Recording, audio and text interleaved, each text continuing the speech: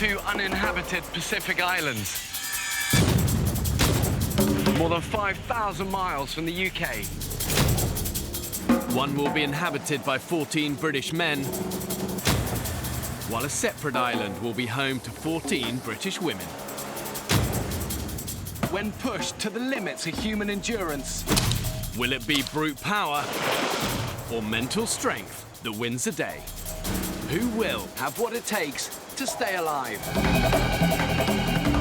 Tonight, we follow the men.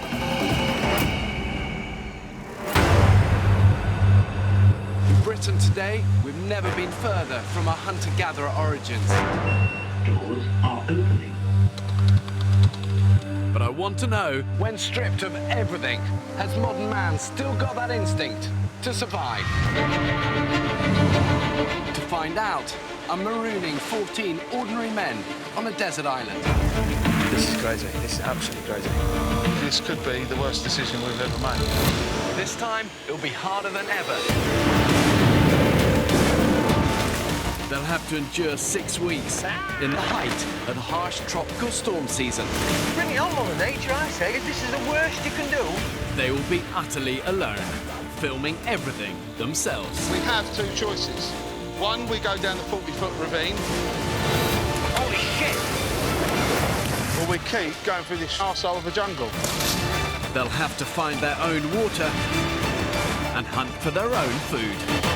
We've just caught a prehistoric animal. You lazy bunch of bone-idle bastards! Have these modern-day men got what it takes to survive?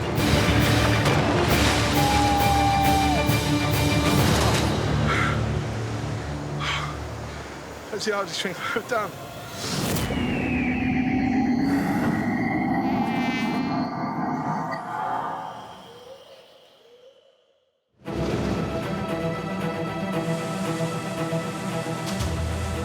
I personally don't think men are as strong now as they were, I wouldn't even say 50 years ago, even 5 years ago, because we have it too easy. The interesting question to ask, actually, is if we lost everything, what would happen to us? Yeah, it'd be nice to think I've come off the island feeling a little bit more macho, a little bit more alpha male, a little bit more popular with the ladies. I'm about to abandon these men on a remote Pacific island to see if they can survive. They will be utterly alone. My eldest lad's 19, he's at university. He only needs me for money and a lift. And the youngest one's too cool to hang around with Dad. My dream is for them guys to go, that's my dad, that. That's fantastic. My dad did that. I don't think I've done anything that's put myself at risk, really. But I'm scared he's sticking a graphic designer on an island with no other skills whatsoever. Anything could happen. These 14 ordinary men do not know each other, and they have no experience of living in the wild. At the moment, I don't enjoy day-to-day life. I've got a stressful job, I've got a newborn baby at home. I want to go on the island to get away from the day-to-day bullshit. I think everyone in life does take certain things for granted. Electricity when you turn on the light, having a warm shower, having breakfast. When it's not there and you wake up in the morning and go, where's the next meal coming from? It's a man test, isn't it? OK, guys, we're getting closer. You are very remote here. The next stop that way is New Zealand. What I want to find out is, has all of this cushioning that civilization has experienced over the last 50 years made us totally lose touch with that survival instinct that I believe is deep within us all? OK, guys, I need you to be my eyes for any rocks. There are loads of rocks here. It takes an extreme situation to find out what people are really made of. What you're about to embark on, it will be the toughest thing you will ever do. You can do this, all right? You can do it. The men's home for the next 6 weeks is an uninhabited island in a remote Pacific archipelago. The 11 kilometers of coastline is dominated by treacherous cliffs and rocky headlands. Vicious swells and powerful ocean currents means there's no easy way onto the island. I'm going to try and get you guys as close as I can, all right? But you will end up swimming. If any of you guys are weak swimmers, it is a good time to say. I've never swum this distance before, not even in a swimming pool, but I will get there. I will get there. Age won't stop me doing this. It's not often in one's life someone actually challenges your morals, challenges you physically, and this does. That's why I want to do it. Who can't swim confidently? Confident with unconfident, yeah? Let's go. The men must make the 75-metre swim to the island fully clothed. Help each other, help those who are weaker. Let's go, let's go. Strong undercurrents mean the men need to get to shore as quickly as possible. Get in! Go, mate. Keep going, keep going. Okay, go, get out of the water, go, go, go.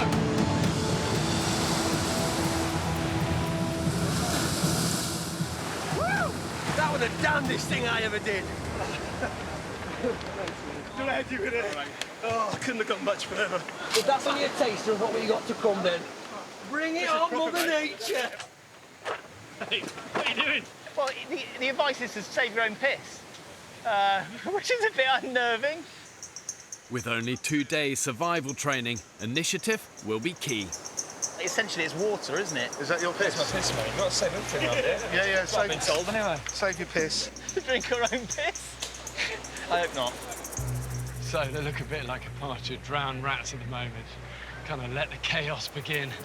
But what I do know is when I return in 6 weeks' time, the 14 men, if there's still 14 men there, which, to be honest, I doubt, the men that do remain will be changed. It's time for me and the crew to leave.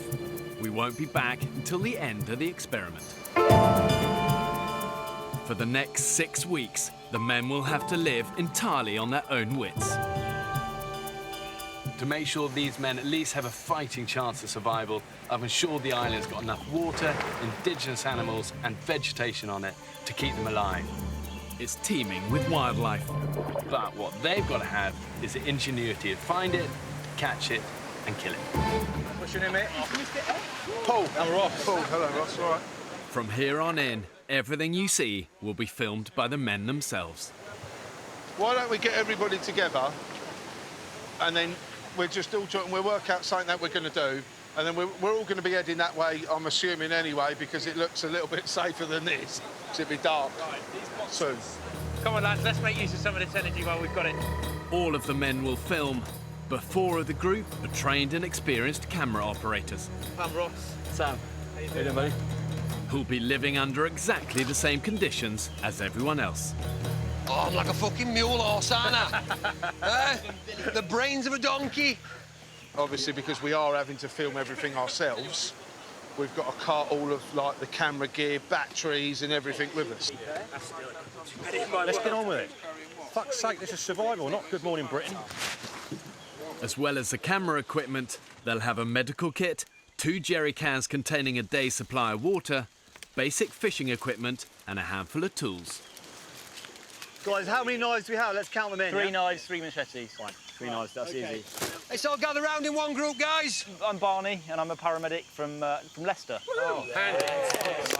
I'm Andy Bennett, builder from Milton Keynes. We've got a fucking builder, everybody! Yay! Sophie's not a cowboy.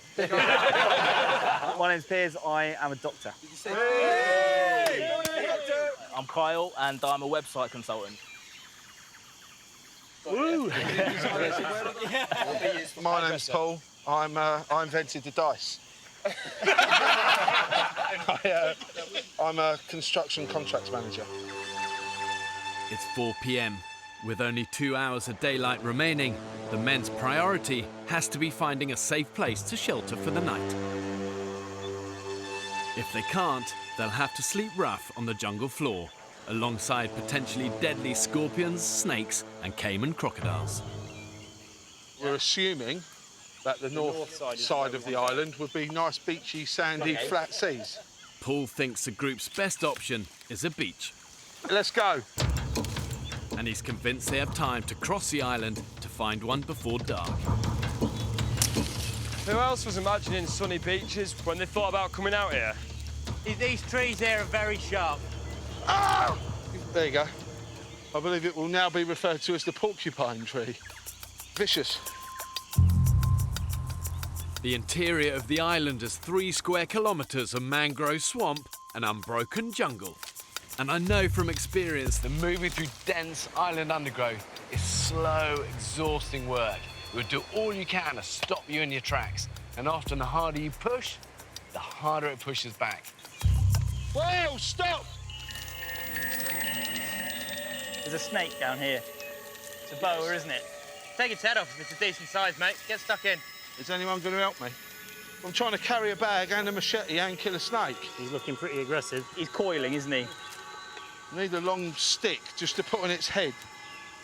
Mind your... No, don't do that, for fuck's sake. Listen, should we just throw this case on it? No. Part of me thinks, should we just leave it? Didn't even flinch, did it? Yeah, let's keep going. And if we don't get out of this shrub, we're going to be sleeping here tonight. It ain't safe and it's not cool. with just an hour to go until nightfall, the men have covered barely 400 metres. Paul! Yes? You gonna come and get a drink? The darker it's getting, the more it's getting a little bit worrying. Tap on it when you're done. Somehow I've fallen into chief navigator mode, but I'm on it. My days are very stressful. It really doesn't fucking matter. I don't give a fuck. A lot of the time I think that most people are fucking idiots.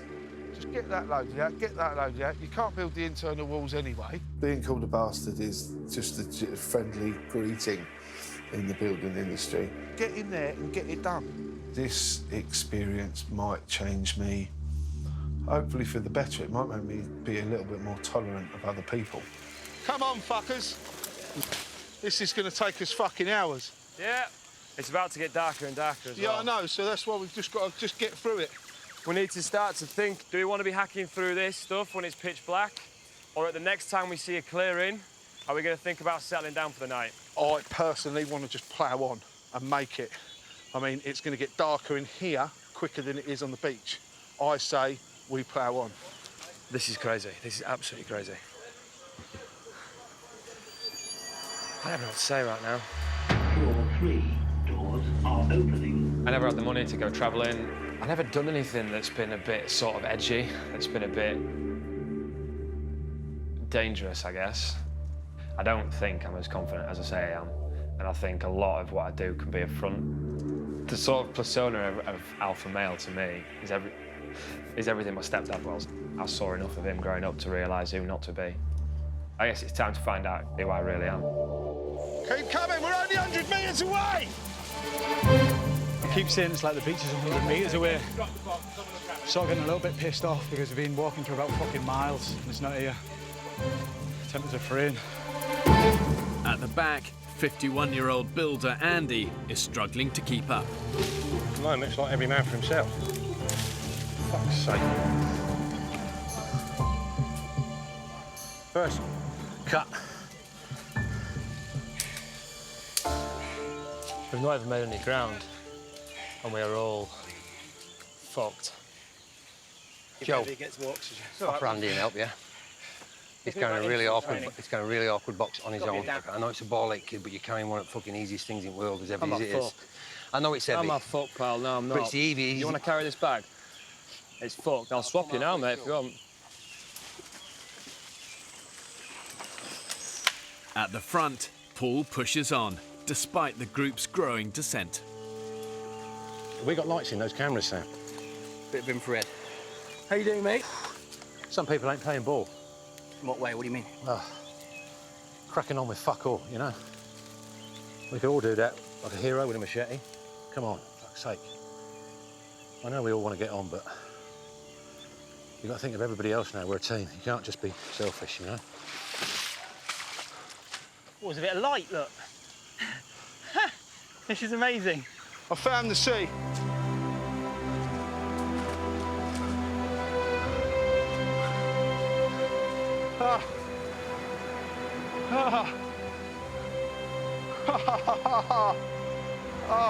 Yeah, to go beach! Come on! We're boy! Come on! Booyah! Beach! Pina coladas.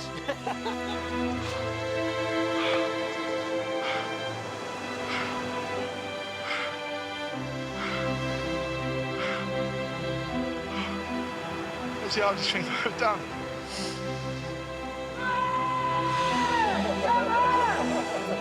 Fuck! See, I never thought I'd be so happy to see the beach in my entire life. Well done, mate. Well done.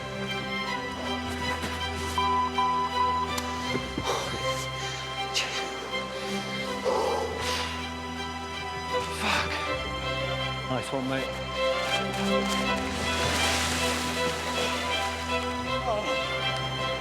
Never doubted myself. Never underestimate your own abilities. The sun's just beginning to set, so we're just in time. And everyone is on such a high right now. That's a whale! That's a whale! Wow. Wow, wow, wow, wow, wow. I'm stood here watching the sunset and there's whales swimming past us. Pretty cool. Don't get that often, do you?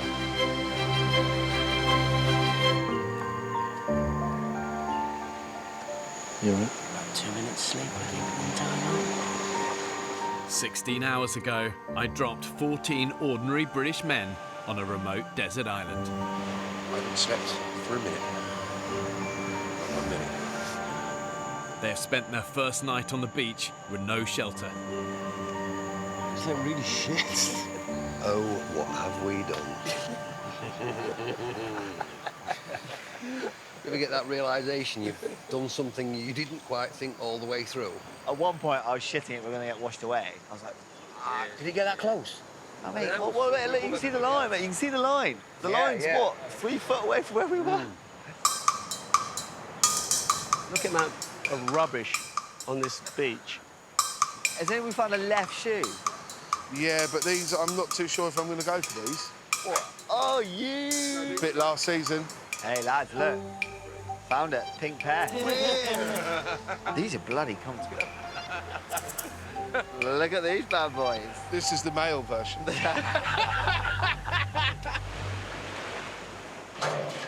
The men came onto the island with just a day's supply of drinking water. Mouthfuls. But after yesterday's arduous trek in 34-degree heat, it's all but gone. Tropical storm season, really, there shouldn't be any shortage of water on the island. And obviously rain itself is drinkable without purification. But once it hits the ground, it becomes contaminated. All sorts of bacteria and nasties there. From experience, I can tell you, animals aren't fussy about where they crap. Oh my God. The amount of crap that's in there. It's fucking horrible. Without boiling, this rancid water would almost certainly give the men stomach cramps and diarrhea. It's not salty, but... No, I'll tell you what, I've had hangover shits that smell better than that. Guys, can we... Like why a do northern we all Stephen kind of gather in and have some sort of conflab about what we're going to do today? Yeah, I think that might be a very good idea, Piers. Go on, guys, gather round. Right, plan of action, lads. Yeah. We 100% need to try and make a fire now. If we don't make a fire and something to boil new water, we're going to be in bad shape by tomorrow morning. Food is becoming a priority very quickly for a lot of people. We're going to have to get something substantial to eat fairly soon. Right, meeting adjourned. Shall we dance, sir? Matey? Let's go. The men decide to split up. Having eaten nothing since they arrived, the majority of the group head off to look for food, while engineer Dan and builder Andy take on the fire lighting. It's quite a lot of pressure to get this fire going. You're down? I'm up, yeah. Right. To me. Awesome. That is not an ideal start, is it? That did 1 stroke. Oh, lads. I shot my load. Round about here, there's about 6, maybe 10 snails and shit, yeah? Along the coast, 47-year-old Vic has decided to put Joe, the group's youngest member, to work. We should definitely have put some fucking shoes on. That might have been a wise idea, fella. Oh! Just anything. Limpets, crabs, give 'em a crack. Snails, you spot them, fella, and I'll club them. Do these snails bite? I feel sure something with legs is going to come out of there, innit? And nip me. Don't put your finger where you won't put your dick, because it might get bit. And this, ladies and gentlemen, is how the nearest we get to Michelin star. Will we put it on a bed of anything?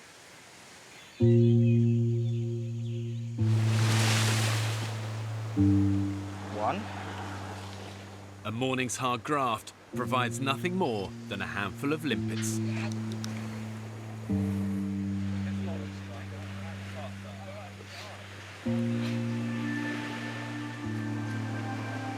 Give it a good old cheer.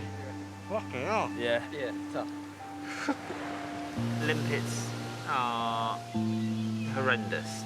You don't buy them in supermarkets, do you? So they're not known for being very nice. I don't think they're very nice at all. For now, the men will have to go hungry. Stop. Who said there's no smoke without fire? Lying bastards. Fire's pissed me off a little bit. I just don't know what we're doing wrong. Lighting a fire has become an urgent priority. It's 34 degrees in the shade, and the men have had little to drink in the past 12 hours. We've got no water. None at all? None. I had a piss 20 minutes ago, and it was like pissing lion's golden syrup. I had to push it out.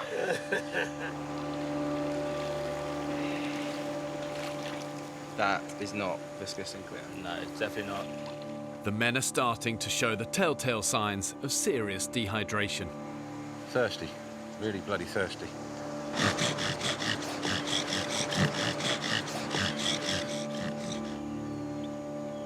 Gone out, hasn't it? Fuck all. The vultures are circling already. Can you look at the size of that? Jesus. That's prehistoric. How about your glasses? Do you reckon we could... Can I try your glasses? Try it, mate. Yeah. With their need for fire now critical, web consultant Kyle has an idea he wants to try. We've got Andy's glasses. Just basically using the sun to focus that in one point is giving us quite a lot of heat. Come on. Don't think that's going to work, the old glasses. Let go, let go. Oh, go on, Andy, lad! Sticks. Get the little sticks. Preparation. Where's the next lot of sticks? Where's the rest of the shit? Where's the rest of the stuff? Sticks. Fucking sticks! Get up there. Get up there, get up there. And again, this way, right side, fellas. No, right, right, put it up, mate. Breathe it. Go on, Andy. Are we going to walk in, then go on, burn his fingers? Blow hard, he'll go. Come on. Go on, Andy, big blows. That's it. Come on, it's nearly there. Keep going. Keep going, keep going, keep going. You got it, you got it, you got it. Everybody else. You got it, you got it, you got it! Twigs. Keep going! The little twigs. Yeah. Twigs. Behind you! Behind you! Twigs.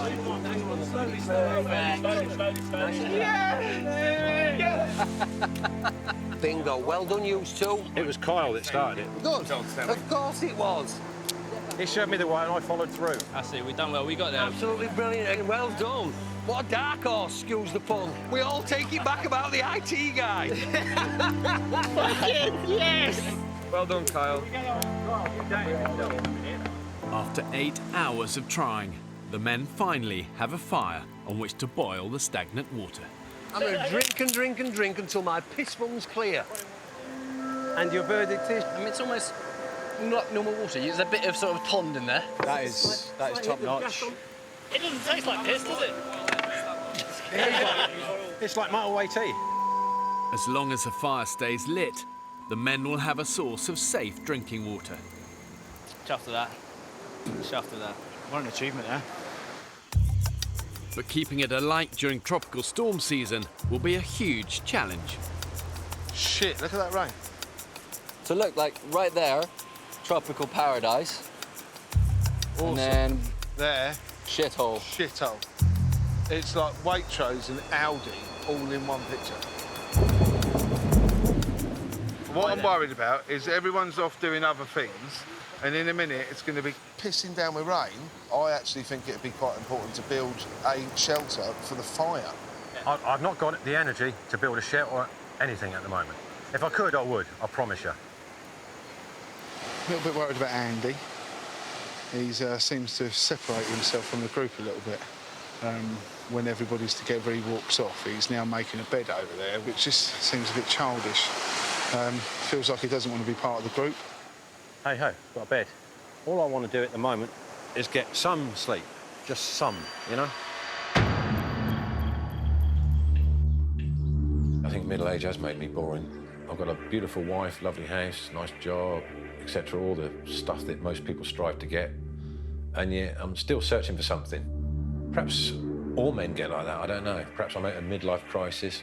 I don't like myself as much as I used to, put it that way. I think I need a new adventure to put that right.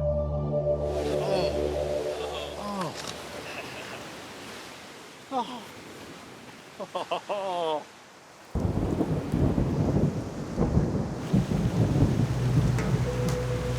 Help us get something just to cover this up because it's going out already. An hour before sunset, The heavens have opened, as expected.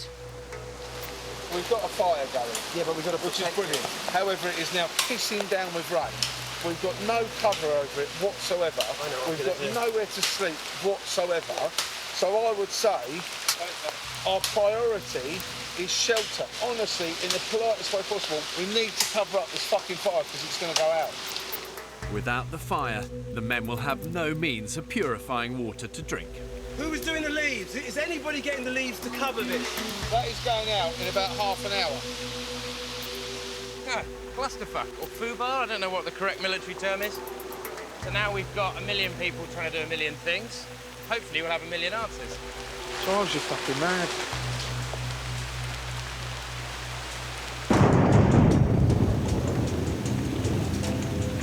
This rain is absolutely unbelievable. You don't ever see rain like this in the UK. Absolutely, completely stoking. 8 p.m, the men are still desperately trying to make a watertight shelter to save their fire. Over and under, that's it. See if we can bend it, Barn. In this part of the Pacific, storms can last for days and dump inches of rain in an hour. It's a great night. Obviously, we're staying dry under the shelter that we made. It's a good job we made it, otherwise we'd be absolutely saturated right now. The roof might need possibly a tweak or two. There is a minor bit of snagging before practical completion. It's just something simple, like perhaps taking the whole fucking thing down and redoing it. Has anyone checked on Andy? Oh, good goal. Andy! Andy! Andy! We've got a headlight, guys. Andy chose to not help the group in any way, shape or form and went off on his own. Andy's here. Vic, Andy's here under the tree. I think Andy needs to get a little bit more involved with us all, to be honest.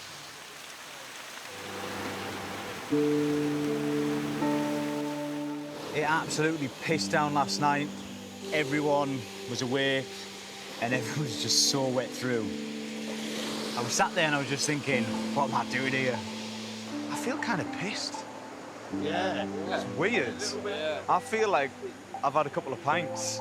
Can't move my legs. I've sat up, I just can't move. Is the bed paralysed you? Yeah. That's great. Completely numb from cock down. 6 a.m. Last night, a violent tropical storm battered the island. After a desperate struggle, the group managed to save their fire with a small temporary shelter. But the men themselves had no protection from the elements. Video diary. I don't know what day it is. I don't know if it's day 2, day 3. Still no sleep after getting on the island. I think I've had about, honestly, swear to God, an hour's sleep. I can't do it. I've got to think about myself now, you know? Yeah. I've been up all fucking night. I'm a mess because of it. Sleep really is critical to survival because it affects our physical and our mental health. When you get enough of it, it helps your body to recover, to heal, you process thoughts, process memories, but when you don't get enough of it, that's when you become careless, it affects your decision-making abilities, and it can even lead to depression. Young fella. What's up? No, I'm struggling a bit, I think, at the moment. With? The mentality of it all. You know what I mean? I think you got to get yourself in, like, in the zone, as it were. And I'm struggling to find the zone at the moment. I'm really worried about Joe. He's just kind of wandering around, sitting down, head in his hands. Kind of looks like he's feeling sorry for himself, really. And he's obviously missing home. What's her name? Charlotte. Maximum 3. You miss her, mate, don't you? So we made it in 2. Yeah. Best thing that happened to me, huh? How long have you been together? 5 years. For the first time ever since I met her that I've gone 24 hours without speaking to her, so... In fact, you might. Come on, dude, hug it out. You'll be fine, mate. You'll be absolutely fine. I promise you. You'll be fine. Honestly.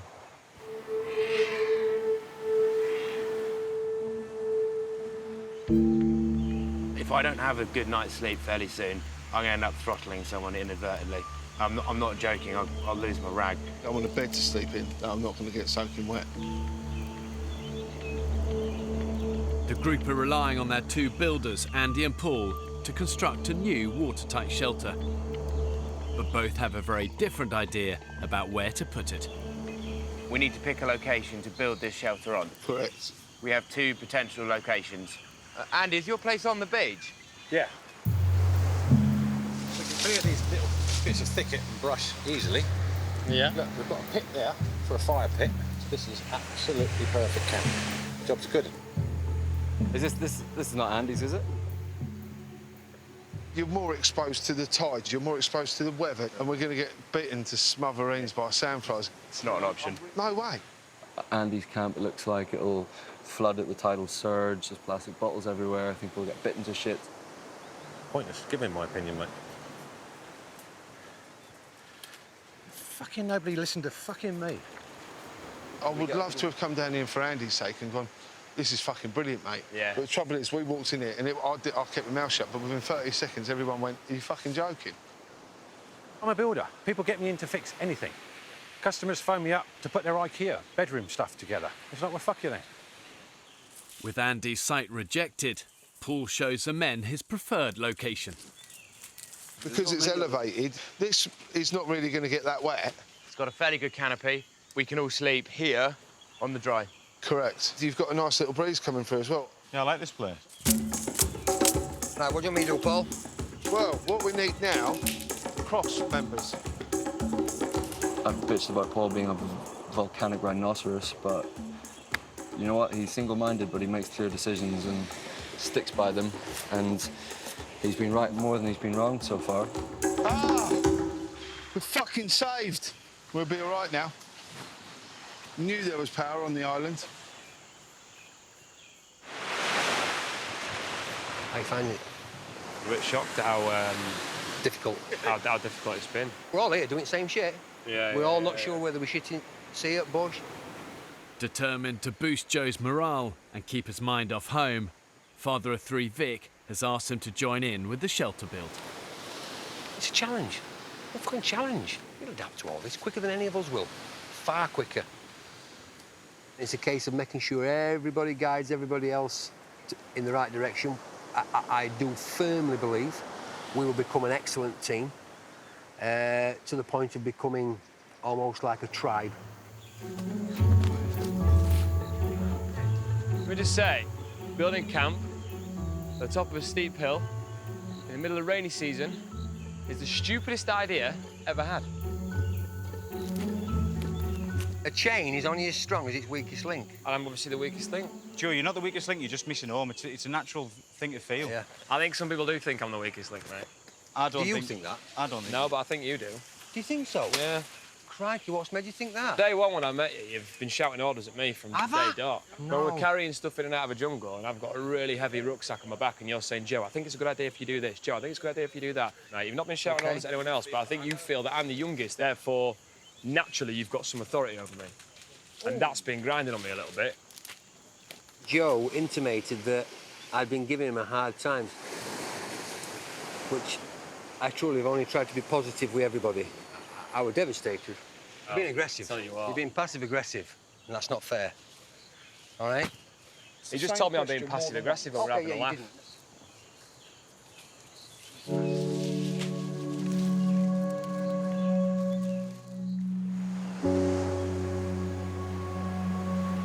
However bad your situation is, you can't wallow in negativity. You know, survival is about dogged determination, learning from your failures, and never giving up. And Churchill once said a great quote. He said, if you're going through hell, keep going. My balls are doing the backstroke in a bucket of sand. I'm hungry, I'm tired. And all that's going through my head is, I don't self-harm at home, so why the hell am I self-harming out here? 6 a.m. I've never been in an environment where last night you hear a thunderstorm and it's now daylight and it's still thundering and it's still raining. Overnight, torrential rain has once again battered the island. The men have managed to protect the fire, but their spirits are low. It is a bit mind-boggling that you can have this much rain for so long, it just keeps coming. Yesterday, the men started work on a new shelter. But only half built, it was no match for the elements. I massively underestimated this place, massively.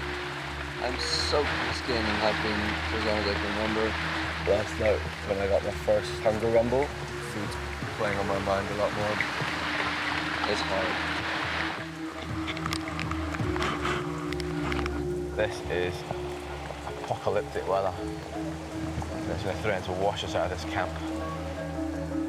For the third night in a row, the men have barely slept. The positive? It's daytime. I can see how crap it is. Here in the tropics, when it rains, it's not just nice British drizzle. It's torrential. We can hardly hold a conversation. You've got to spend so much time and energy trying to keep your fire alight when you could be out there fishing or hunting or making shelters. However strong and determined, after a while, it saps you. You know, it saps your spirit in the same way it saps a life out of a fire. I cannot face another day on here. Honestly, I can't. I'm at the stage of almost a breakdown, to be totally honest. You just can't imagine how tough it is. Unbelievable. the island's youngest member, Joe, says he's had enough. 4 weeks I knew would be a push for me. 6 weeks I didn't think I'd ever make. The pain that I'm going to go through here, leaving the loved ones at home, Charlotte, all the rest of it. Then why did you sign up? I don't know.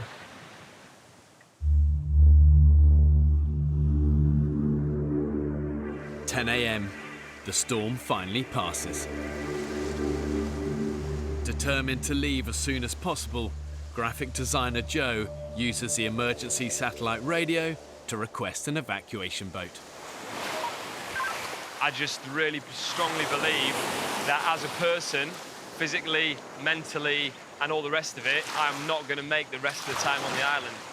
And I've not made any rash decisions because I'm aware that you can make decisions in the heat of a moment, and I haven't.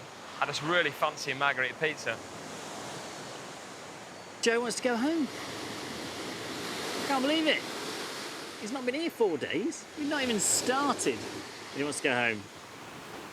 Joe has agreed to stay on the island for another 24 hours before making a final decision about whether he wants to leave. You want it up there, mark it, and then we'll cut it. Is it long enough? No. You can go halfway then. In the jungle, work continues on the shelter. Can you get that any higher? The group have persuaded Andy to help out, hoping the prospect of a dry night will encourage him to stay. Yeah, one there. Yeah. And then one down here. Right, so not there then? Eh? So not there then? I didn't say to put it there. The whole reason I said I don't want to tie a sled knot in this piece because we need to get the piece of wood in there first. Paul is a project manager in a construction company and Andy is a builder. Them two personalities just clash because one wants to tell the other one what to do and then this one wants to tell this one what to do. All we need to do is tie this on here, please. That's all we need to do. Yeah, but where's the bit of wood? Because I'm not tying a fucking knot if there ain't a bit of wood in it. Look, that ain't going nowhere. That's the shape I want. Andy really has a massive problem with me. Everybody's been tiptoeing around him for the past 4 days. He's just being a fucking prick. But what can you do? Something's going to explode at some point. Since yesterday, Andy has been hinting that he too might request evacuation from the island. Why are you threatening to go home, Andy? All sorts of reasons, mate. Come on, spit us out. No, I don't need to. Why are you so aggressive? I'm asking you a civil question. Yeah, you've asked me it 3 times. The first time should have been enough, then the second time, now you're asking a fourth they were different time. questions. And then you're calling me aggressive because I don't want to answer a question that you've asked 4 times. I haven't asked it 4 times. You have. I said, why do you want to go home? You went, because I do. I went, well, give us a reason. You went, I'm not going to give you a reason. Exactly. I said, so tell then us you one, asked again, there must be a reason. and then you asked again. I didn't ask again, Andy. You did. What is the fucking matter with you? Nothing the matter with me, son. At all. Do we wedge that there and then prop it up? Whatever Andy wants to do. I've had enough. Hang on. They need your expertise. I said, stop asking me, and he carried on asking me. Fucking unbelievable. With the camp's 2 builders walking off the job, construction of the shelter grinds to a halt. There's no doubt there's a lot of strong, pretty macho personalities on the men's island. And yeah, they're all trying to find their place in that pecking order. But the danger when you get these high-pressure situations like this is that the alpha males start to compete instead of cooperate. And then the danger is it blows a whole group apart. I'm used to being in control. I'm used to being organised, everything running efficiently. It's what I do. That ignorant twat wants to do it his way, and he hasn't got a fucking clue. It makes your head, it's like it wants to implode. Seriously, my will is a punch to the throat. He's down, gone, finished. It's over with. I walk away. Happy days. I can't do that here. Bang, done. Fat cunt. You know what I mean?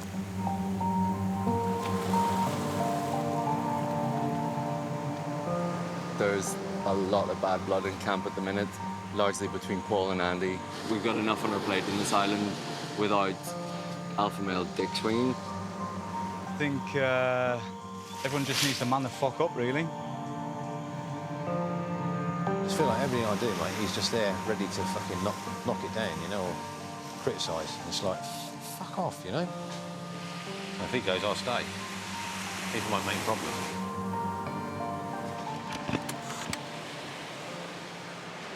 So, I overheard a conversation with Andy. His exact words were, if Paul leaves, that'd be good, because then I will stay. I'm not dealing with that sort of immaturity. He's supposed to be a grown man. I'm not being blackmailed. I don't need to be surrounded by this immaturity. I might just have to go. Are you thinking about fucking off? Can't be fucking bothered. Mate, you can't go, mate. You literally can't go. Do you think that you would regret it later on? You will regret it. I think I won't. Just suck it up, mate. Lift up your skirt. Wash the sand out of your vagina, mate. In a disastrous turn of events, 3 men, including the island's 2 builders, are now threatening to walk. Andy, Paul, and Joe all want to leave this island. I'm amazed that they've come this far and want to give up so early.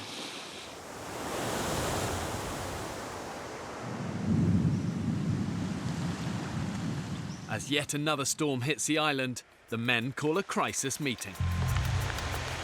I know it sounds cutthroat, but we need to keep as many of those guys here as we can. But for any of them to change their mind is a win. There's been so much discussion about people leaving.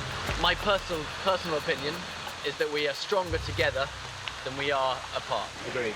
Joe, my hope is that you might have thought We've differently already done overnight. this. I've already had the chat with everyone. People have already said their thoughts. I've already said my thoughts, but on that note, I will be saying no more. I'll just be waiting for the boat to arrive and to leave, okay? Paul, would you just let us know how you're feeling at the moment? I came to this island as a bit of a release, you know, to get away from my everyday life.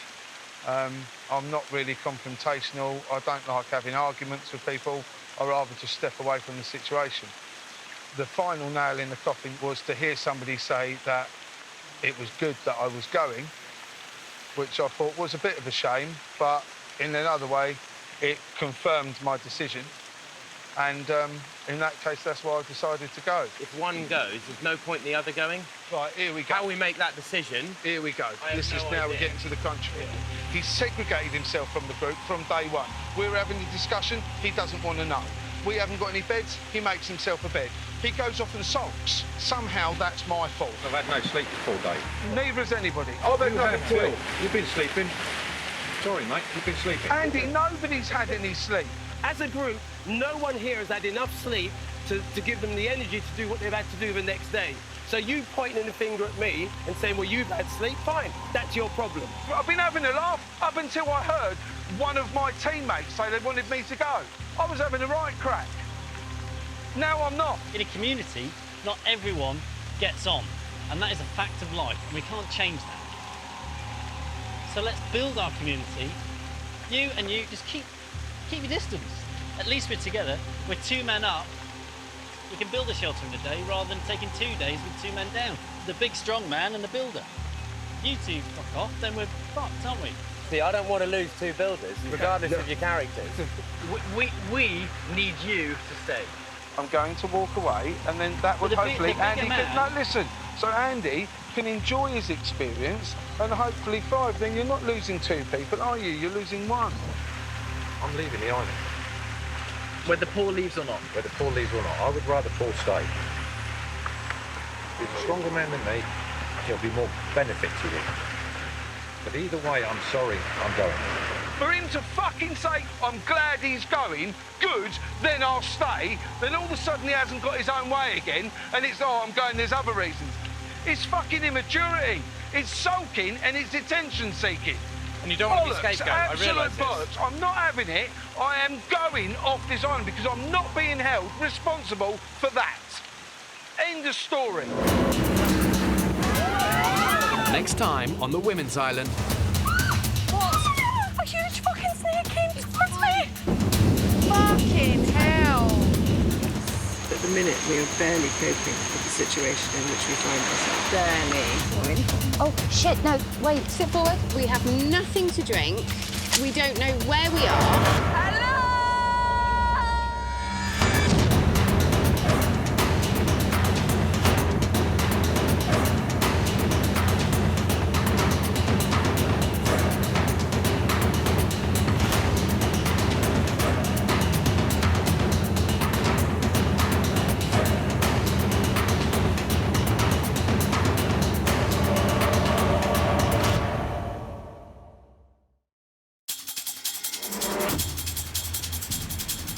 Two uninhabited Pacific islands.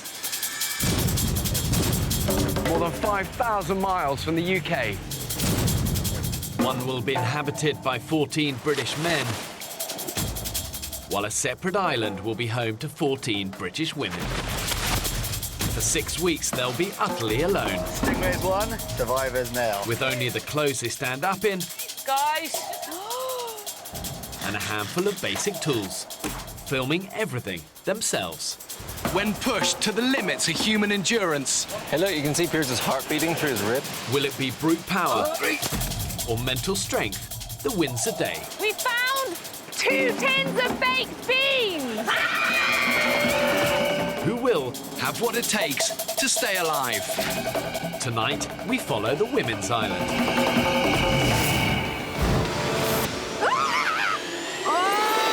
Survival will be harder than ever. They'll have to find water and hunt for their own food. That is the biggest shaka I've ever seen. Living on the island in the middle of tropical storm season. How on earth are we expected to survive in this?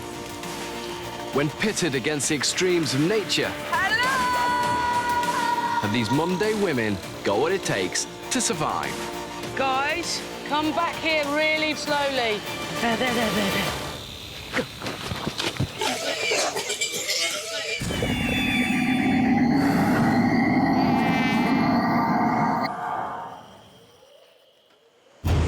It's been almost 3 weeks since I dropped 14 women off on this remote Pacific island. Radio in now. Medic now.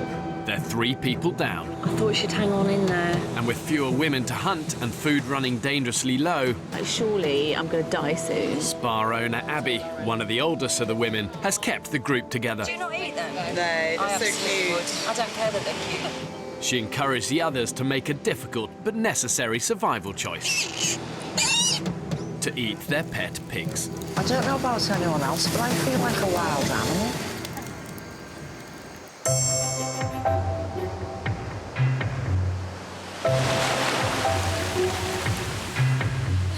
What's your assessment of the situation? hairdresser. There's a vocabulary for hairdressers so as not to offend the client, so I'm always subtle in my work, so I'd say it's had it. After weeks on the island, stripped of all luxuries, Abby is improvising in her island salon with a novel blue rinse. It's probably permanent boat paint or something. Basins are over there, the junior will see to it. Quite happy now I've done a bit of hairdressing. Oh, look at the colour of the sea. That's what we want to swim in. In a group like this, when you're really starving and struggling, all you need is that one person to kind of shine a little beacon of light and say something really witty and funny. And Abby is that person. It's £95, please.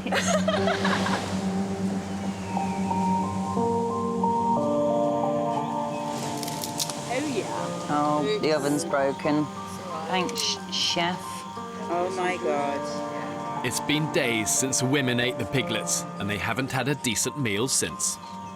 Can I have it with sand, please? I don't think I've got enough sand in my mouth. They're back to eating scraps of foraged coconut and yucca, and starvation isn't far away. Julian's chip was actually on fire. Oh, wow. That's a really burnt one, Jules. Do you want a different one, darling? Yeah, I'll try this, love. With some eating as little as a dangerously low 200 calories a day. Any stores they started off with have basically gone. So the women need to go all out to increase their food intake, and their lives are going to depend on that. I'm sorry, I've got to spit that out. Is it too burnt? Oh, it's disgusting. I was saying a couple of days ago in jest that I feel like my body's digesting itself, but I jest no more. I am eating myself from the inside. I'm just hoping that we can get some food. Do you know what my favourite thing to do at the minute is? I go to the imaginary supermarket in my head with a shopping trolley, empty, and go up and down the aisles and do shopping. I spent about 10 minutes in the jam and condiments section yesterday. Did you? Mm-hmm. What did you get? Well, I mean, I went through I bought marmalade. I got shredded and smooth in the end because I didn't know what to do. And I was going along because I'd obviously bought the imaginary pate, so then I needed to debate which imaginary condiment would go best. And then I got to the bakery and I didn't know whether I wanted crusty bread or soft bread. This is the mind of a lunatic. In terms of survival skills, I think I'm quite mentally strong, and I don't think there's much that will rattle me, but then I've never really been pushed to my limits before. The biggest challenge is being able to go for a long period without a good dinner in my belly. I don't think myself as a natural hunter-gatherer, but in 34 years, nothing's got between me and a meal yet. So if there's food on that island, I'll find it.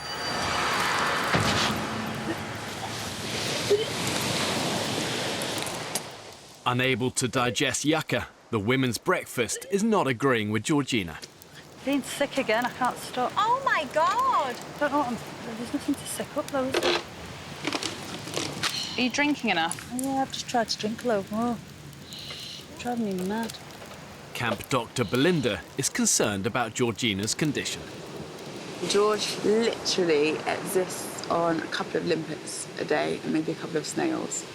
She does not eat more than about that much tiny square of coconut a day. So she's probably consuming under 20 calories per day, and it's just not sustainable. Georgina's inability to digest their limited diet means she could be putting her vital organs at risk. It had some retching, yeah. Yeah, well, this is one of the major reasons why I'm worried about your kidneys. So we'll just get your temperature. I mean, I can literally feel my muscles within my body wasting away. You might have just heard that was my stomach rumbling. I just need to get some food, just something. Because if I don't, then it could be end game for me, really, with regards to being on the island.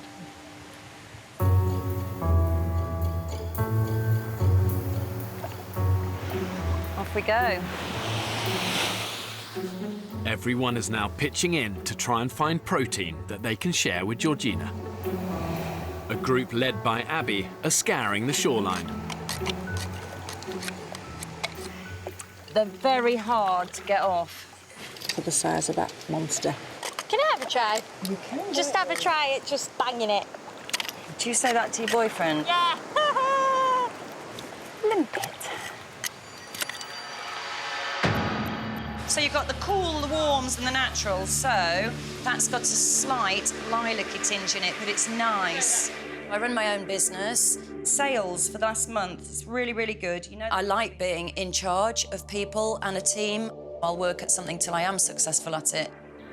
I have a bad back. It causes me quite a lot of problems and quite a lot of pain.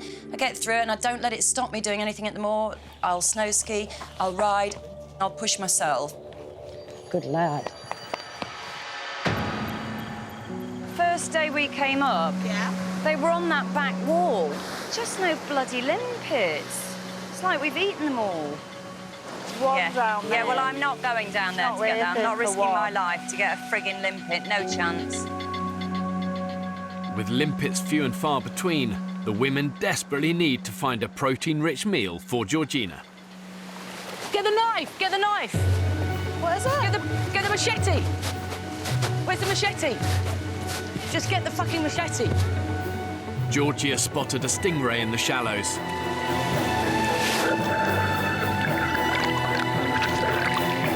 Wow! It's fast! Oh, no chance. How fast did that move? That was like lightning fast.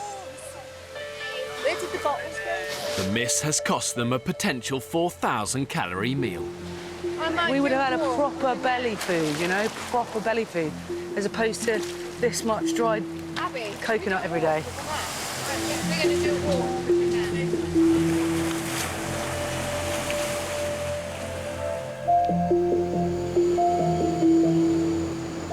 Georgina must once again go to bed hungry. But she's not the only one who's suffering. I've got pants as my pillow and smelly socks. 47-year-old Abby has been dealing with back pain since a horse riding accident in her teens. Oh, God. Abby's not happy, she's in pain. So I hope she's okay. Since arriving on the island, she's been sleeping on the hard ground. I have nowhere comfortable I can go. Honestly, it's laying down on the floor. I think my back's absolutely screwed. It's really hard to explain because it's not something you can see. And it is my health, and it's not something that anyone can help me with. I don't want to be a liability to anyone else and not be able to do the things that I came to do, which was to help and be a grafter.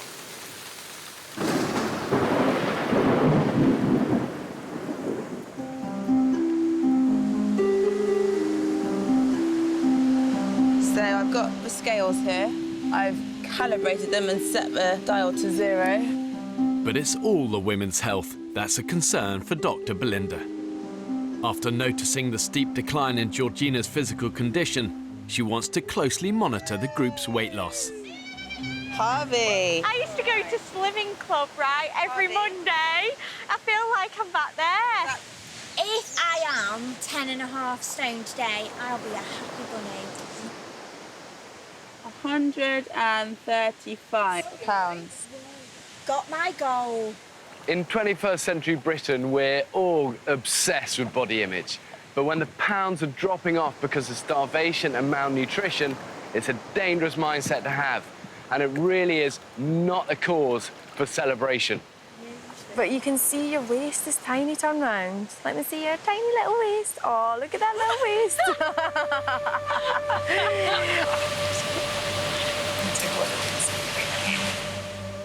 George. You've lost a lot. God, you're wasting away, aren't you, sweetheart? I have to say, I don't find starvation a good way of losing weight. I don't think we should be celebrating. I just don't find starvation a sexy way to get skinny. Georgina has lost a dangerous 21 pounds in weight, and collectively, the group have lost almost 10 stone, the weight of an entire person. We're at a critical stage where our bodies have got no food and so can't sustain themselves. We're not on a diet. We're starving. Concerned about their dramatic weight loss, Georgina calls the group together. I do feel like I may have nosedived in terms of food deprivation a lot quicker than the rest of you. I can see that I've been a lot weaker than the rest of you. And I really do think that food still needs to be #1 priority. I just don't know how long we can sustain 5 limpets. I don't think we can. I think we're all a little bit in denial about how critical it is that we start finding food.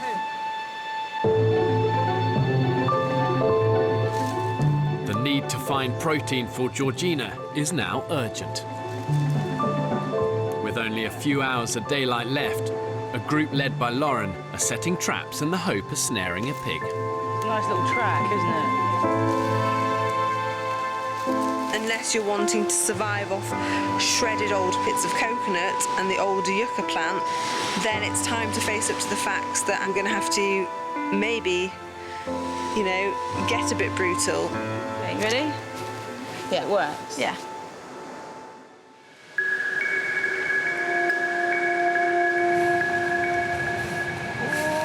Rise and shine, beautiful. It's a glorious day. 7 a.m. and the women have endured another bad night's sleep.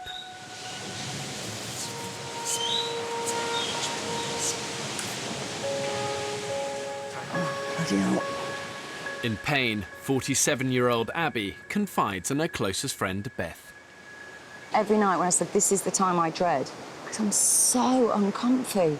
Even just turning from my back to my right is like a knife going into the nerve. It's like, ah. I'm now really concerned. She hasn't really moaned. One of Abby's problems is that she's worried that she doesn't like giving up. She likes to keep going and keep going. She's such a hard worker. She's just fucking amazing. Let's see what's in this sucker. She's a proper grafter. And I love that. But her mind is saying one thing and her body's saying something else, and she's got to listen to her body. At camp, Abby calls an urgent meeting. Over the last few days, my back's gone downhill massively, to the point where I'm in a lot of pain, and it's now worse than it's ever been. I know certain people here kind of said, do less. I wouldn't be happy doing less. But the fact is, I have to get off the island because I'm not helpful to you anymore. I'm really sorry, and I feel like a shit.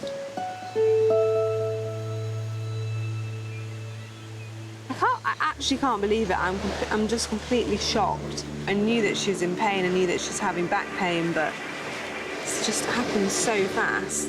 I'm really gutted to see you go, because I think we could have done really well here with you, and I think we'd be a little bit weaker without you. I would be lying if I said there wasn't a part of me now that is completely terrified, because there is only 10 of us.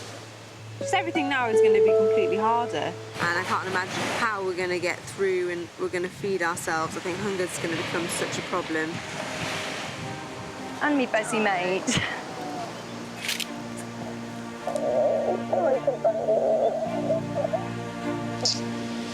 So sad. I'm annoyed for her that she had to go because of her back.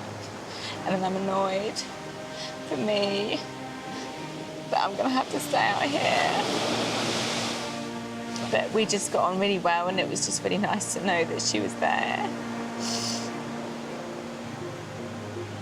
Bye. Oh, I miss you already. Come back. I don't know about you, but I feel thoroughly fed up. Yeah. I felt as the group gets smaller and smaller, you're like, how are we meant to do this? Exactly, that's exactly how on earth are we meant to do this? Exactly. Yeah, it's shit. It's really shit. The group has lost Abby, one of their most valued members.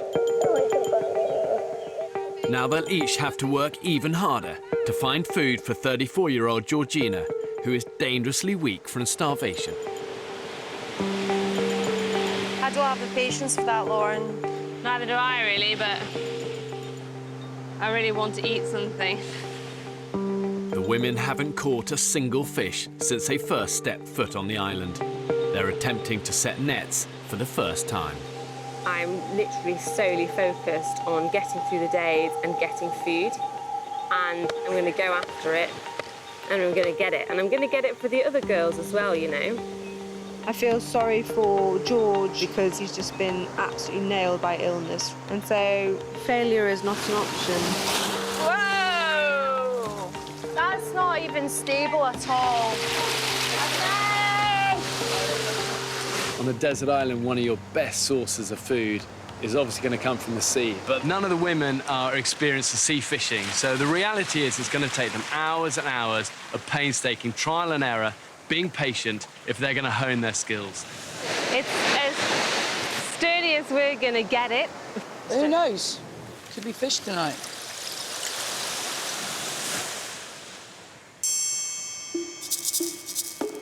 It's now 12 hours since Lauren and the group set the nets. I'm hoping that we've got about 10 fish in our net. Come on, net, do us good, do us good. Their last hope of feeding Georgina tonight rests on a decent haul. There's one of our floats. Don't know, maybe. Is it? Is there a fish in it? No. Ah, bastard. That's such a shame. I don't know whether we'll ever be able to untangle that knot. How the fuck are we going to catch fish?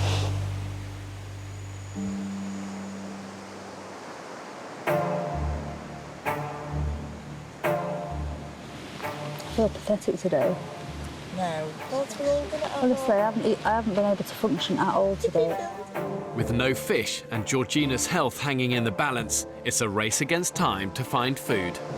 To make sure these women have a fighting chance of survival, I've made sure that the island's got enough water, indigenous animals and vegetation on it to keep them alive, but only if they've got the ingenuity to find it, catch it and kill it. Fingers crossed. Yesterday, Lauren and Beth set animal traps in the island's jungle interior. They're going back to see if they've been successful. Something has eaten the bait, but not set off the trap.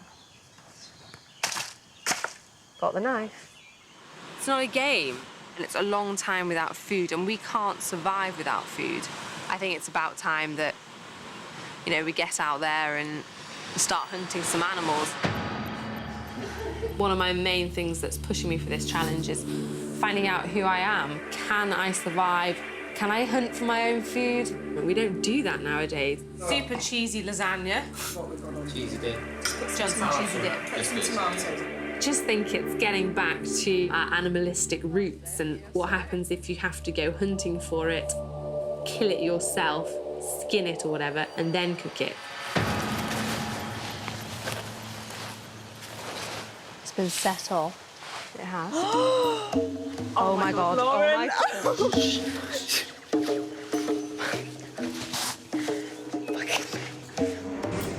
They've caught a pig by its leg in one of their traps. That is one huge pig. I can't believe that. Before killing it, Lauren and Beth decide to return to camp to plan and prepare their tools. Oh my God, we're going to eat tonight. I know. Like we've never eaten before. Yay! Georgie, we've caught one. We've caught a pig. You are kidding me. No. There's a pig in the trap. We've literally walked in and heard this noise. Yeah. Oh my God. Oh, Genius.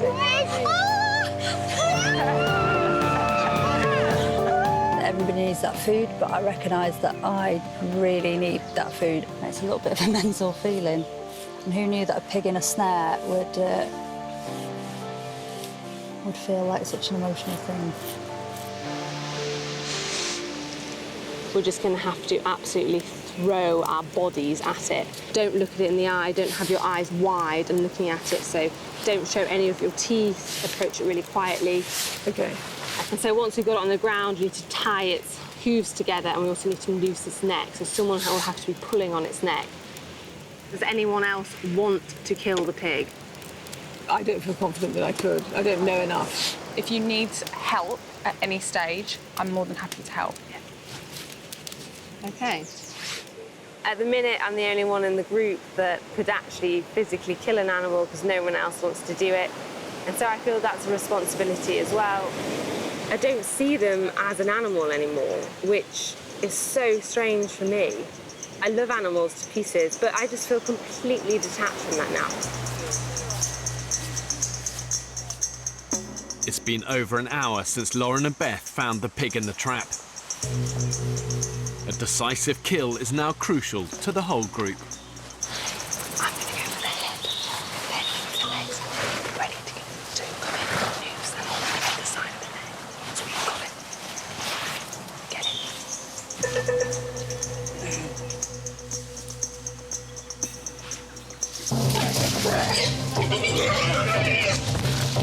Someone grab this. Come around this side, Beth, come around this side. But it's trapped. Okay, right. It's a move. Hang on. Right. Jump over. It's stuck. It's up to you.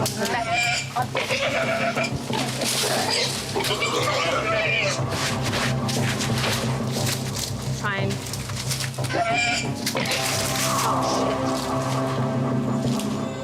Stop.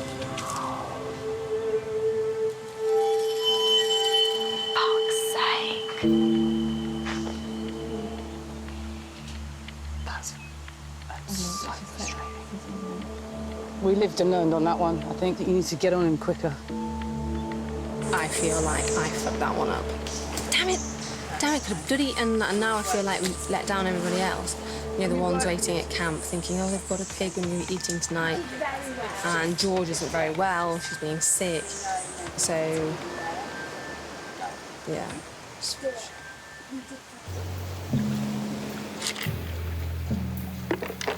Did all right. How much we got? Not enough. Could do with a bit more of everything. Maybe around the next bit, but I think we've exhausted this little section. With the hunt a failure, Georgina has no choice but to join Georgie and Becky on another bleak search for shellfish. So hot, isn't it? Yeah, it's really humid. Really hot. Already weak from malnutrition, the effort is further depleting Georgina's dangerously low reserves. The function of my being is struggling. I just feel like the switch has been turned off every time I stand up. I don't really know what I can do about it either. It's like a vicious circle. You need the energy to get the food. But you haven't got the energy without the food. Honestly, I don't know where these girls are getting their energy from. Swim time! Certainly is. Let's go for a swim, babe. Yeah, I'm just really worried about how weak I am. I just don't want to be the person who's like a dead weight. You're not going to be. But I feel like I am. It's just so not like me. Honestly, it's like the lights have gone off and it's really quite alarming.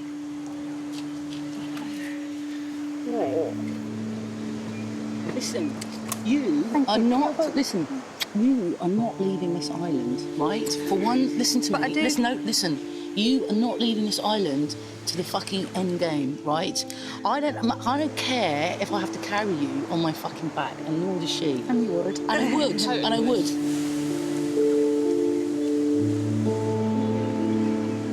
I'm really, really worried about Georgie Kay. Literally, I'm watching her deteriorate before my eyes. She's not eating the yucca, she's not very keen on the limpets, and I'm just really worried she's not going to make it, to be honest. The one thing we need for George is food. Who knows, maybe we can get one more Island Miracle and turn George's fate around, which would be amazing.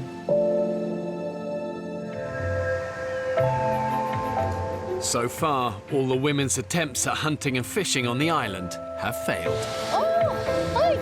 Like pot noodle? Yeah. Desperately hungry, they've resorted to scavenging for nourishment on the beach. Budweiser. Full of seawater.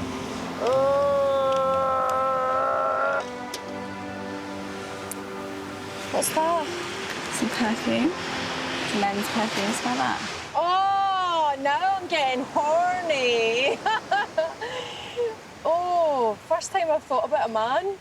Jamie could hump this, Mel. Maybe if you wear that, I might start humping you. Oh, God. The women have been living on an extreme low-calorie diet for weeks, and the health of one of the group is causing grave concern. I'm really worried about George. She sleeps all the time. She's been sick. She's just not well. I don't know whether she's going to last. Who am I going to talk about food with? We can't afford to lose anyone else in this group. One rich source of food on the island is its bird life. Catching one of the island's larger birds could mean 2,000 calories to share with Georgina. Now, I have no idea if this will work. We can only try. Psychotherapist Havila has fashioned a bird trap out of a stick, some string and a coconut. I'm going to put my trap in here. This is quite good territory. Birds are often flocking here. We don't want to get nice, pretty birds. But to lure her prey, she's going to need bait. Where's the hermit crab? I don't want to do this. Not very good at machetes. Hello, beautiful. Go on, go to Daddy. 1, 2, 3. My dad has been a pigeon racer from a young age, so I understand birds. I know how to handle them. I know what to do. And if it comes to it, kill one. No. I wouldn't take any pleasure from it. I don't really want to kill anything, but I could, if I'm hungry. In those situations, what needs to be done needs to be done.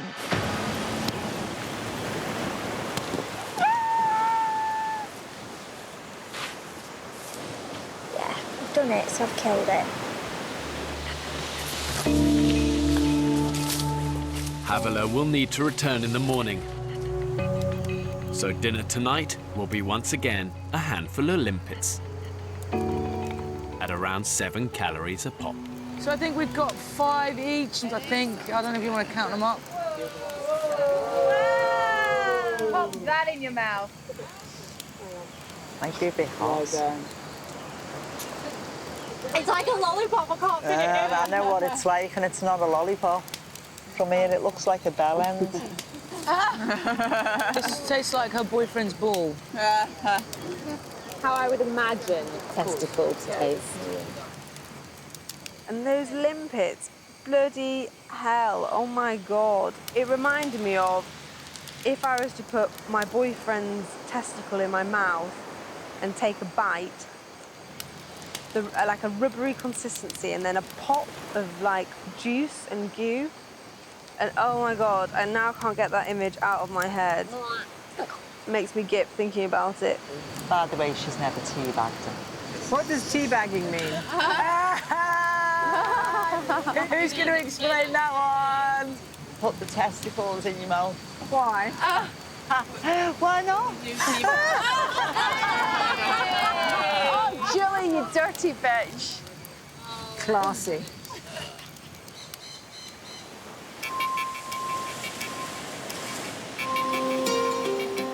Another day, and once again, no breakfast. Who'd like some pancakes and bacon?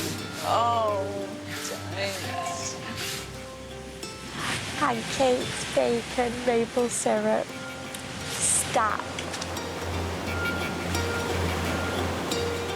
George, can I get you anything? Ravaged by hunger, Georgina is too frail to leave camp. Check again. I'm absolutely floored by what I can only presume is malnutrition. I don't want to be the one who's ill or sickly because I'm not that person at home. There's enough people need feeding and drinking without just having a dead weight to carry. Okay, so it's not nice, but if there is a birdie there, I need to take a knife. Havila's bird trap, if successful, could provide a much-needed meal. You killed birds for forage? Yeah, but I don't like doing it. It kind of was enforced on me as a child.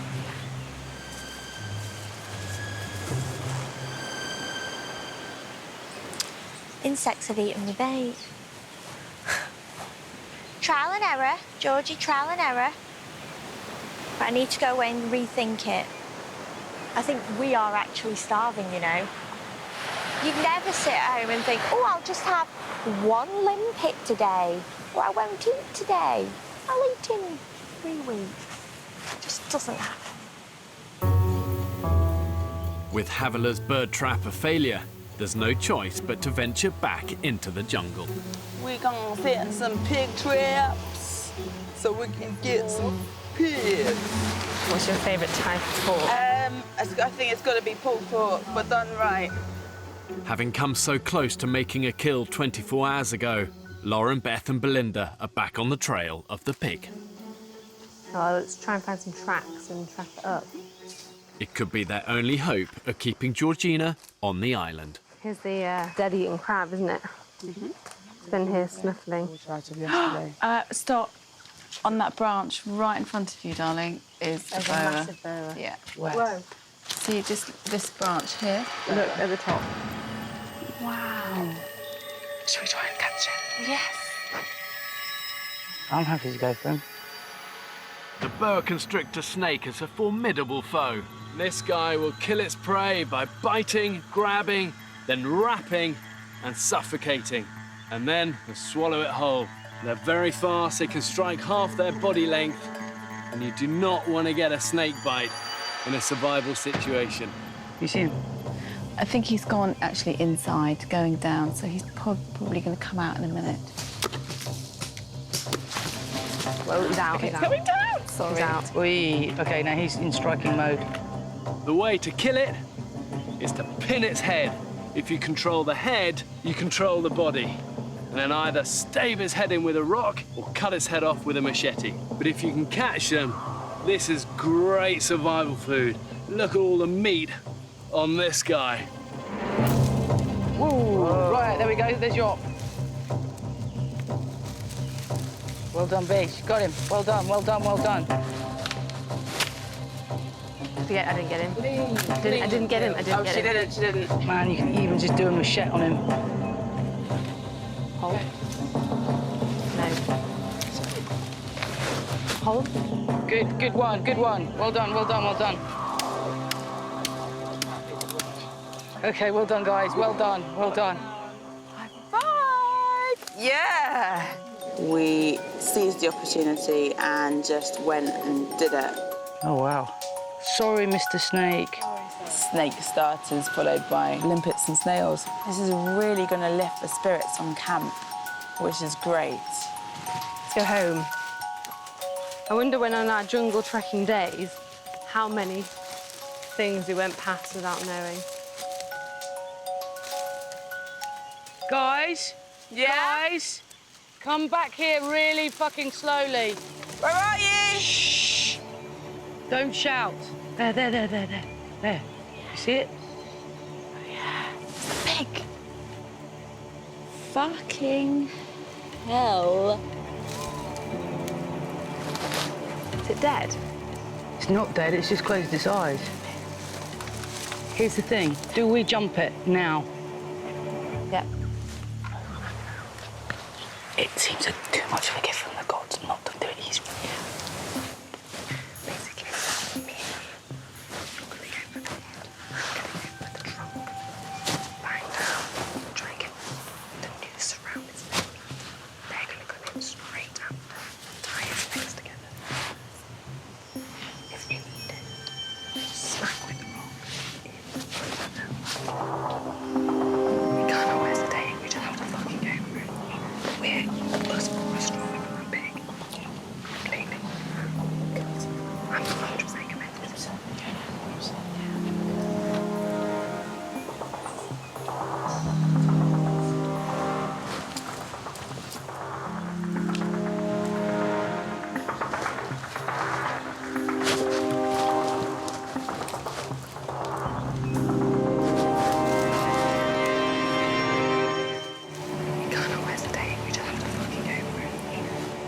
A hunting party led by Lauren has stumbled across a sleeping pig in the middle of the jungle. It could offer salvation for Georgina, who's desperately malnourished. The law of the jungle really is rooted in opportunity, and you've got to take your chances when you can. And the women need to learn from past indecisions and just seize the moment. The stakes are high. If they fail, the group are going to slide further into starvation. Oh, you're committed? Yeah. 100%. Yeah, 100%. Okay. This time, they're prepared and have sharp weapons for the kill.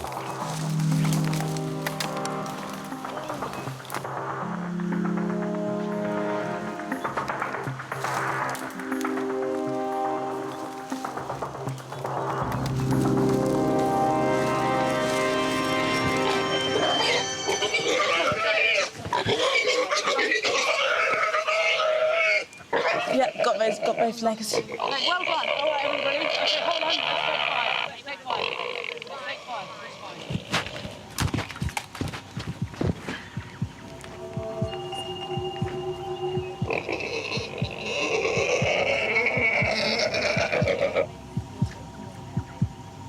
A knife there for now.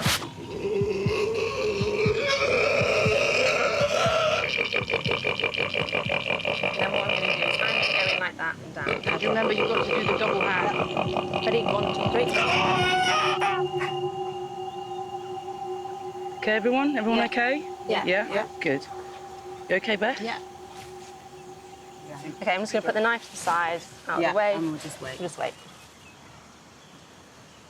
Gosh, that's horrible, isn't it? You're amazing, Lauren.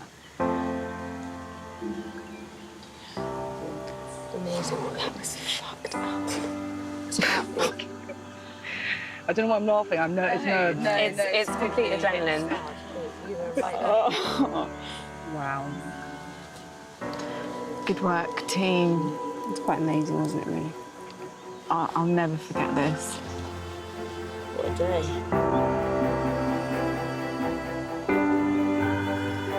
That's the most intense thing that has ever fucking happened to me in my entire life. Was something that was almost caveman-like. We just sort of behaved in this really uniform way that I never thought that I had in me. And now we're going to eat every single morsel, not let 1 ounce of that little piggy go to waste.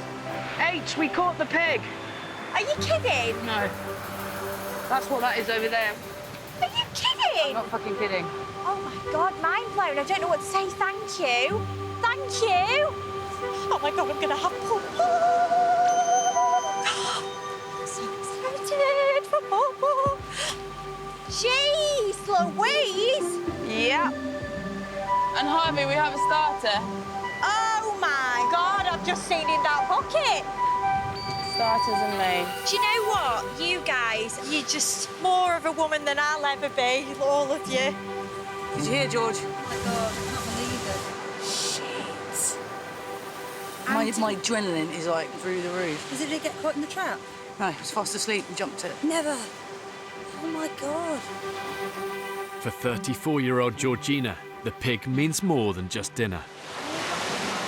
Yeah, it's massive. I'm just so mental. We've got food. Oh crap, I'm so happy. Can't tell you the feeling of absolute relief that's just run through my entire body at the thought of having some food. Lauren and Beth put me such an incredible job. I just can't believe it. I could not have done that 2.5, 3 weeks ago. If you'd have put me on the island and I'd seen that ball, I would have done my absolute most to stay away from it. But I'm hungry now, and my mind is not the same mind as it was 3 weeks ago. The fire's all toasty and ready for it. Even the vegetarian in the group, Jamie, is relieved for Georgina. I love it. It's brilliant.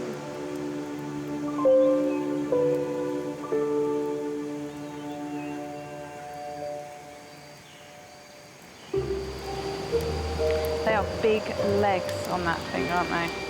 Oh, going to be a lot of meat tonight. The women will now have to butcher, skin and carve their kill. It's not pleasant. Dead pig smells. Inside, I'm like, I'm really sick. I've got to do it to survive. Oh dear. A little bit of shit came out. I'm starving of you.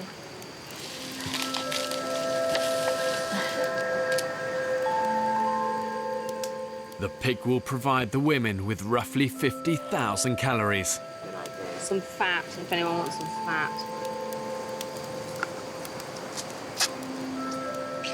For the first time, they have more food than they can possibly eat in one sitting. How is it, Jules? Quarter. We've not eaten like this for like over 3 weeks, and my God, it's been a long time coming. Could you buy that in a restaurant? That fresh, that's a rib. It's literally get the meat in my mouth now and don't take it away. It's absolutely Harvey, I can see you eating that with your eyes closed. Are you having an orgasm while you're eating it? Do you know what? I've never experienced this in my life. I feel like a savage. I've had so little calories in me every day, and this pig may be my salvation. You're going to turn it round now. This will help you. I've been rescued by the pig hunters. My mother would be appalled if she saw me eating like this. Sorry, Mum. The pork's providing the women with a valuable source of protein, fat, vitamins, minerals, but more importantly, it's giving them what I call the golden window of opportunity. The women have about 3 days to capitalize on that win. This is their chance to improve their quality of life and use that energy to regroup and hunt again.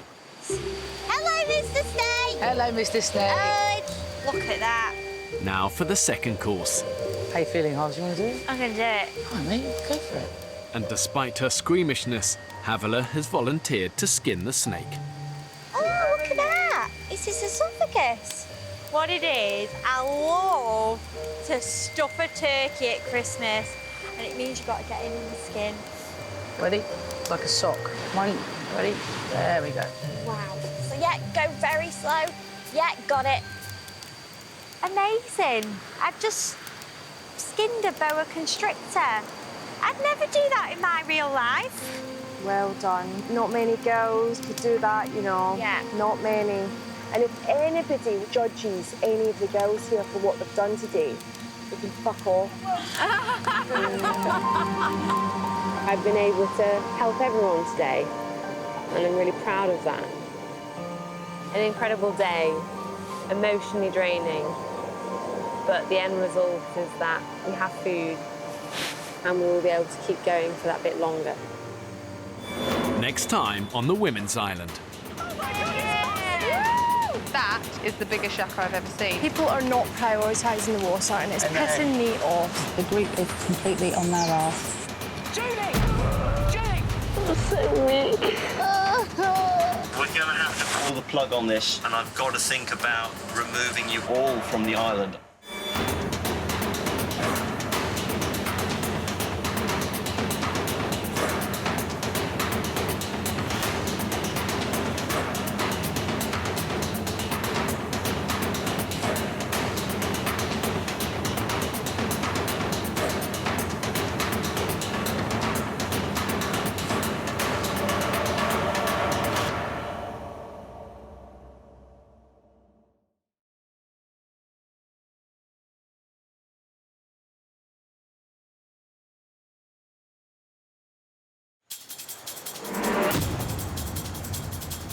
Two uninhabited Pacific islands. More than 5,000 miles from the UK. One will be inhabited by 14 British men, while a separate island will be home to 14 British women. For 6 weeks, they will be utterly alone, with only the clothes they stand up in and a handful of basic tools. Filming everything themselves. When pushed to the limits of human endurance. Will it be brute power? Ooh, I That's what a bit of graft does for you, boys. Or mental strength that wins the day. What's that? Is that Andrew? Oh my God. Oh my God. Who will have what it takes to stay alive? Tonight, we follow the men's island. You all right? I think the current's got them. Start paddling now! Paddle, paddle! Like, actually could have died. Survival will be harder than ever. They'll have to endure the height of the harsh tropical storm season. Everyone's wet, everyone's cold, everyone's miserable, everyone's tired. They'll have to find their own water and hunt for their own food. What the effing hell is that? Have these modern-day men got what it takes to survive? Your 3.5 hour making soup could be done in 25 minutes. You tell any chef that cooking for 11 people is physically easy and he'll stab you in the eye.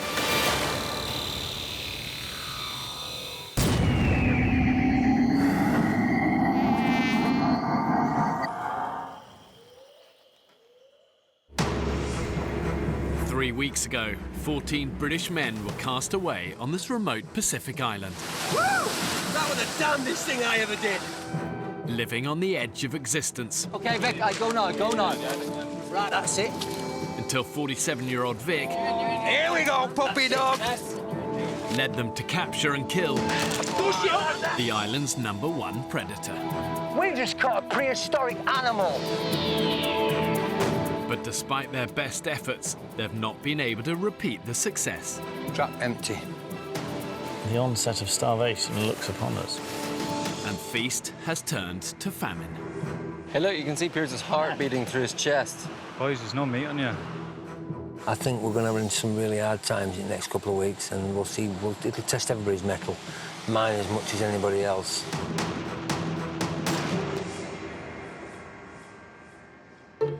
Guys, there's a snake here. Keep track of it, we're coming. Here, Bonnie. Knock it off.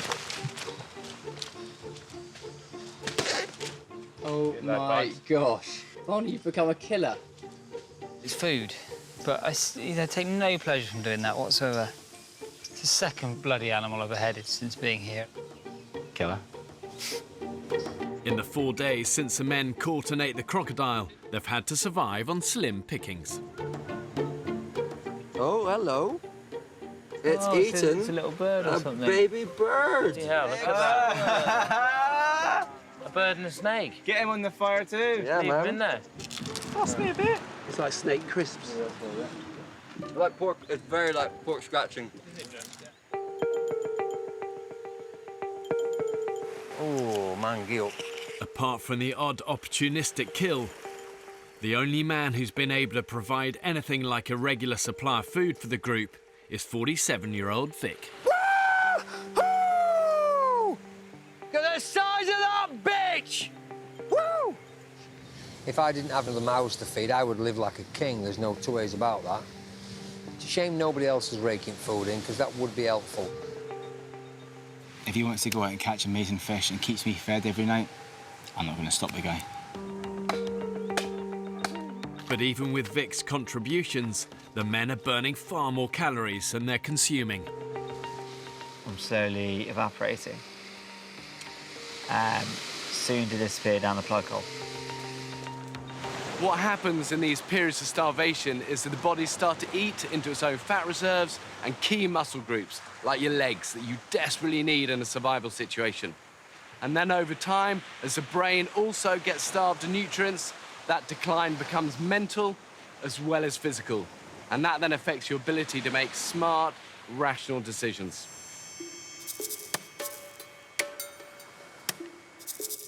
Yeah, that's new, that's fresh. This is dry as a bone, this stuff. We got it.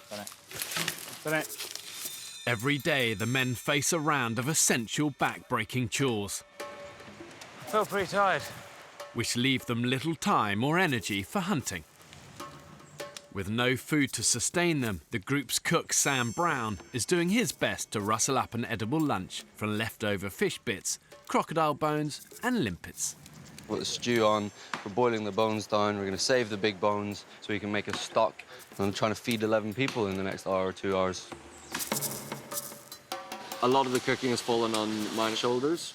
I'd rather do it and do it well than watch someone else f*** it up and go hungry or have to pick fish scales out of my food.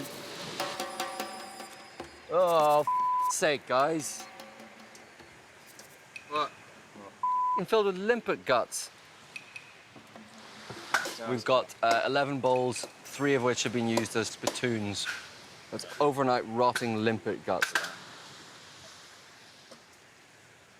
That's disgusting, and that's going to give us diarrhea, vomiting. That's going to get you off the island really fast. Right, somebody needs to be on washing up detail.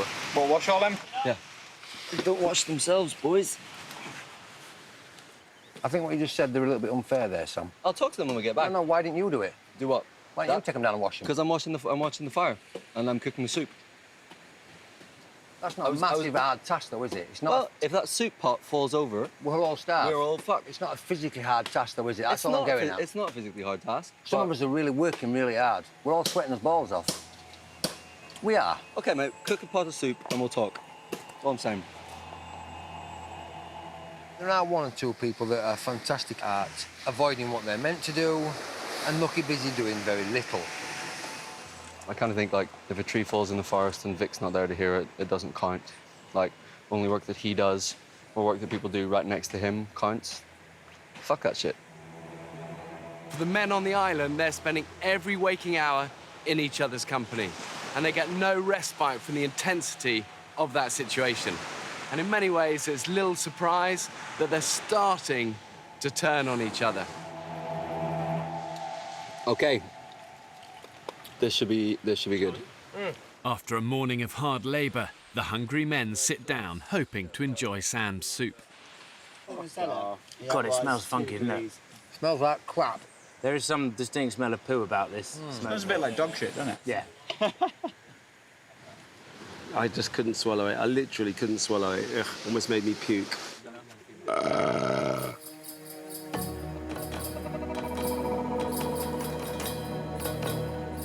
After a barely edible lunch, Vic is determined to have a decent dinner. I might fish. What choice do I have? I don't want to eat limpets again, they're crap. I'll eat them, but they're crap.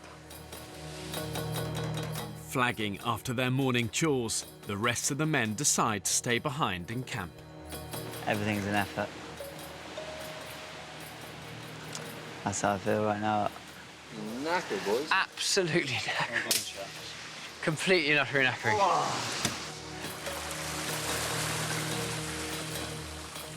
Nobody asks me to go fishing, but they know I'll go fishing to get food. And I know they're doing the daily chores, but guys just aren't going that extra yard. Come on, boys. Once you've finished your duties, or you don't have much of a duty, that ain't end of day, is it?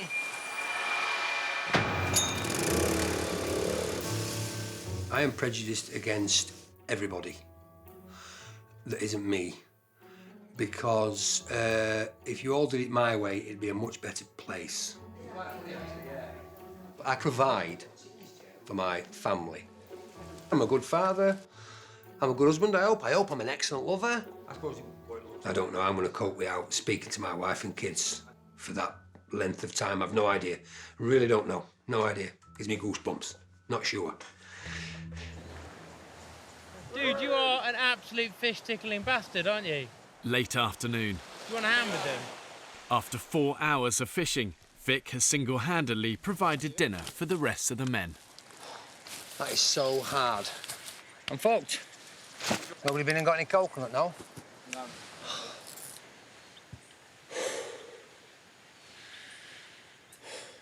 It's getting harder and harder every day, coming back and seeing everybody laid on fucking beach and I'm catching fish. No, I'm all right. I don't need to sit down.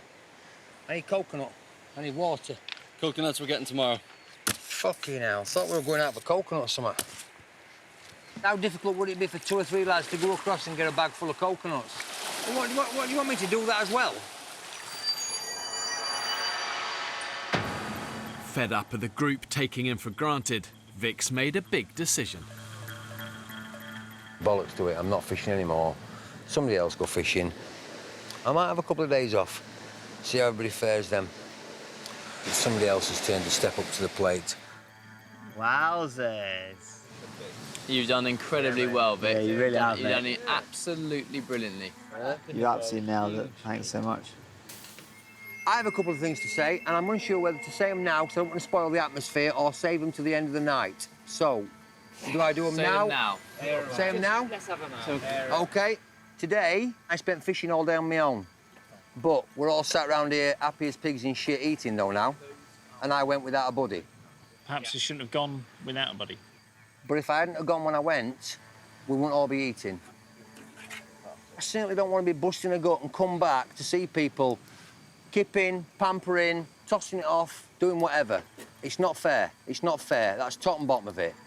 It's not fair. And it's a very good point, Vic, and It is. I'm glad you've raised it. So, I'll put my rods down, you'll fish for your own snap, and I'll eat limpets like rest of yous. The group's most skilled hunter has gone on fishing strike. And that's it.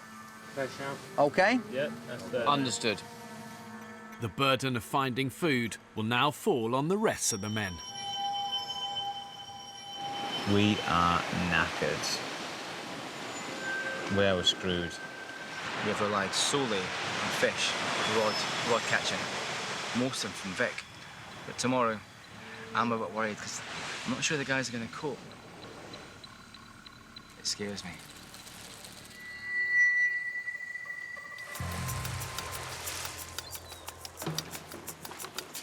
I think everyone's feeling a little bit sluggish today, aren't they? Yeah, I know what you mean. 7 a.m. Dan and Sam Brown are on the early morning water run. How are you feeling after your little debate yesterday? Oh, with Vic? Yeah. Pretty good. I think Vic was just maybe trying to pick a bit of a fight yesterday. Yeah, he likes to push buttons. I think he likes to niggle. He likes a little... Yeah. You know, he has a sort of like, oh, I'm nice as pie, da-da-da. Fuck off, he is. Where's my hat? Last night, 47-year-old Vic, the group's most successful hunter, announced that he was going on fishing strike. I'm absolutely knackered. Are you? Yeah, I am, yeah. This trudging out, catching fish and trudging back day after day after day after day after day. It's not fair. How many fishing lines have you hooked up before, Phil? None. The burden of finding a fish supper now lies with the other men. There is absolutely no food in this camp. There's no reserve. There's no larder that we have here at the moment. So if we don't catch anything today, we don't eat. Right, so where are the points to go fishing? Although refusing to fish himself, Vic doesn't want to go hungry, so he offers the men some advice. Get your hook and put it through the limpet at the top, OK? Then turn the limpet and come back through the soft gel. Feel, boom. But Yeah? hidden on, I would say just hidden and right on the edge. Yeah. Because they nibble on the edge and they want them to just nibble it and get caught. You undermine me every time when I start telling about stuff and it's rude. Oh, sorry. Please don't do it. Sorry, Vic. OK? I thought I was adding to you. No. So, if you put 2 limpets on...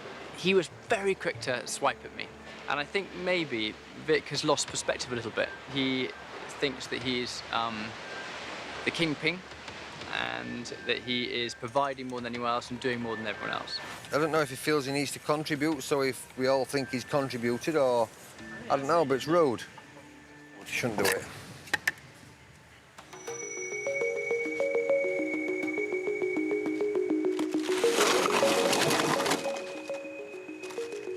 I'm thinking 3, maybe 4 bottles around each pole, and then just like that all the way along. We are going to adapt and overcome. 36-year-old Will has come up with an ambitious plan to fish the deeper waters surrounding the island. We've got to make a raft so we can get in the middle of the channel, massive hook, big fish bait. I would love it to have a tuna. That would be the best day ever. Imagine that. Sashimi. We don't have any oil drums or anything. What we've got on this island is shed loads of empty plastic bottles. Fingers crossed she'll float. Right. Let's get cracking. While he waits for the men to find him food, Vic takes the opportunity to make a bed for himself. so unlike the others, he'll be protected from critters on the jungle floor. Look at that natural twine. What an absolute biscuit. Yeah, I'm happy with this so far. I don't have a double bed, I'm afraid, so I can't interest my wife in sleeping with me this evening. So I'm just going to single it up. Having isolated himself from the other men, Vic's thoughts are increasingly turning to family. I had a very unnerving dream last night about home, which was very horrible, woke me up in not such a pleasant mood. I'm missing home desperately, keep thinking more and more about my wife and kids every day. I could do with a kiss and a cuddle off my missus, squeeze the life out of her, bless her.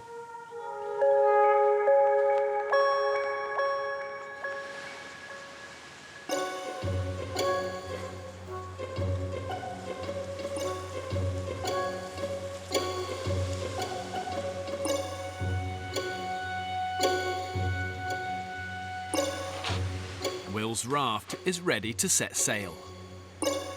I came up with the idea I shall name this raft after my two gorgeous daughters, Freya and Pippa. So we call it Fripster. Nice, mate. You're getting the axes, I'm getting white. I'll get the guys. Even. It looks like a bunch of bottles attached to some planks, because it is a bunch of bottles attached to some planks. But our livelihood and our dependency on food relies on it. So go on, Fripster. Fingers crossed for the inaugural launch. Get some fish. I named this boat Fripster the First. Long may she catch us fish from the deep. Right, on we get. Are you ready? On your way! You are sailing the Fripster Road! Come on, lads. See you in 2 weeks. Bye! She floats! She floats! I think one of the real unsung heroes in the survivor's arsenal is resourcefulness. Being able to look at an everyday object and think of clever, ingenious ways of using it to help you. The risks are big, but the spoils could be even bigger if that raft succeeds. Bigger strokes, mate. Reach. After a huge joint effort from all the men, apart from Vic, the raft appears to be a success. Most of the group are now out trying to catch supper. I've not got the patience for fishing, I'll tell you that for nothing. Leaving the gruelling job of firewood to Vic and IT consultant Kyle. Kyle, why do we need a shitload more kindling today than we have done? It's not heavy stuff, is it? Yeah. Kyle's still quite gifted at doing very little. But that's the problem with intelligent people, because they think they're cleverer than the people that they're help doing the job for. They think they can outthink them. When it comes to manual labour, Jesus Christ, lads, stop getting all crazy. It's manual labour, which is every job we've got. I think on this island there will be people that come off physically bollocks, regardless of diet, whether we eat or we don't eat. And there'll be guys come off who aren't. And if we're not all hanging out of our arse at the end of this, somebody hasn't been working hard enough, have they? Would you agree with that? No, it could happen where we're not all spent. We work hard as a team, we achieve a lot, and at the end, we're not all sort of hanging out of our asses. That could happen. What the fuck are you talking about? I'm talking what you're talking about. I'm just talking English. I'm uneducated. You have to lower it down to my level. Didn't you understand? There's a term we use in Yorkshire, layman's terms. Yeah. Every job is a manual job. Do we agree? Yeah. Yeah. So if we all plough into that 100% manually, we will all be bollocks at the end of this journey. No, I've already said I don't think at the end of this. Say it again then. All he goes on about is this is a physical place. Every task in here is physical. Whoopie-doo. You know, that's brilliant, but we're not all just grunts that have been sent out here to bash on bits of wood. You can talk your way around whatever you want. Top and bottom of it is, it's a physical island. Every job's physical. We should all be bollocks. If not, somebody's carrying somebody else. That's the top and bottom of it.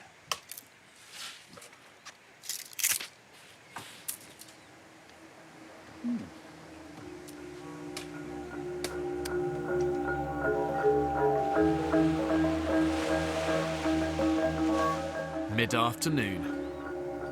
Still reeling from yesterday's argument with Vic, Sam Brown is trying to catch some dinner. Vic keeps making little remarks to me that just make me seethe. So what was getting his goat this morning? Oh, mate, a whole load of things. If we can catch some fish, hopefully Vic will be in a slightly better mood. After 3 hours on the water, Barney and Sam haven't had a single bite. So what are you thinking with this rod? I'm thinking, I don't know, maybe they always say patience is a virtue, don't they? And I'm quite impatient. That line tight? No. No, no bite. Oh, fuck it, let's go in.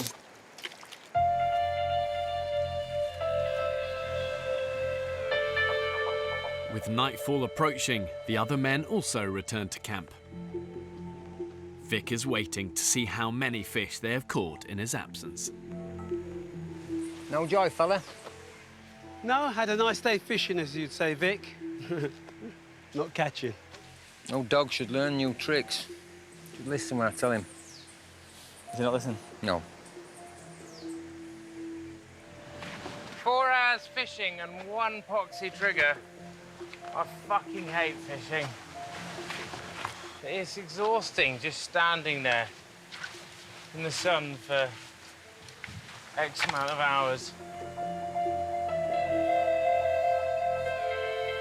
Charlie caught a fish. Well, that ain't feeding nobody, is it? I ain't feeding jack shit. It's just limpets again. The men's attempts to provide dinner without Vic's help have been a miserable failure. Desperation corner over here. Pressure is on me to feed everybody. It's almost as though I am expected to grab a rod and go out and catch fish so everybody else can eat. And that ain't good. I don't like that.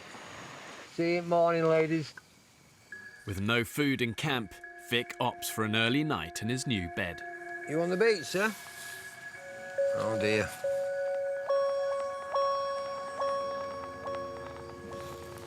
Oh, yeah.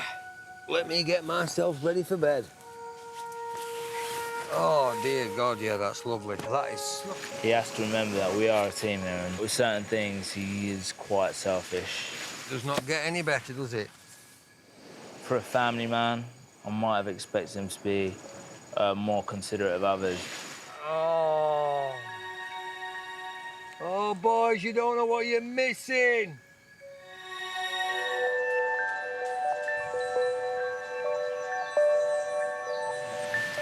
Vic's bed is a success. While on fishing strike, 47-year-old Vic has built himself a raised bed. Yeah, that was a good night's skip. That had some lovely dreams. For some reason, one of us knew Jonathan Ross, and we ended up in his house eating, trying to catch his fish out of his fish tank. Can't think why. Oh, I love my bed. Protected from the jungle critters, Vic has had his best sleep yet.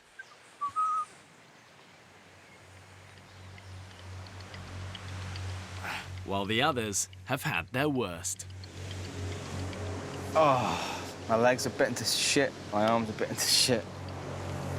Sleeping rough on the jungle floor, the men have been attacked overnight by a swarm of sandflies.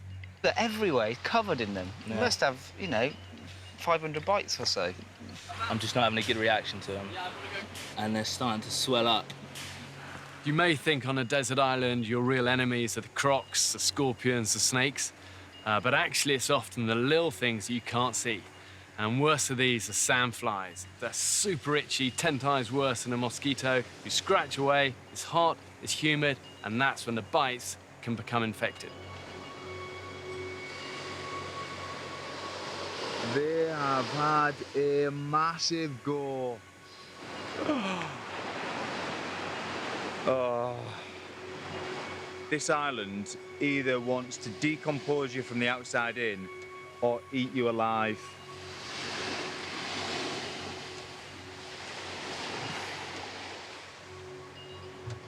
Good job I'm not going on a date anytime soon. Reeling from last night's infestation, the men call an emergency meeting.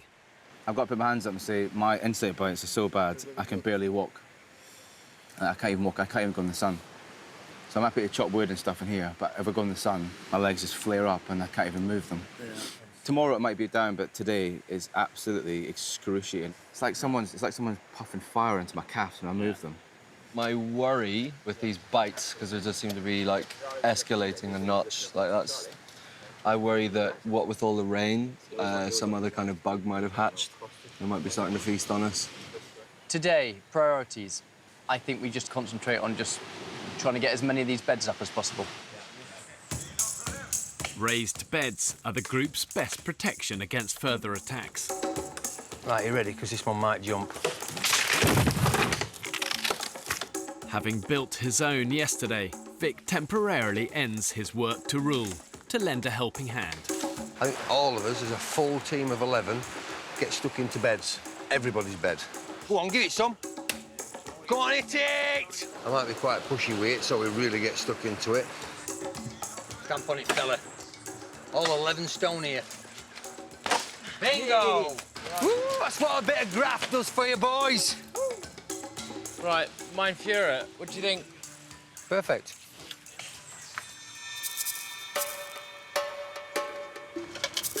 With all available hands on beds and nobody hunting or fishing, cameraman Sam Brown has once again spent the morning trying to conjure up something for lunch. I feel a little bit like this child catcher this morning. We're going to boil them all to death and then eat them as soup. Shush, my pretties. It's nearly over. I think the only job I haven't done so far on this tour is the difficult task of cooking. Cooking. Right, Sam, there's guys up there busting the knackers. I don't know how many blisters. I'm going to help the lads with wood. That's all. I've just been up to help the lads with wood, No and problem. they'd no more for me to carry down, Let's Vic. chop some down, then. If he keeps going like that, you know, I'll react, you know. I know I will. It's good for us to vent. Fucking hell. Shit! It's good to get it off your chest now and again, Barney. You lazy bunch of bone-idle bastards! Makes us all feel much better. They're chopping wood. They're not busting a gut. I can't help them chop more because I don't have a fucking machete. We've only got 3 in camp. A leaderless group fighting to stay alive is always going to face conflict. And what happens is individuals tend to push their own agendas, and that in turn takes away valuable time, valuable energy from the things that really matter. How's the soup looking, Sam? Really good, mate. Really, really good. Your 3.5-hour making soup could be done in 25 minutes. You really? How difficult can stirring soup be? To some would look like you didn't want to go do a harder job. Excuse me? Some would say it's because you didn't want to go bust the gut. I would say fuck you to that person. That's what I'd say. No, hang on. Should we just calm it down a bit? We're here for another, what, 3 or 4 weeks? Just let's fucking calm down, eh?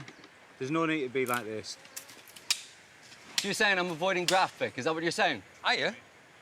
That sounded very much like you were just a second ago. You're answering a question with a question. Are you? What? Are you? What? Am I avoiding graft? Yeah. I fucking don't think so, man. Then why are you biting then? What? Because you've been niggling for weeks.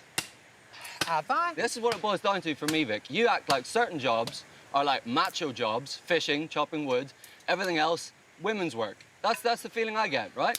And if that's cooking, that's fucking carrying water, whatever it is, in your head it's like, this is graft, this is good, everything else, not difficult. I think feeding everybody is one of the most important jobs on this island. So do I. Every job is a manual job. Yeah. Some jobs, boom, they're done. 25 minutes, they're done. Yeah? And every 3/4 of an hour, you steer it. Yeah. Is that right? What I'm trying to do, Vic, is get as many good meals out of this as I can, right? Rather than just use it once and throw it away. Which is appreciated, because we all need it. Yeah.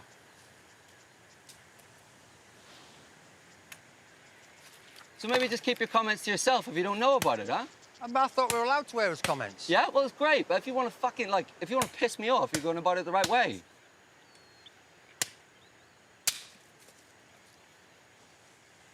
Some jobs are physically easy, some jobs aren't.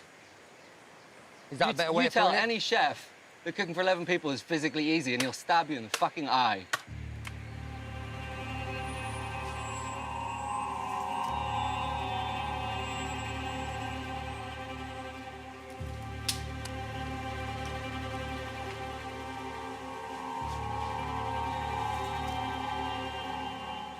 They look absolutely furious. If a mate said that to me, I fucking hit them, you know? Someone at work said that, we'd have trouble, you know? Fucking, but I don't know. I take... There's no good way to take that, right? I take that as like a stab at my integrity. Fucking man. I look forward to sitting down in some 25-minute soup at some stage.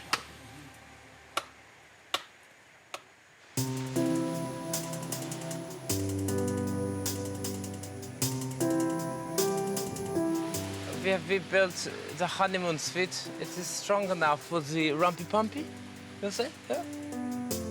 4 p.m. After a day of hard graft, the beds are finished. Welcome to the chateau. Let's open the curtain.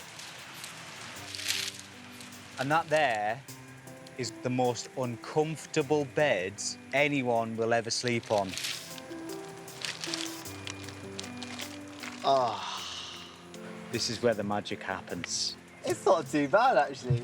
I will say one thing. What? Right above your head, a lot of daylight. That, Pierce, is my skylight. The men will now have better protection from the jungle critters.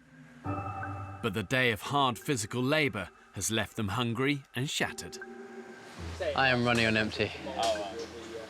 I feel like I'm lugging my body about. I can't even stand up straight. I'm starting to sway, starting to slur my words a bit.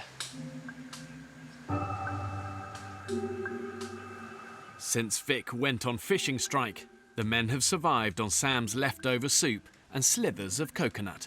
And Vic isn't impressed. If I eat more of this shit, I'm gonna puke. It's horrible. Coconut. Yay! Makes you shit through iron needle. Mother Nature, you can be a cruel, cruel mistress. Do you know that? She's not gonna beat me. She certainly ain't gonna beat me.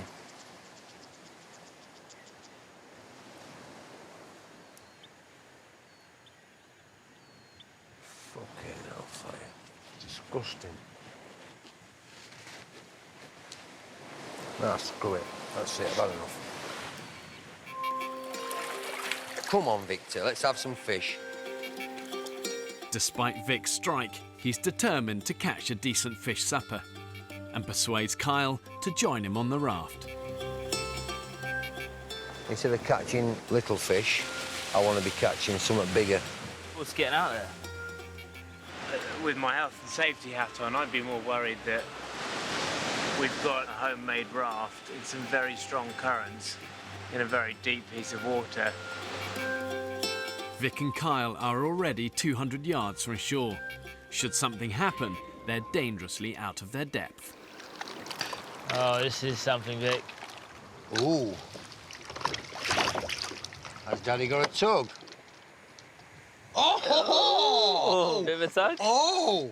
I think Daddy might have a tug, pal. Get on end of that, kid. Get on end of that. I'm not sure what it is. What the fuck is that? What the effing hell is that? We got ourselves a fucking eel, kid. You, sir, are going fucking nowhere. Can you hold that for me? Yeah, of course. Thank you. Right, now I've pinned him. Pinned him down to the side. Good man. I now need to club him with something, and I think that might be this. Have I got plenty of space? Oh, yes. Yeah, I do believe that's him as we speak now. Right, don't panic, don't panic, don't panic, don't panic. I've got... Oh, you fucker, you! I don't like this fucking fighting back bollocks at all. I really don't.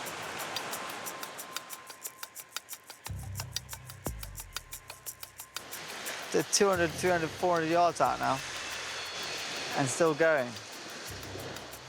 One of the most precious resources that the men actually have is their own energy.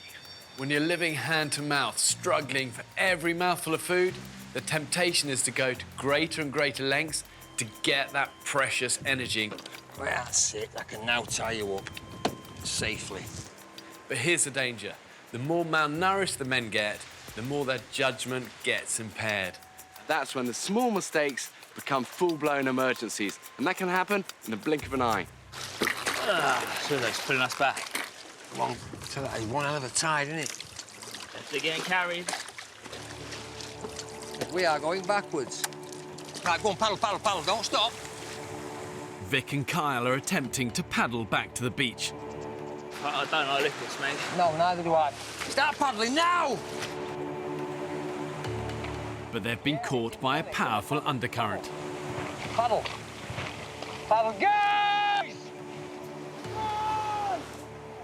You all right? I think the current's got them.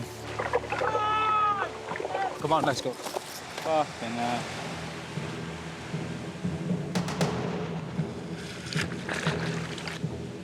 Come on! Come on, boy. Yay! We're gonna crash, though. Come on. At the mercy of the current, the raft is on a collision course with the island's treacherous rocky coastline, which could tear the men to shreds. Go on, Kyle, dig the fucker in. Paddle, paddle! And turn again. Oh, baby. It'll... Right, paddle, paddle! Paddle! Don't stop, don't stop. Is everybody safe? Everybody okay? No injuries? Thank the Lord. Thank the Lord for that. After surviving a near-death experience, the men are shaken, but physically unscathed. It all got mangled up and chaffed up. Their raft, though, is destroyed. That must be fucking scary, man. Yeah, it was. We were getting smashed on the rocks and all sorts, so do appreciate that. Sam and Dan's swift actions saved Vic and Kyle from annihilation on the rocks. Fucking hairy, mate. Like, that was... I think that was the closest I've been to copping at this trip. Thanks for coming and helping us, guys. Let's get back camp before dark. And first light tomorrow, we'll try and salvage as much of this as we can. With their raft in tatters and Vic's eel lost to the ocean, the men now face a second night with empty stomachs.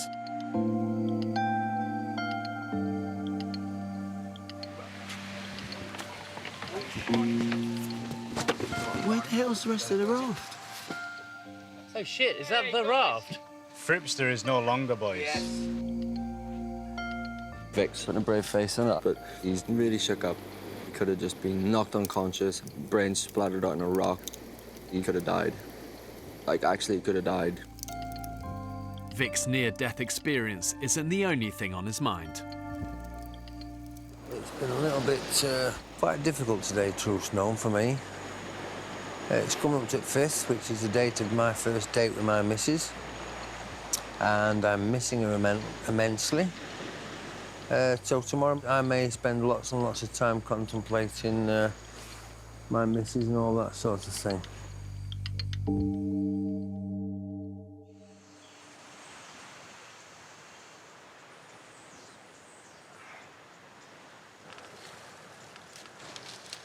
Morning.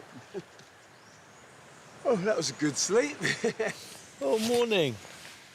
After a savage sandfly attack 24 hours ago, the men have spent their first night raised off the ground in their own beds. Good morning.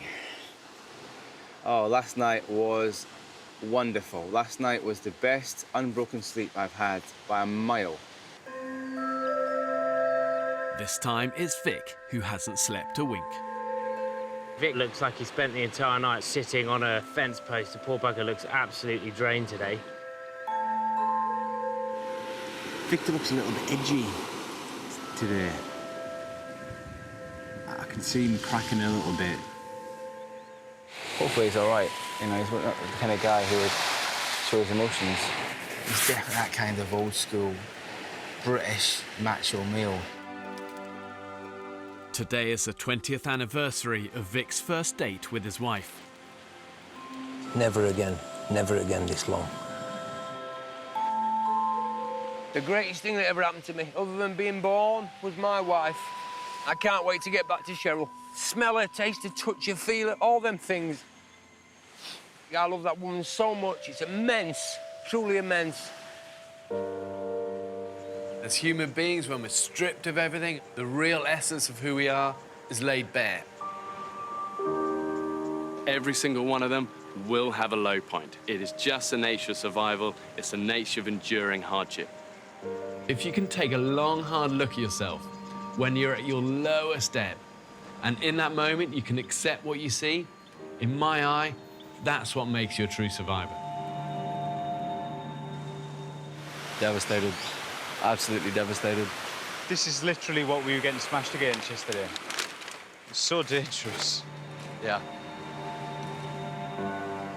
Oh, I feel so dreadful at the moment. It's unbelievable. This beautiful, dangerous paradise. It can be a killer. You take your eye off the ball and she's going to bite you in the arse. The raft crash will stay with me till the day I die. These guys saved my life.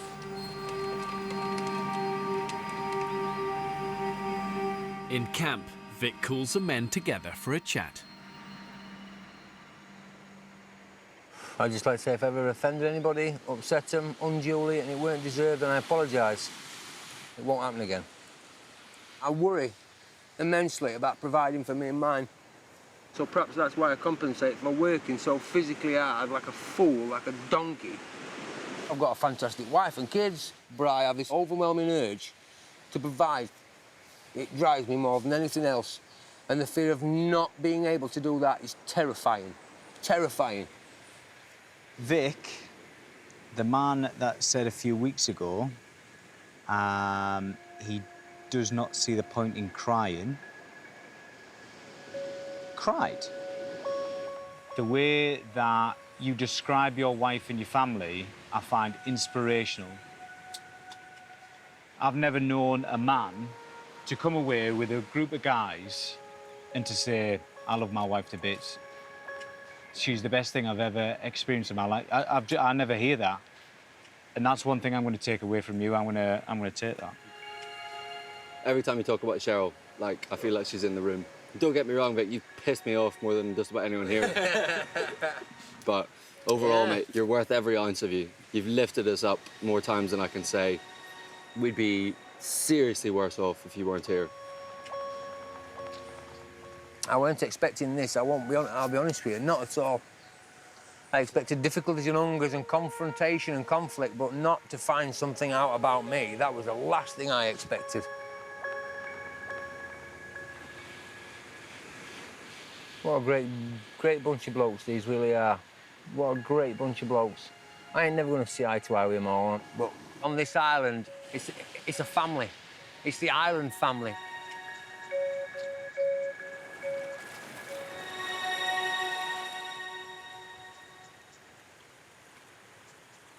Vic calls an end to his fishing strike and heads out on his own to catch dinner for the group.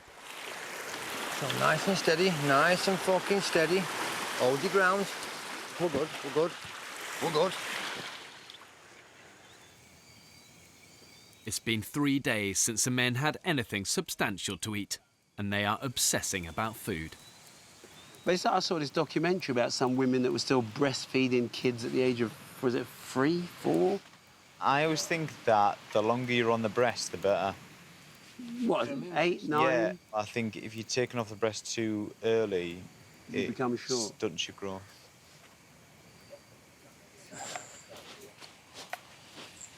Well, hello! Yay! Gentlemen. Yes, Vic. How are we all? What'd you get, Vic? I wish I had a fish for each of us, but alas, I don't. What I can say, though, is this. Of the 5 fish I've caught... Hello. 2 are the biggest I have ever caught in all my life. And one of them is the size of a small dog. Yeah, boy. Daddy brought home the bacon. They are massive, Vickers. For he's a jolly good fellow. For he's a jolly good fellow. For he's a jolly good fellow. And so say all of us. He's back to normal Vic fellows. Shouting and whooping and getting fish and stuff like that. Everything that he loves. Look at the size of that bitch. Oh.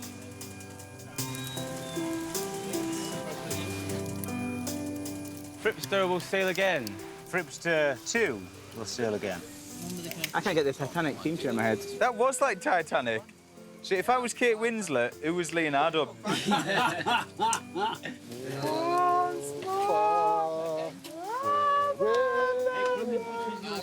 Sometimes I like to smash him repeatedly in the face, but I think me and Vic were in danger of becoming quite good friends. Huge respect for the guy.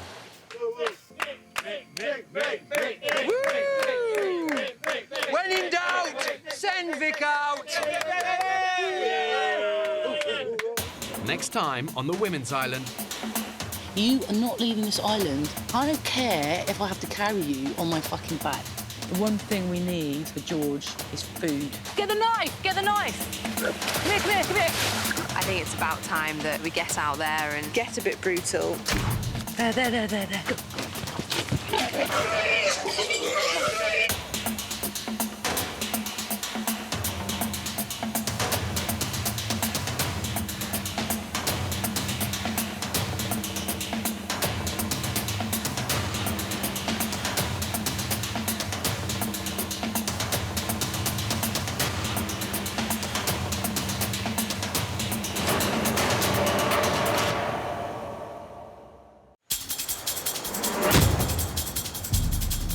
2 uninhabited Pacific islands. More than 5,000 miles from the UK. One will be inhabited by 14 British men. Go, go, go! While a separate island will be home to 14 British women. For 6 weeks, they'll be utterly alone. Holy shit! With only the clothes they stand up in and a handful of basic tools. Filming everything themselves. When pushed to the limits of human endurance. So thin now. Will it be brute power or mental strength that wins the day? Watch him, go now, go now! Who will have what it takes to stay alive? Tonight, we follow the Women's Island. Oh my God, there's Cayman! Oh my God! Survival will be harder than ever. They'll have to make fire, hunt for food, and find water. Oh. Living on the island in the middle of tropical storm season. I'm still wet. Worst night's sleep. Like, surely I'm gonna die soon. Hang on! Oh shit! No! When pitted against the extremes of nature. And these modern-day women got what it takes to survive. Just remember to how you felt when you felt shit and leave it there.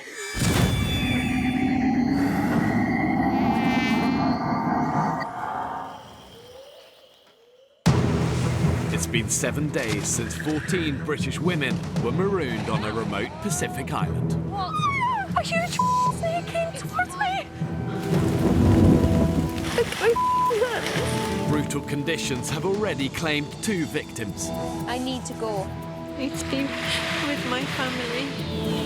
And the group paid the price when they split to find a sustainable water source. We cannot walk anywhere on this island without getting lost. Radio in now. God. Medic now. Hello! Finally reunited after 3 days apart, I can't believe it. the women find themselves on the northern tip of the island.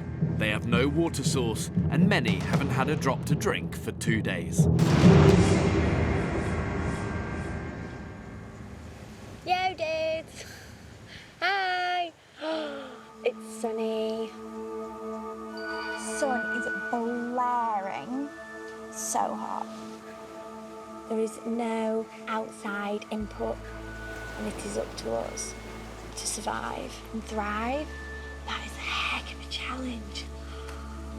Oh my gosh. Despite the oppressive 30-degree heat, there's something to celebrate for one of the party.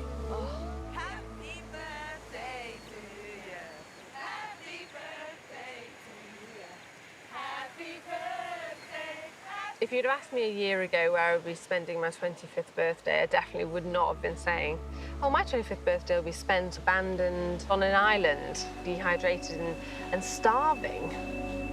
For the last 5 days, the women have barely eaten and had hardly anything to drink. Finding water is a priority. I just want a drink. I just want a drink. The only reason we're not thinking about food is because we're so thirsty. Our body basically tries and, like, compensates for everything that we're lacking. When it comes to survival, I often talk about the rule of 3, which means you can survive 3 minutes without air, 3 days without water, 3 weeks without food. And in temperatures like this, the women have got to drink a lot, between 2 and 4 litres of water a day. If they don't, they're finished. That is a clear blue sky. The sun obviously makes you feel more dehydrated and more weak. Without a sustainable water source, they're surviving on rainwater. But there hasn't been a drop for 48 hours. Looking at the sea, you just want to drink the seawater. Keep dreaming about Diet Iron Brew. Cold, freezing cold Diet Iron Brew with ice. Oh my God, my other birthdays when I'm stressing out because no one's got me a card or no one's come out for a meal, and now I'm just going to be happy with a piece of fruit and some water.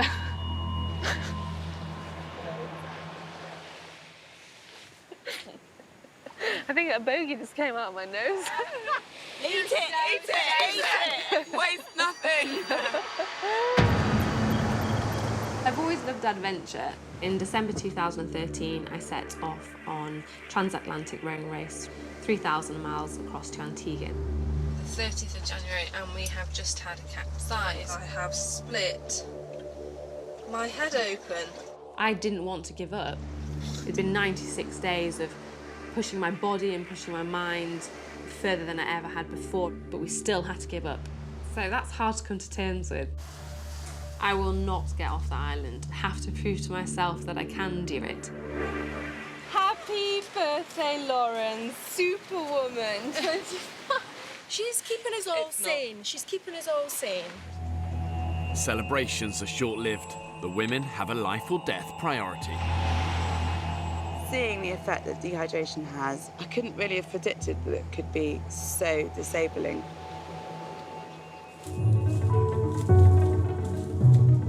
We ain't coming back until we found water. Georgie leads a group on a scouting mission into the thick jungle. There are no pools, which is what we're after. I've made sure that the island's got enough water, indigenous animals and vegetation on it to keep them alive, but only if they've got the ingenuity to find it, catch it and kill it.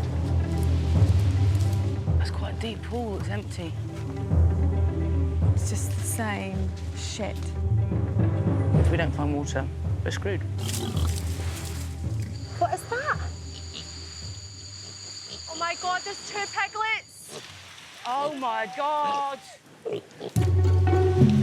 Oh my God. Be careful, because if Mum's near... I can actually see Mum over here. Oh, careful, come away. If Mum thinks the kids are threatened, that's when they get really aggressive. She's lying down. Come away, sweetheart. She's massive. She's enormous. She's like... really near. The piglets, the first thing I thought of was crackling, to be honest. I am hungry. I don't think I could look into his little piggy eyes and then kill him. I'm not ready for that yet. But then again, by the time I come home, I'll probably be a full-blown fucking, I don't know, cannibal. The pigs are given a reprieve. Right now, everyone's lives depend on finding water. What are we gonna do? You can sit down.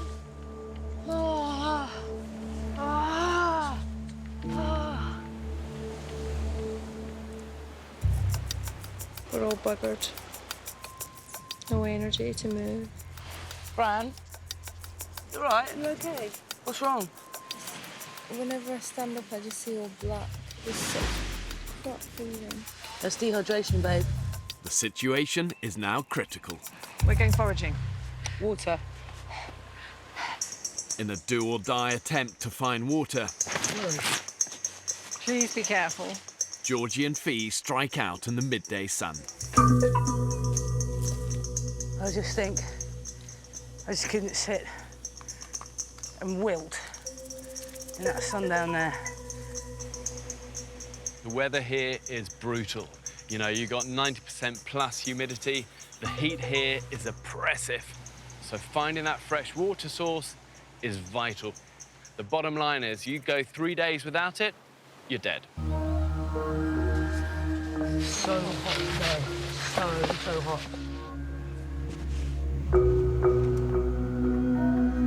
Like him being in a microwave.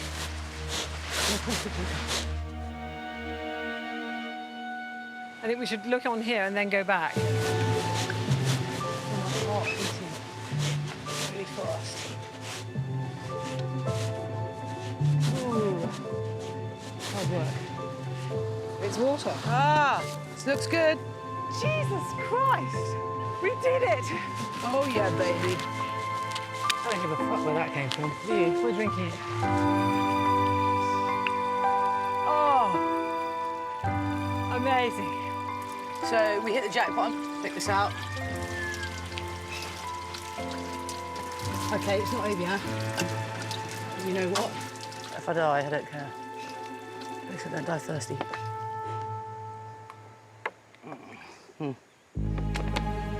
Obviously, rain itself is drinkable without purification.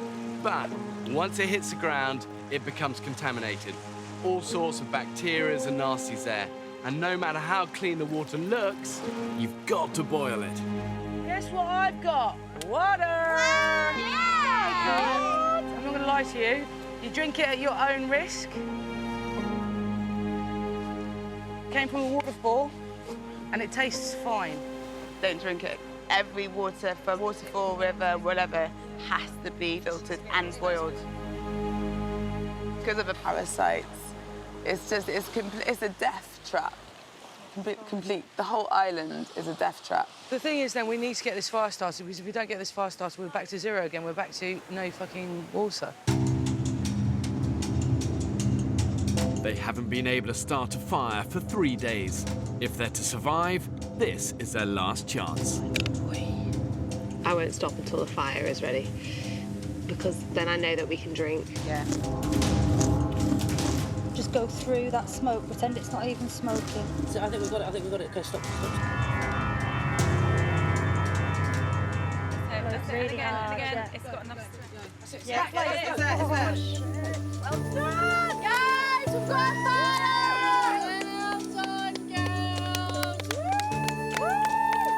We just taste the water. Ah, glug, glug, glug, glug, glug, glug. Look at that fire. The water won't be safe to drink until it has boiled some 3 hours later. Meanwhile, Lauren's keeping the fire going. The fire is so hot, it's burning through everything.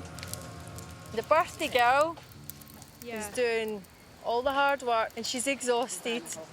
I'd say that Lauren and Beth are always first in there to help. But also, they think of things. Oh, shit! Lauren, come this way, this way. Go into the sea now. Fucking hell. Shit. She opened the lid and it just exploded in her face. Oh, fuck. Right in there, babe. Get her right immersed in the sea. Jesus. Oh, fuck.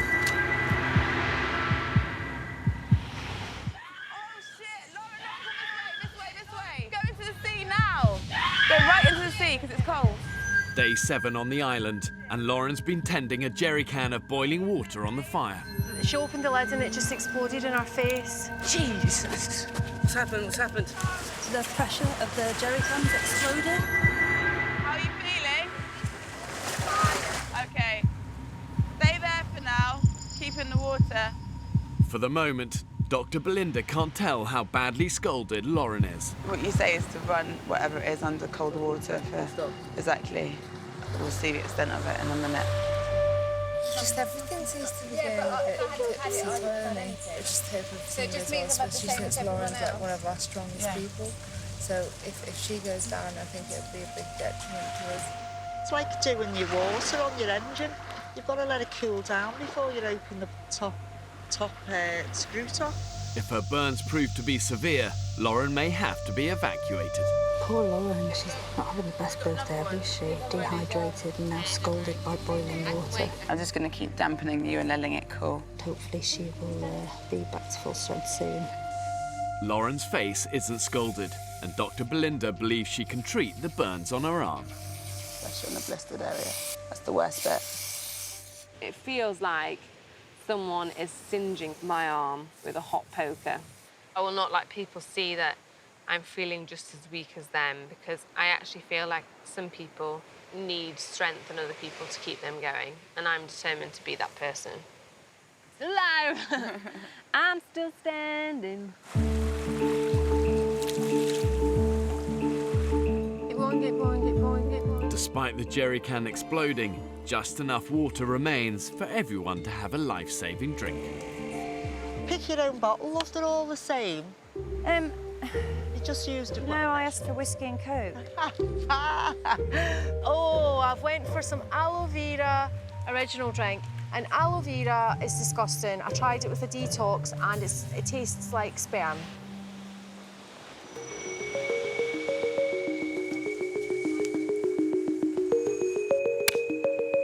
There's a pig, there. Oh, yeah. Now they have a water source, food should be the women's big priority. Piggy, piggy, piggies. Hello. All they've eaten in a week are a few handfuls of yucca and coconut. We've got two of the cutest little piglets here. Their little tails wag like dogs. They're so cute. Everything that moves on that island really should be seen as a potential source of food, and that includes the pigs. Oh, you're so cute. Come here, Sage. Onion. To befriend them is just going to make the decision to kill them 1,000 times more difficult. And really, in survival, there's no room for sentiment. Sorry, I'm just being joined here. I can hear you squeaking. What are you squeaking about? And everyone's like, oh, they're so cute, they're so cute. Like, we're going to keep them as pets. And I'm just thinking, you know, fuck that, girls. Like, we're literally going to slice and dice those piggies. Definitely, we're eating them. Suckling pig. Nah. Would you not eat them? No, they're so cute. Would. I don't care that they're cute. As the time goes on, we'll be hungrier and hungrier, but I am not killing the little piglets and eating them. No way. They're so funny. I've been a vegetarian basically since I was born. I think it's going to be a massive challenge if I have to, by choice, eat meat. But then again, maybe it's not going to be a choice because I'll be so starving and I'll just have to eat it. I would definitely say I'm an animal person rather than a people's person.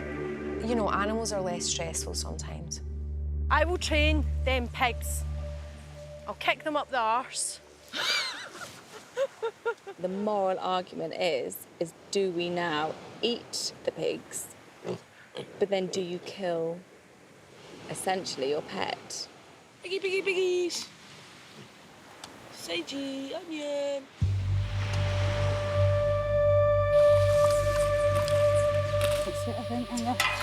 With water running low, Careful, these rocks are uber fucking slippy. an expedition party makes the hazardous journey back to the waterfall. That's it, guys, we're nearly there. Jamie, hang on. Oh! Shit. I saved the camera! Good job.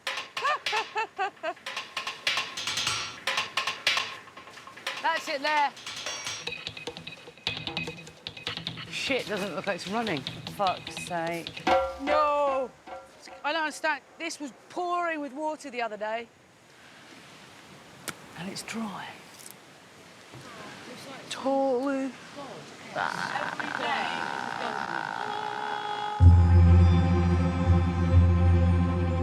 The water source may be dry, but fortunately in the tropics, the weather can change in an instant. Look at that. I've never seen such a dirty grey cloud as that. Oh, here it comes! Let's get water quick before this passes. Can you pass me the bottle one by one and pass them over to me? Violent Pacific storms can dump an inch of water in an hour.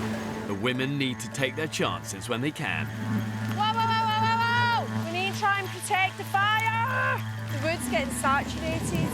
They're using Georgie's poncho to save the fire, but half the group is tied up trying to collect rainwater. I fucking believe this. How disorganised can they be? Oh, hello, piggies. Hey! Oh, they're getting shelter. Well, it's cooking itself, really. Want to roast themselves? Let them roast themselves. Is that a tornado? Oh, Wow. You want to see what's out there, girls? It's like a big thing in the sky. Honestly, I've never seen anything like it. If that touches down, we're in trouble. Oh, my God. At their worst, water tornadoes are capable of travelling up to 150 miles an hour. If this hits the island, it could destroy everything in its path. It's like one of those. It's growing as well. It is growing. Well, that's pretty scary. We're really vulnerable here and no one can get through if anything like that happens. So, well, hang on. Is it dissipating or is it just curving? It's gone. Seems to just split up and gone. We get to live another day. Shame. While they've kept the fire alight, they've hardly collected any water. Was that the total amount of what we've just got from that rainfall? I am struggling. But as much as we nest here, Mother Nature turns up and she just shits on it. And it's like a fucking mudslide everywhere now. It's become clear to the women they can't survive here on Coconut Beach. They must move camp. Whoa! 5 days ago, the women discovered a beach on the western side of the island with a sustainable water source nearby. They christened it Home Beach. Now Lauren wants to take everyone back there. You need to get to that home beach now. The beach, the water. It's just going to make people feel like they can actually do this. I'm pretty confident in where that beach is. We do have a serious problem with water. Hopefully Home Beach is going to sort all that out. There's a stream there. Yeah, and it's just the resources. We can start making our shelters. You guys haven't seen it yet either, have you? So I've got this image of this beach that flows for like miles, palm trees, hammocks, shelter, waterfall, fish jumping from the sea in the Yeah, we saw that. We did see that. Oh, I'm so excited. What's the plan with the fire, guys? We're going to try and transport it. We haven't got anything metal, have we, yet? So we'll just have to light another one. It's all right, we're experts now. I'm excited. It's going to be ace. Who would like the first snail? Sage and onion remain off the menu. Tonight it's just foraged snails. Tastes quite salty, quite meaty, and then there's this sharp, like shit, basically. And a good meal always prompts a lively conversation. Is that it? Yeah. That's it. It's small. I had the South African with the tiny little penis. It was definitely a micro penis because it was smaller than my pinky. No, like a little pinky. It was smaller. No, seriously, Bear. It's not even funny. I really feel for them because no girl could feel that inside them. No. Can you imagine? Doesn't matter how tight you So were. what's the point? One guy who I was dating, it just felt like a little twiglet. The good thing is that they're often really good at cunnilingus. And then you have to get special condoms because they're so small and it's just going to slip off otherwise. So, do you actually get special condoms for them? You can, yeah. 6:30 a.m, day 9.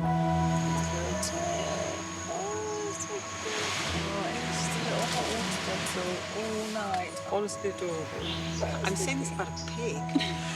Oh, and they're very cute. It's just made me happy. Today the women face an arduous trek, seeking the beach where they want to build a permanent camp. What do you think, Jamie? What? Is it worth cracking these open to get a mouthful of coconut before we set off? No, no, it's too heavy. There's loads there. Oh, I really want a coconut. I'm so hungry. I'm so hungry, but someone's just said no. I want you to just take your backpack off. I'm going to give it to Jamie. It's a hard walk, and you will find it difficult. With very little water for the trek, Abby and Belinda are especially concerned about PhD student Fran. I know she's not well, but she doesn't want to say. Tricky, She doesn't want to make a fuss and she doesn't want to leave the island. 5 days ago, she collapsed and received emergency medical treatment. I'm really worried about Fran. Every time she tries to do something, she's feeling lightheaded and dizzy. She's already passed out once due to low blood sugar, so clearly her body's not very good at adapting to this. Shall we make you the bow carrier? That's actually the most important thing. Yes. Ever. Yes. I feel like the weakest person in the group because everyone, even though they're really tired, they can keep going. As I've said before, I just feel like another mouth to feed. Oh, no! No! No! Harvela is reluctant to leave Sage and Onion behind. Oh, no, he's tangled on him. No, okay, we'll just grab him. The wild animals, they just need to be left alone. I wanted to try. We can't take the pig. Guys, we're going to home beach. Bye, Sage. Bye, Onion. Bye dinner, bye lunch. Look at us. We look like savannahs.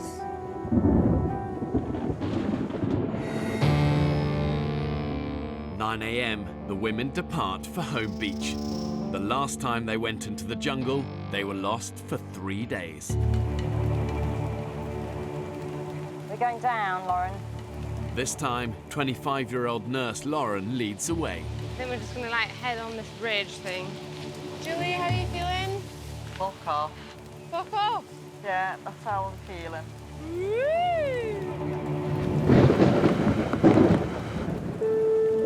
After just half an hour, Becky's in trouble. Hold up, guys. She's got a dry mouth. My water bottle allocation for the day is almost done. How's everyone doing? Energy levels, 0. The move will eat into the women's fragile energy reserves, but it's a gamble they must take, whatever the consequences. Take 5. Hey! I'm feeling so shit. If this rain keeps on going, I feel like I'm on the brink of collapsing again.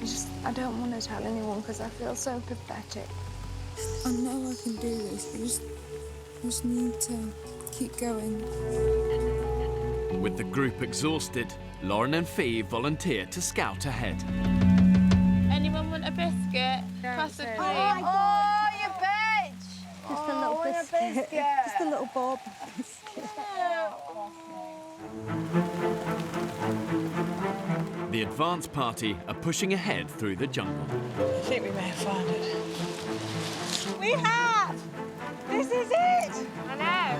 This is our beach! Oh my God, so excited.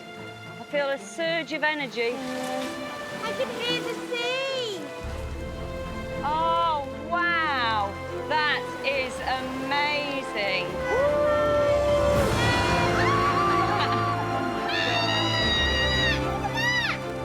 Even in the piss-soaked rain, this place looks ridiculous. I just think paradise compared to where we've been. The sea looks bluer, everything looks better, everything. Our pig! The pigs! Yay! They've traipsed all that way after us. I don't know whether I could eat them now. Oh. I'm glad they came. They love us. What the hell? Ketchup. Found a ketchup bottle, and I just think that's a sign. Opening ketchup.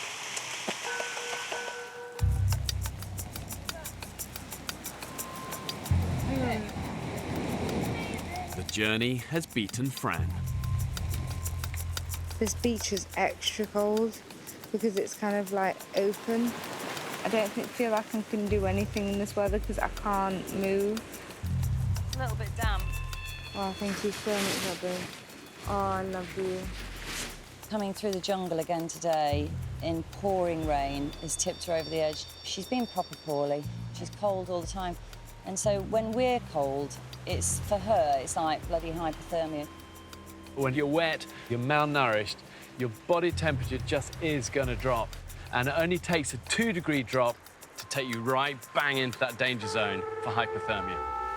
So the women have an uphill struggle getting Fran warm. I am on firewood duty. We need to get dry firewood. Nothing is dry. There's just no dry standing wood.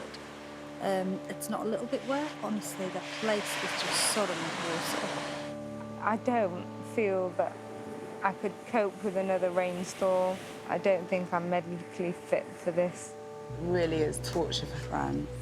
She clearly is not a well person.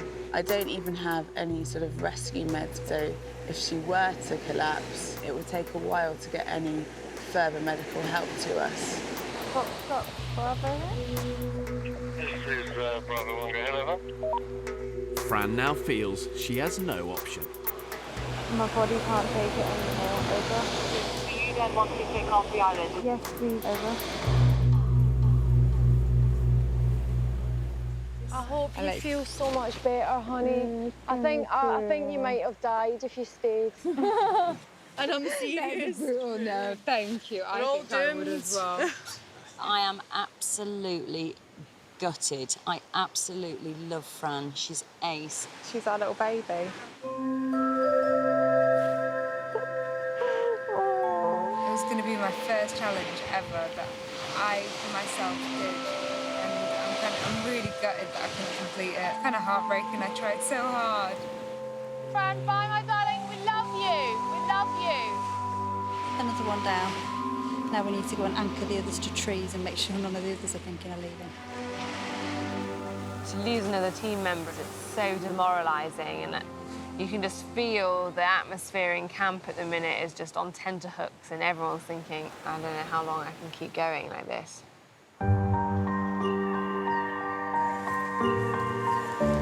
Look at this shit. I know. What the hell's gone on?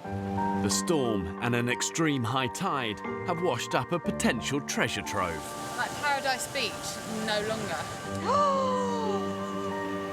Oh, false alarm, half a hair clip. Ta-da! Not only is it a can, it's a can with a lid. I think one of the real unsung heroes in the survivor's arsenal is resourcefulness. What's that? Is that iron brew? Oh my God! Oh my God! I thought it was iron brew. Oh my God! Here, hold that. I thought it was iron brew. Oh my God. Wait, check the sell-by date. I don't care.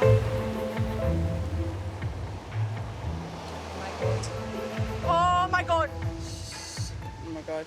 So powerfully sweet, so sugary, like syrup. And it was just heaven, absolute heaven. Literally just a drop on my tongue, and it felt like ecstasy, absolute ecstasy. The women hope the wood is now dry enough to somehow light a fire to purify the water from a nearby pond. This is filled up good. Yeah, Thank God it's for that. amazing. Thank God. Oh my God!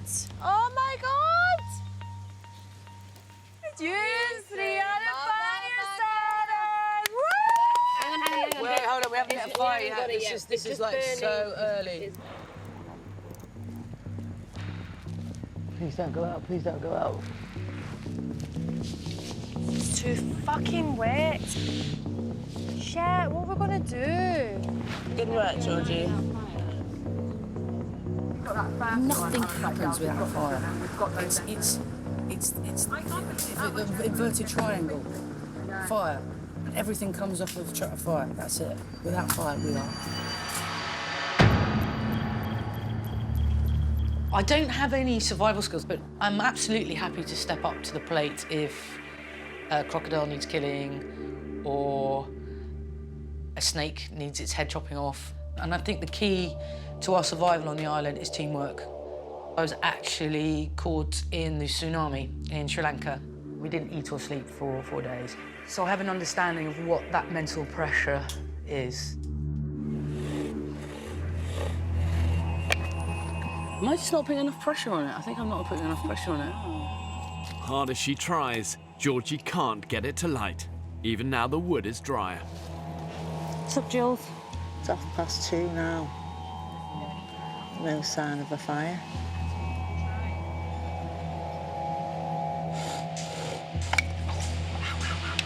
There's hardly any spindle left, is there? I know, that's the thing. That's probably why it's flicking off. Just give it another go.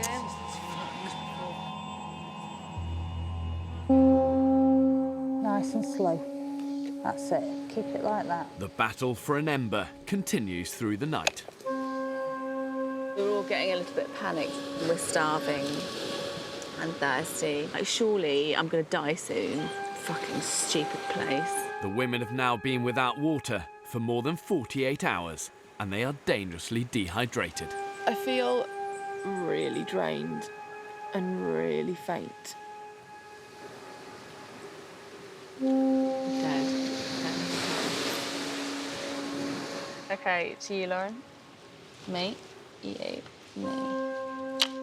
Fuck her! It wasn't like that time, that's for sure. I think we've lost this one, haven't we? So this bow drill set, really all the parts need to be in perfect proportion for this to work. The problem is the women's drill is now too small because it's been so used. They need to start again. Their situation is now beyond critical. Feels so dizzy. It's fucking hard work when you've not drunk anything and the heat. I'm really struggling. It feels like a purpose on this island is just to be dehydrated.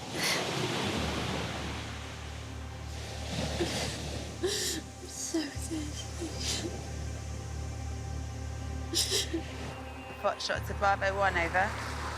I just wanted to let you know we need some supplies from you. Medical advice is that the castaways are now so critically dehydrated that within a few hours, their lives will genuinely be in danger. So really, I've got no choice but to intervene. And the women will be given a working bow drill set. Right, fire startings, bitches.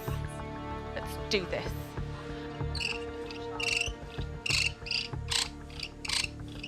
Purring, ladies. It's purring action.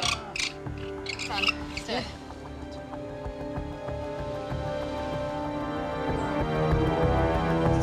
Oh, yes. Guys, well done!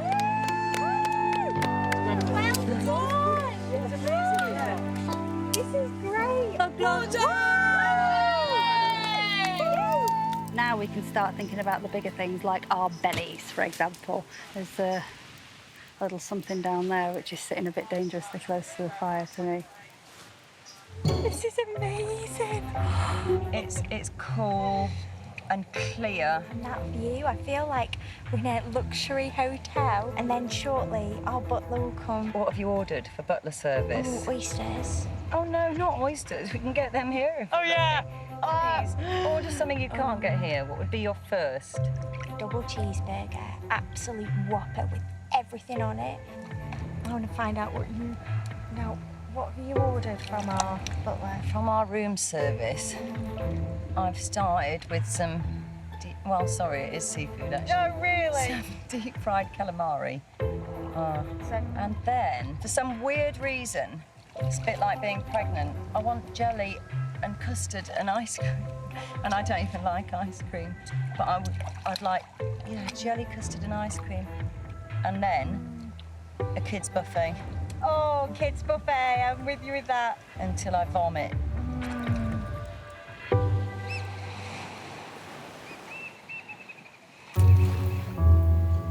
Day 12 on the island. The women now have fire and plenty of drinking water, but they're barely surviving on just 50 calories a day. It's took me, I don't know how many hours to get that many almonds. It's going to be one almond, if we're lucky. After almost 2 weeks without a meal, the group is at the point of starvation. If they don't eat soon, there's a genuine risk their organs will start to shut down. I'm fucking hungry. My tummy has gone away. I literally have no tummy, look. It's flat, flat, flat, flat, flat. My stomach's going. I'm gonna have to eat myself. Is that not the cutest thing you've ever seen? Hi, Sage and Onion. The fate of Sage and Onion hangs in the balance. The women have befriended them and now can't agree whether or not to eat them. I keep looking at those gorgeous pigs as bits of food. They're too cute. I can't. Now, imagine this. Barbecue sauce over the ribs, right? Barbecue sauce, barbecue sauce, barbecue sauce, right?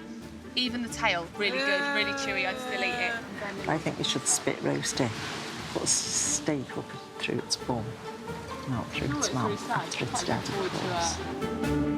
Obviously, I've got a completely different point of view to the rest of the girls because I don't eat meat, but Sage and Onion, the little piglets, I'm definitely not eating them.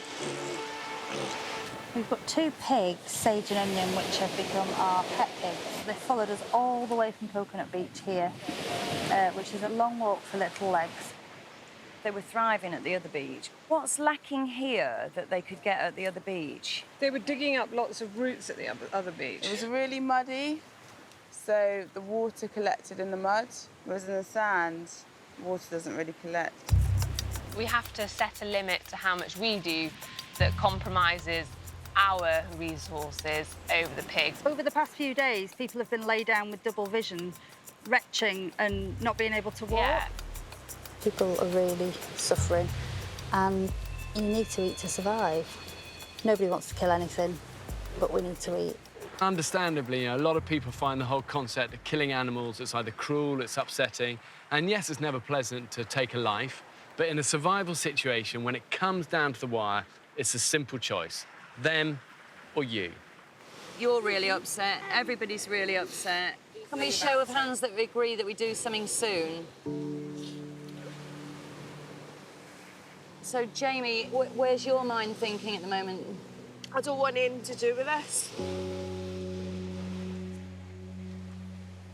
Well, who's going to kill it? Well, that's the next question.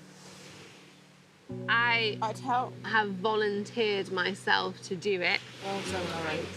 Just because I know that I'll do it fast. It's going to get all dehydrated. Have a little drink of that. It's crying out more than you're taking it. Oh, sorry. You see, it was wrong to all get attached to them, wasn't it? I always say, once you've named something, you're screwed. Yeah. The reason I'm so upset is because they reminded me of my dog. And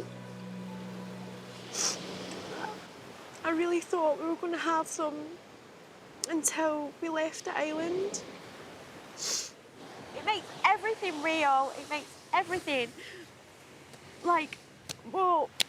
Pretty raw, isn't it? Yes, it's raw. I just want to make it the most, like, peaceful death. You know, like, if I was panicking, then it would feel that. If anyone seems a good whacker. Not annoyed at anybody, I just don't want to have any part of it. As long as I don't see it or hear it, it's just upsetting. Just gently hold them out because I don't want them to struggle. I want them to be relaxed. But I tell you what, they've had a little better life than most pigs in captivity that are bred to pork. Pork we eat and the chops I buy and the sausages I buy, they've had no life at all. I don't know another pig that's gone to bed with a load of people.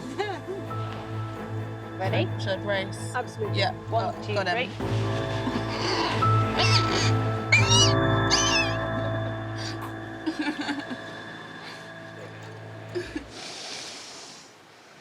Well, Lauren, absolutely amazingly well done.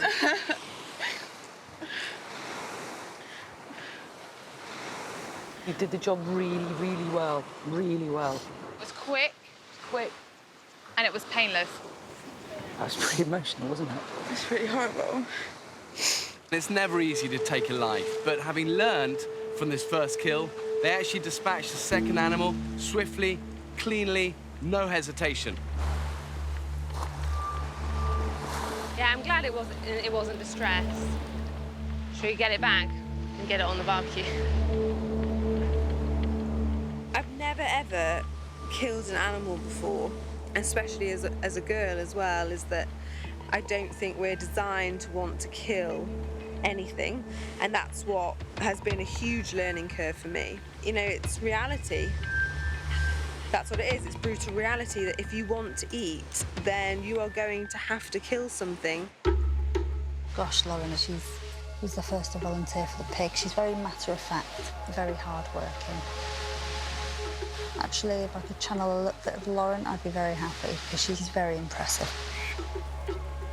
We needed something that was going to kickstart us into not viewing animals as pets, but rather as a way that is going to allow us to survive.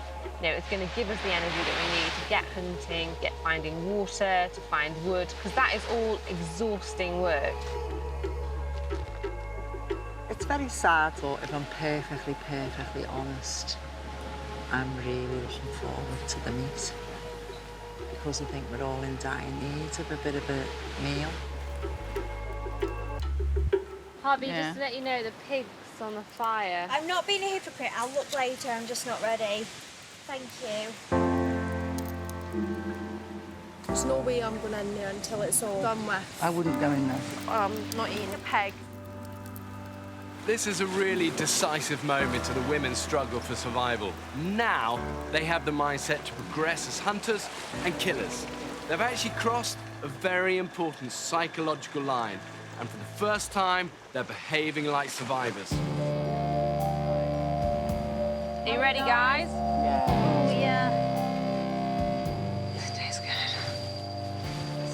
Oh my God, it's unbelievably delicious. I don't like the fact that I'm eating the piggy, but it is good. I don't know about anyone else, but I feel like a wild animal. like a cave woman. Do you think that tube is? It's testicle. I quite like things like that. Do you know what I mean? It's quite savage. We needed that. I'm not gonna lie, it was gorgeous. I could have ate it all myself. It's all good. That's it for now. Over and out. Next time on the island. You lazy bunch of bone idle bastards! We're not even halfway through, and tensions are beginning to fray. We're not all just grand to bash on bits of wood. To some would look like you didn't want to do a harder job. I would say fuck you to that person. Fucking calm down, eh? There is absolutely no food in this camp. This island is infested. Roundy boy! Yay!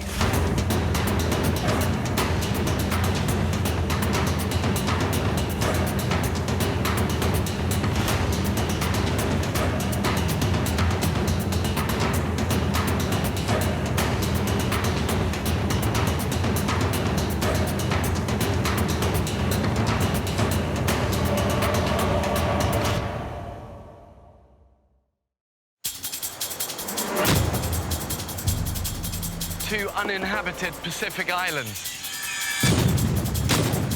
More than 5,000 miles from the UK. One will be inhabited by 14 British men, while a separate island will be home to 14 British women. For 6 weeks, they'll be utterly alone. Holy shit! With only the clothes they stand up in and a handful of basic tools. Filming everything themselves. When pushed to the limits of human endurance. Will it be brute power or mental strength that wins the day? We just caught a prehistoric animal. Who will have what it takes to stay alive? Tonight we follow the men's island. Oh! This is crazy. This is absolutely crazy. This could be the worst decision we've ever made. This time, it'll be harder than ever. They'll have to endure the height of the harsh tropical storm season. Bring it on, Mother Nature, I say. If this is the worst you can do. They'll have to find their own water and hunt for their own food. You lazy bunch of bone idle bastards! Have these modern-day men got what it takes to survive.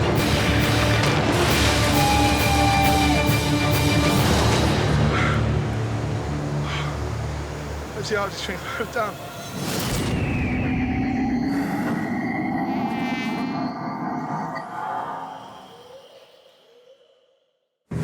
Four days ago, I dropped 14 ordinary British men on a remote Pacific island. Yes! They've eaten next to nothing. Limpets are horrendous. And after 3 days of brutal tropical storms, the group began to fracture. What is the matter with you? Nothing the matter with me, son. Leaving 3 people threatening to walk off the island. I cannot face another day on here. I'm not going to make the rest of the time on the island. I've been having a laugh up until I heard one of my teammates say they wanted me to go. It's just being a prick.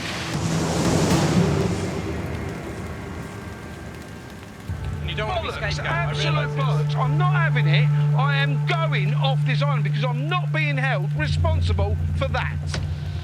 22-year-old graphic designer Joe, builder Andy, and now construction manager Paul are all threatening to leave the island. It's affected you more than I thought it would have. I came here to get away from shit like this, not deal with it every day. So we are 3 men down in 1 day when the odds are against us at the moment. And without a full complement of people, we're going to really struggle. You just made this survival thing probably twice as hard. OK, slightly less tactfully, guys. We've stood here and talked for an hour.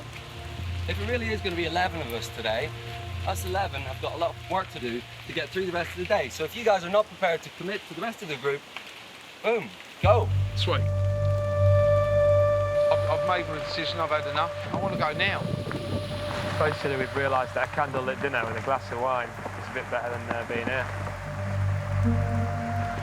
Look, we knew it was never going to be easy. But it's not the survival bit that's got to me. It's just all bullshit. I think that's genuinely shitty. Like, I think that's walking away and leaving the rest of us and letting the rest of us down in a big way. Not only is it a selfish thing to do, I think it's the most selfish possible time you could go when, like, all hands are needed.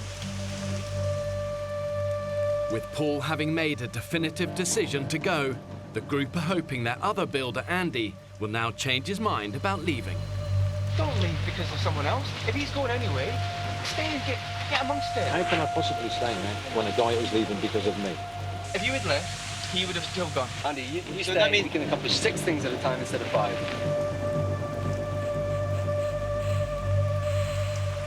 I'll stay. I'll stay. Awesome. Well done, Andy. I'll stay. Yeah! Good boy, Andy. Good boy, Andy. That's really, I'm really pleased about that. It's less worry. And it's a heartache to see the others go, but you know what? We're stronger. We're stronger with 12 and 11. As the weather breaks, Paul uses the emergency satellite phone to request his evacuation, along with Joe.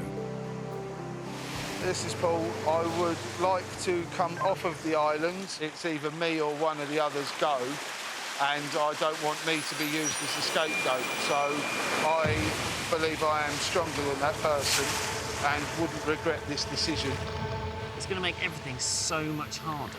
We've not been here for 5 minutes, really, and we're losing 2 members of the team. I'm an happy man. I want to be a happy man with a tub of Pringles and a Mars bar. You can only encourage them so much before you end up spending a third of your day encouraging somebody not to leave, when that could be better spent time getting the things we need. Water, fire, shelter, food. Having lost valuable time, the priority for the 12 remaining men is to finish a shelter before another storm hits. We are running on empty, but we are being stubborn and persistent. Fortunately, Andy decided to change his mind about leaving. At this point, there's still so much to do. We need all hands on deck, so losing 3 people would have been a massive blow. Right, Piers, I'm off. You off, mate? Well done, mate. See you again, eh? Yeah. See you being blighty. When looking you go. I turn round and shake your hand, mate, but we're No, it's fine. Yeah, I'll we're sort of structurally integral at the moment. see you later. I don't want to spoil fun, gents, but is there any possibility you could step out of the area while we just start running these struts across? Continue your conversation just sort of 10 feet over there.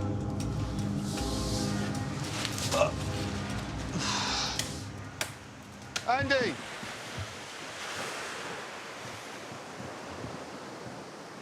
He didn't even acknowledge me. Did he not? No, didn't even turn around and say, Dicky bird. Unbelievable. Spineless wonders. Fucking hell, lads, what were you thinking? What were you possibly thinking? Just before we came out here, I bought a brand new Golf. Mate, it's white. It's beautiful. £500 wheels. Lovely view, though, isn't it? After just 5 days on the island, 14 men are down to 12. It was a bit emotional saying goodbye to everyone. Yeah, of course it was. But, I mean, in a short time we've been here, we've made quite a strong bond. But... Oh, yeah, of course we have. Now the dead weight's fucked off, let's get on with it. Ain't got the time to it, we've got to build a fucking house for tonight. When people leave a survival group, the positive thing is that what it does, it galvanises those who remain, making them even more determined that they can survive. The new group may be less in number, but it will be greater in strength. No, genuinely, I can't believe that after 5 days we're down to 12 people. It is a shock, isn't it? Come on. It's a massive shock. I mean, do you think you'll stick it? Yeah. The whole yeah. thing? Yeah, I ain't got no doubts about that, yeah. We've been talking about for the last kind of 2 days, really, that it would be a great shame if anybody left. But I now think we need to look at it positively. And as harsh as it is, perhaps we've streamlined, actually, and more determined. I think those who've stayed, you know, have showed a certain determination. We've got no personality clashes now in the camp. Everybody gets along, everybody really likes each other. We're going to have some really good bonds out of this. Not only the achievement of doing it, which we will, and a new friendship is going to develop between us all. Teamwork makes the dream work, Vic. Yes, it does, sir. Stop staring at my sexy bottom, though. It's upsetting me. I could feel your eyes penetrating my underpants.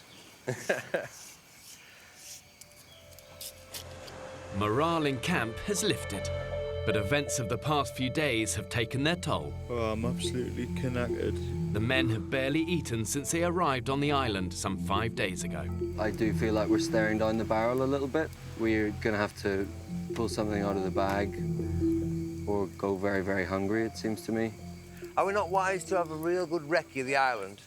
There's going to be wildlife somewhere around that rocky bit. Yeah. There's got to be. We need to really go through the interior of this island to find out what's living where. We could come across, like, you drive in the country and you see all of a sudden a field full of rabbits because they love a certain area. Yeah. It might be exactly the same with the agoutis, exactly the same with the lizards. I think it's a really, really good shot, mate. Yeah.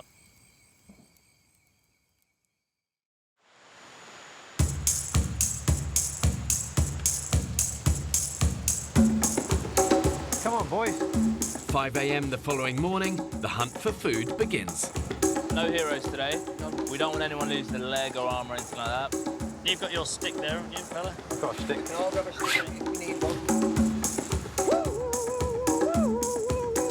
Are we going to dance first? A hunt dance? Woo! Yeah! We have an alpha male in our family, and obviously in my house I'm it. The dogs know I'm in charge, my wife lets me think I'm in charge, my kids look up to me as if I'm in charge. Alpha male, you know what I mean? I'm Johnny Weissmuller, I'm Tarzan, I'm all them things. I'm looking forward to being able to know that I can, come the zombie apocalypse or whatever world issue will befall us, that if push comes to shove, I could still provide for my family. My dream is for them guys to go, that's my dad, that's fantastic, my dad did that. Iguanas live up trees, is that right? Yeah, keep your eyes absolutely peeled. Shit, I wish I had my glasses. To ensure that these guys have a fighting chance of surviving, I've made sure there's enough water, indigenous animals and vegetation on this island to keep them alive. But they've got to have the ingenuity and the skills to find it, hunt it and kill it. Oh, look. Rays, fuck, they're shallow, aren't they? We need a weapon. We need a spear. OK, try that. Come on, boys, let's get one of these. They're going deeper. Stingrays 1, survivors nil. Anything that's heart is beating in its chest, I will eat it. Yeah. My biggest observation about living in a jungle is how quickly you lose your sentimentality. When I look at something, I'm not thinking that's beautiful or look at the little creature. I'm thinking, can I eat that? Hurry up, there's an iguana. What's that? Just straight through. Oh, yes. Right, you keep your eye on him. I'm gonna go out and round, push him back to you. Quite the mouse. Stamp on him with your flip-flops. It's there, I could see it. There's some stingrays, guys. Get it. Okay, go. Get him! Oh, Andy, get him! Oh, get him behind it. Oh, cut him off. Get him! Get it! Oh.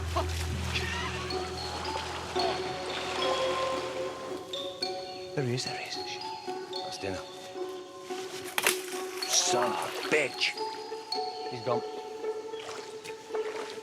A deaf man could hear us coming. We are top predator. We've got to stay that way. If we're going to survive, if not, we'll all be going home shortly. The men's first day's hunting has produced nothing. We are winging it. And if it weren't for being such a stubborn person and so positive, I think I'd have been on my way a long time ago. Just starving and dehydrating slowly is not a nice way to go. The monsoon is coming. Here it comes. Here it comes. Back down the hatches. In the middle of the night, the men are woken by the most vicious tropical storm yet. Fucking pissing down. It's amazing, from nowhere you get that really big wind. Yeah. Whoa. Where's the pan to protect the fire? Fuck. You know. Shit. Wow, it's coming in. After yesterday's exhausting and fruitless search for food, the men must now spend precious energy saving their fire. This is where we dig deep, boys. This is where we dig deep. But for some, it's becoming too much. Just really, really tired, like unbelievably tired. Got a lack of dry wood is the problem, really. Lack of dry wood. So tonight's going to be a bit difficult now. Barney, these things are eating testers, my man. I know. It's what we do in adversity what makes us men. See that? Wow. Come on, Mother Nature, do your word.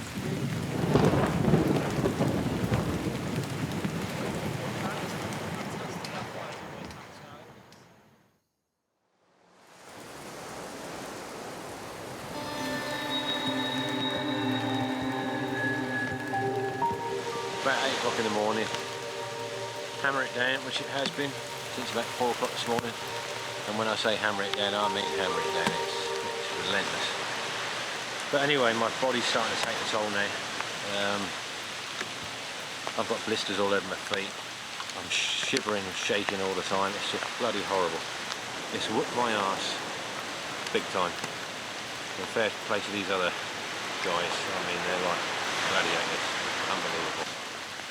And in comparison, I'm a pussy. He's an older guy, and he is starting to come apart at the seams. No food, no sleep, wet, cold, beaten up. It takes its toll.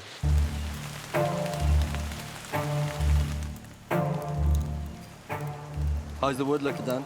Terrible. Everything's just absolutely soaking wet. After a night-long struggle, the men managed to save their fire. But now they're exhausted. And it's a perpetuating cycle, isn't it? The more you lack in energy, the less you can do. Having barely eaten in the last week, belly's rumbling. Their situation is getting desperate. We need to find a solid source of protein and carbohydrate, or we are going to seriously struggle. It's getting to the point now, if we don't eat properly in the next few days, I can see other people leaving this island. Hunting we will go, hunting we will go. Come on, let's rock and roll. The men head out once again on the search for food. But today, 51-year-old builder Andy is too tired to join them. You all right, mate? You okay? Not really, no. You look exhausted. I'm not sleeping at all. Maybe 20 minutes. And even when I am lying there, my brain's still whizzing away, you know? They're starting to drive me fucking nuts. And I just hope you all. Oh, mate, what? I'm worried about Andy. Yet again, he woke up this morning to say that he's not had a decent night's kitten. What can you do, you know? Come on, fella. It's all right. How about this? Let's me and you build a bed with some comfy bedding and a roof. Let's make that, and you've got a decent bed. Right, come on, me and you. Let's go.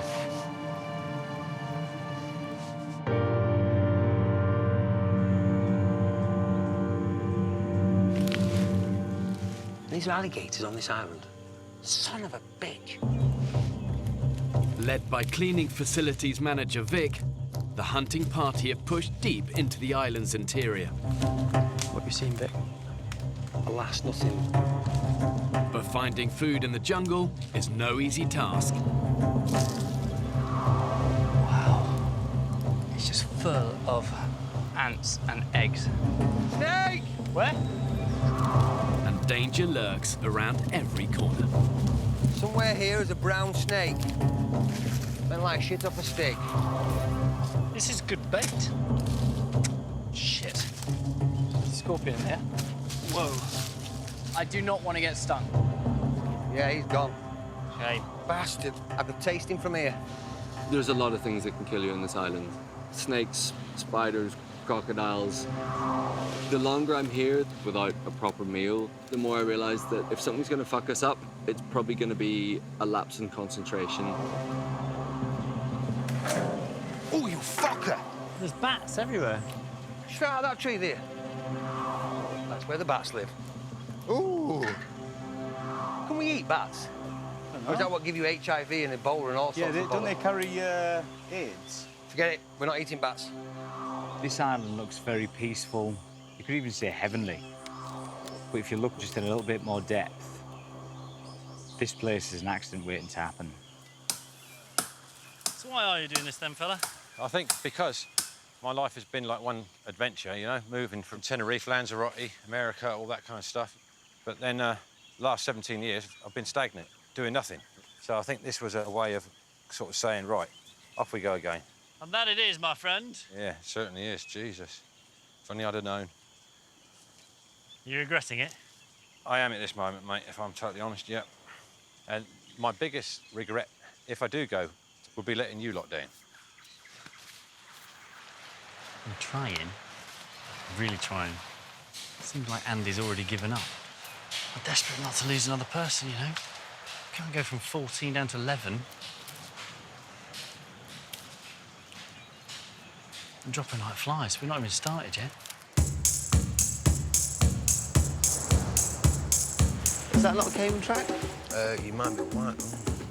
After a fruitless morning in the jungle, some of the men have set their sights on a far more ambitious prize. We're off caiman hunting. It's right down there. You see those trees? That's where it comes out. Yeah. 28-year-old website consultant Kyle has spotted a crocodile at the end of the beach. 5 of us are going to go that side, 5 of us this side. Keep your eyes behind you. Which the men are hoping to ambush. He's going to see you when he comes out.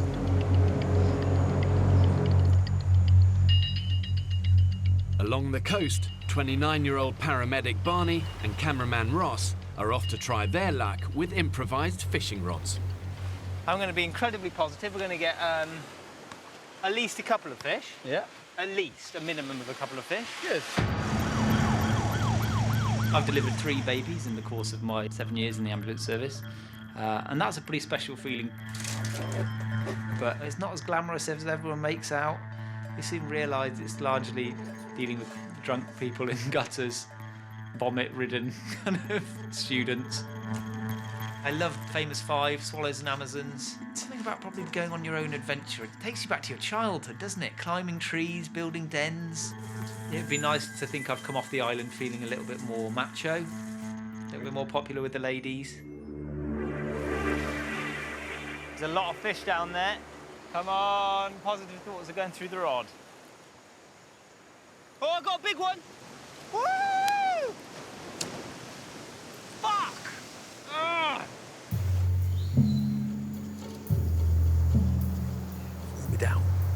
men have been attempting to stake out a caiman for almost 2 hours. But so far, they haven't seen a thing. What do you think?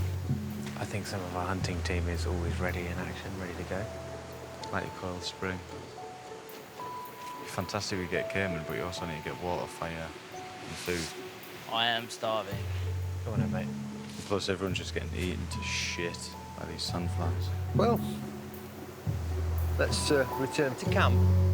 Start to finish, absolute joke. Everybody just went up there, asked about it. We had no plan when we got there, no nothing. We were like Keystone Cops. So that's going to be great. Right, I'm going to gamble this. Oh! Hey? There you go. I'm a bit bouncing it. Yeah. Mate, don't get any fucking better. Yeah. Ain't got to worry about creepy crawlies. OK, how about this? If a decent night's kit tonight, we'll stay. I will do that, I promise. OK, are we happy? I'm happy, mate. Yeah, you're a wonderful man. Top man. I'm going to hold you to it, you know. I know you will.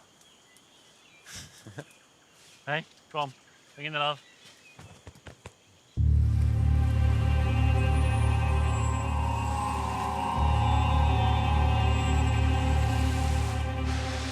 Sadly, all the cupboards are bare.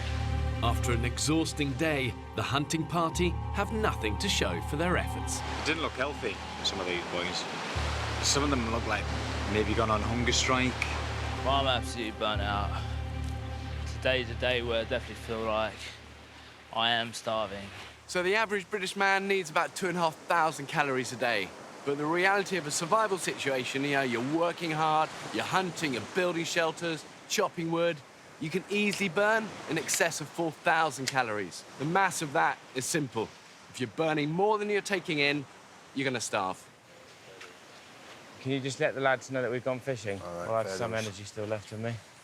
With nightfall approaching, the men are desperate to salvage something from the day. Ah! God! The fuck was that? Something just fucking... Oh. Something stung you? Yeah. Oh. Fuck me, do I know about it? You can't see what it was? No. Oh. Definitely wasn't a scorpion, was it? I have no idea. Mike to India. Cameraman Sam uses the emergency sat phone to call the offshore medical response team. Charlie has been stung on the toe from something in a wood pile. Fuck me. Oh shit, there's a scorpion, yeah. It's a scorpion, guys! Where is it? Let me kill it. Here. Scorpion! We just had confirmation it is a scorpion. Over. It's a general rule of thumb. The bigger the pincer, the smaller the stinger, the less deadly the scorpion. Bark scorpion, enough venom in that stinger to kill a man. Not good, man. Not good. I don't know much about scorpions, but I think there's a kind that's very, very poisonous. We were told before we got here that could kill you. Fuck, man, that's not what we need. The medics have asked Sam to urgently identify the type of scorpion that stung Charlie. Ah, dude, is it painful? Yeah. Okay, so that length, that is what, 2 inches long? So he's got big claws, which is a good thing. The bigger the pincers, the less the venom, apparently, so fingers crossed. He doesn't look like a bark scorpion, does he? To treat it symptomatically and keep the response camp updated on the condition of the patient, over. Copy that, will do. Fucking, mate, it's so sensitive. So, good news. From the description of this little bad boy here, from that pincer, that probably means he's not super toxic. We're gonna keep an eye on you, make sure that that doesn't swell massively and you don't get any other allergic reactions. It's like someone's driving roasting hot needles in and out. Yeah. I think you're milking a bit now, mate. I know, I need to suck it up, don't I? Oh, wait, come on, you're supposed to be English. Thankfully, it wasn't particularly poisonous, but it must have hurt like nobody's business. Poor guy. I do not need anything over, thank Charlie, you. seriously, keep your weight off it. Oh, actually, maybe. Keep your weight off it. Easy. No pride. Not nice to see anyone like that, really. The boy is what I would like to call OTG. He is out the game. The medics have advised Charlie to stay off his feet for the rest of the day. Let's go and be the saviours of today. Go on, then. OK, rods. With now only an hour to sunset, paramedic Barney and cameraman Ross set out to make a last-ditch attempt to catch dinner for the group. Yeah, let's go. But to get back to the headland where they've seen most fish, they face a treacherous scramble across the rocks. That's quite high, isn't it? And the tide's coming in fast. So I feel there is a bit of a risk, actually. But I'd like to take risks. We're not going to gain anything by walking back now, are we? Let's do it. Oh, no, wait, no, sorry, hang on. We have to wait for the tide to go out, and then we're making that gap there. So the Pacific really is just a vast ocean. It's actually the largest in the world, covering over 60 million square miles. You've got these fierce ocean currents, they swirl around these little islands, and if you get swept out into them, you really genuinely don't stand a chance. The next stop that way is the Galapagos Islands, if the sharks don't get you first. Now.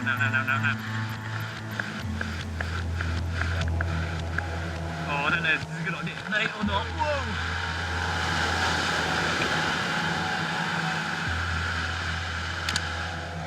Taking quite a risk just to get a fish. Because we're all so hungry. And you've got to take risks, haven't you, really? What do you think? Is this a bit dodgy or? Good.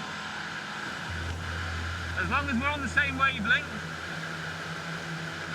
Sea's a lot rougher, though.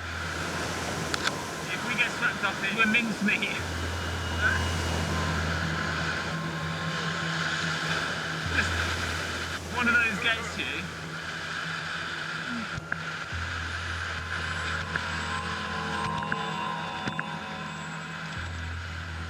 Okay, Ross? Barney and Ross finally reach the point where they want to fish, but it's now going dark. You ever think you could do something right? God, no. Not in a million years, do you? Cool, wasn't it? Ah, it's so exciting. It's like proper survival, isn't it? It's not armchair survival. Oh, mine's now. Ross? Quick, mate, quick if you like. Fucking lost the camera. Are you okay? Let's get up out of here, mate. Fuck!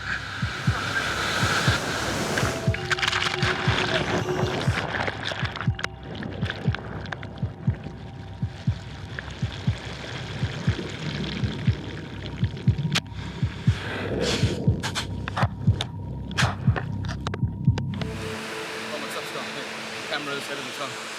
Hey? The cameras have got fucking smashed in the rocks. I think it's fair to say we nearly got killed, actually. Like, we walked up there to do some fishing, completely fine, calm. He was behind me. I turned round to see a huge wave, probably about 10 feet, engulfed Ross, and then Ross was gone, like that. And then I ran down and managed to grab him. I pull him out. And I've never been so terrified in my life. Barney too, right? Afternoon, guys. Where you been? Hello, boys. I'm shaken to say the least, actually. Oh, my God. Oh, Dave, do you want some water or something? Make some room for the guy. There's a massive wave crashed right over me. It swept me straight out on the rocks. You know when we were fishing? Yeah. Straight out, like that. Grabbed the rocks back up, and then another massive one took us both down. Can we please see no more fishing at night then, please? Yes. Yeah. You are a true team man, aren't you?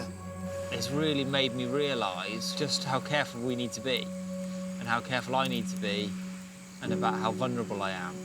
Despite feeling as a young guy that actually you're invincible, out here, it's just not the case at all. You all right? You're fresh. Near-death experience. Yeah.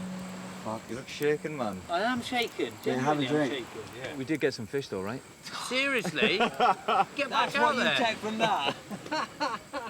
Tell you what, this is one hell of an adventure, isn't it? It's turned out to be a real Len and Mice game, this. Good night, everybody. I'm sorry, I'm not being rude, I promise. Get some rest, mate. 51-year-old Andy hasn't slept well since arriving on the island. I'm absolutely exhausted. Concerned he'll leave if he doesn't get some quality rest, the group are hoping his new bed is the answer. Andy's got the skill set that we absolutely desperately need on the island, you know. He's a builder by trade, so he could shortcut so many of our processes. So, you know, I want him to stay. He didn't, you know, I'm sure he didn't come on the island to fail. So if you have a decent night's kit, then you're not going to leave us. That was the deal, wasn't it? If I have a decent night's kit. All right, then.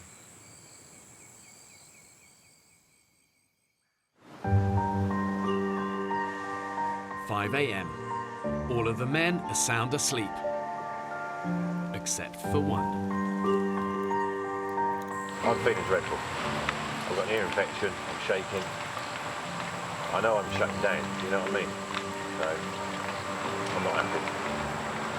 I'm not happy going anywhere. Andy woke up this morning. First thing he said to me, he said, oh, I'm off.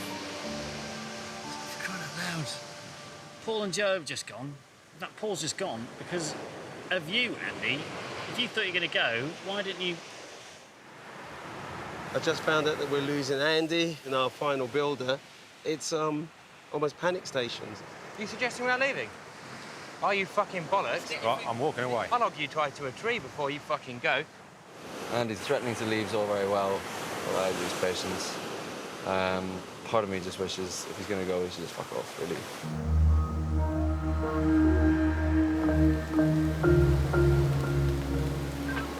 I'd like to say I want the boat here now. Over and out. Bye. Just a day after deciding he would stay, Andy uses the emergency satellite phone to request an evacuation. Andy Pandy is leaving today. Something that I kind of predicted, really. I think Paul was just an excuse. So really, it was a shame that Paul had to go because Andy was always going to go in the end. Take care. I can't give myself or you guys anymore, I'm sorry. What can you do, you know? We're down to 11 people after not even a week. It's just embarrassing. When people leave a survival group, the remaining members can often feel this sense of desertion, betrayal, maybe even a little bit of jealousy. I mean, who wouldn't want to leave what for many of them really is a living hell? But ultimately, losing a negative influence will be a good thing for the long term of the group. Feeling pretty tired today. What you could do is some food. 8 days in, with barely a thing to eat, and delayed by Andy's departure, Fucking little fish. the men resume their daily search for food. I don't know why people choose to do this in their free time. Fish? Yeah. I don't do a lot of it. Father-in-law lives it. Absolutely fucking lives it. He's a dick. Every day is a winding road. While the others hunt, 29-year-old Barney has volunteered for fire duty. I'm happy actually just wandering back at base. The group are worried that his near-death experience yesterday has knocked his confidence. He literally got swept off the rocks. He's got bumps and scrapes, and if it wasn't for Barney saving Ross's life, things would have been really serious. I think it's just a reminder of what this place is like. It just feels like everything around us is genuinely trying to kill us. He's such a nice guy, so easy to relate to.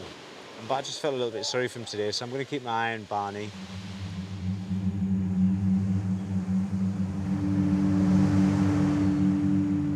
I think he was crying there just before you got the camera.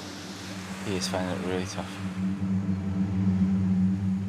He is seriously lethargic, looks seriously homesick. He needs to get himself back on his feet. Having already lost 3 men, cameraman Ross is worried the group could soon be in danger of losing another, and persuades Barney to join him on a fishing trip in an attempt to lift his spirits. I thought you looked really low and that you weren't enjoying yourself and just looked like you wanted to get out of here. I was a bit worried that you might go fuck it and leave. You know? I think everyone's having their low days too, right? After any sort of frightening near-death experience, it's very normal to become withdrawn and a little bit introverted, and people tend to then do everything they can to avoid having to face that same fear. But trying to survive on a desert island, the men don't have that luxury. They need to conquer their fear, otherwise it will conquer them. I'm finding it difficult now, actually. I feel like I've had enough of being here. And every time I think about my family, I find it more difficult. And I realise that this week is the week that I'm meant to be at Centre Parks.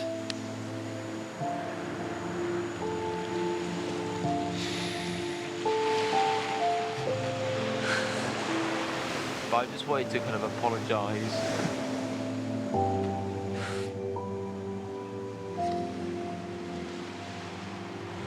There's a little blue fish down here. So have you got a spear? Yeah. How big's the fish? He's a fucking good fish, I know that. Bastard him. In their first week on the island, the men have barely eaten. That spear's not worth donkey poo. Fucking rubbish. All of their attempts to find a decent meal have ended in failure. No luck today, but that's why it's called fishing and not catching. Today's lunch for 11 famished men is slim pickings from the jungle floor. Guys, taste it. This is exciting. Scorpion. It's got a few ants on it at the moment because we killed it about half an hour ago. Oh. But who's up for a little eat? Yes, please. Fuck it, I'll eat it. Heaven in your mouth. Burn the ants off. Da, da, da. Where's the How game? come you're giving it to him then? Why can't I have any? Oh, because you're too northern. I'm too northern. I'm feeling victimised because I'm the northern one. That's it, you can all kiss my ass. You're a brave man, Dan. What's it like? It's pretty gross. Is it? It's like eating crispy poo. Is it? Yeah. I'm glad it was you then. In a survival situation, every mouthful counts. Tell you what, better than limpets. Is it? But one scorpion between 11 grown men is nowhere near enough to save them from starvation. It's hard to concentrate and noticing that energy is so low. I'm so bloody burnt out. Man, this place wears you down. Really does. Just tried standing up and then started got the standard head rushes and then really I was just sort of rocking backwards and forwards. I don't know, only for a few seconds, but enough to put me on my arse. It's getting to the point now, if we don't eat properly in the next few days, we're going to drop like flies. Despite their rapid physical decline, the men have no choice but to keep on hunting. It's quite a daunting thing, really, isn't it? The idea that we might come across Hayman today. 37-year-old Sam has persuaded Barney to join him in a bid to keep him busy after his accident. I can't convey how tough this whole thing has been, actually.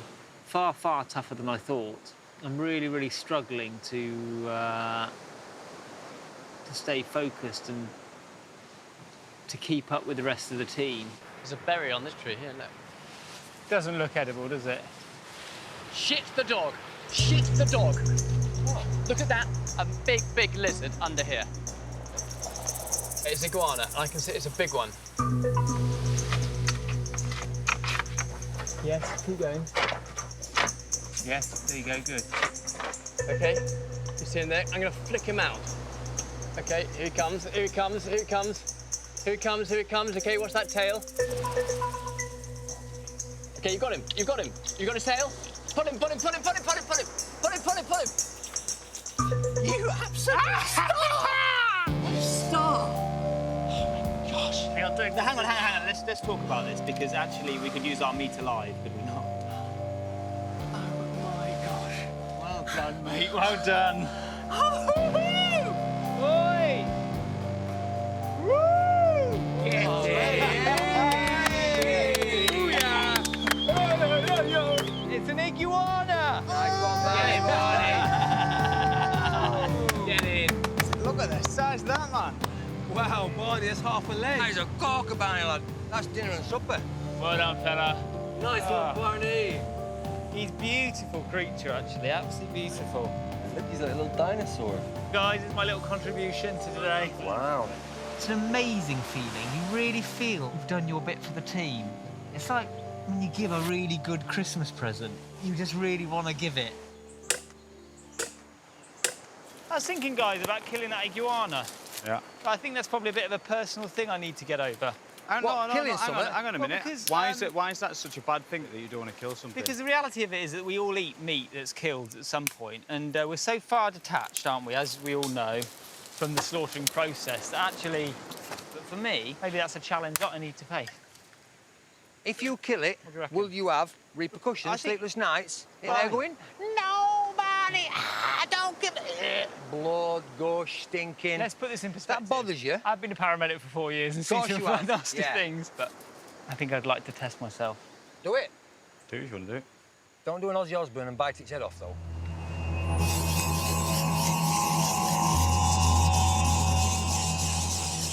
Barney, how are you feeling? It suddenly feels much more real when you're having to sit here like the executioner, you know.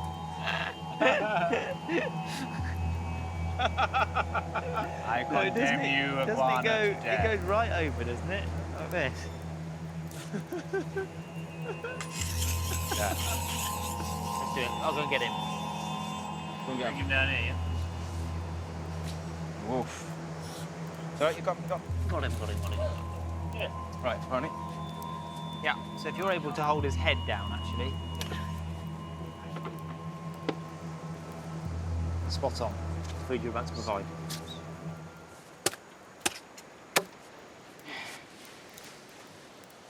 Great effort, Barney. Well done, Barney. You all right, mate?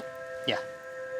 A couple of my really close friends have got iguanas, and I really don't know how they'll view this. I don't think you... I hope they understand that this is completely a survival situation, and their pets are not in danger. They can leave me in the lounge without them. It's a very mix of emotions, because you really have provided, and everyone's got some food tonight, including myself. Hopefully it gives you a greater respect for the animal than if I were just to sit around tonight having somebody else killed it. I'm going to enjoy that meal more than anyone tonight. I've seen it myself so often, you know, the quiet, humble individual who the group maybe initially discount, but suddenly they can become the man of the hour, just in one heroic moment. And these brave people earn respect through their deeds. They don't earn it through, you know, bluster. And really, that's what British courage is.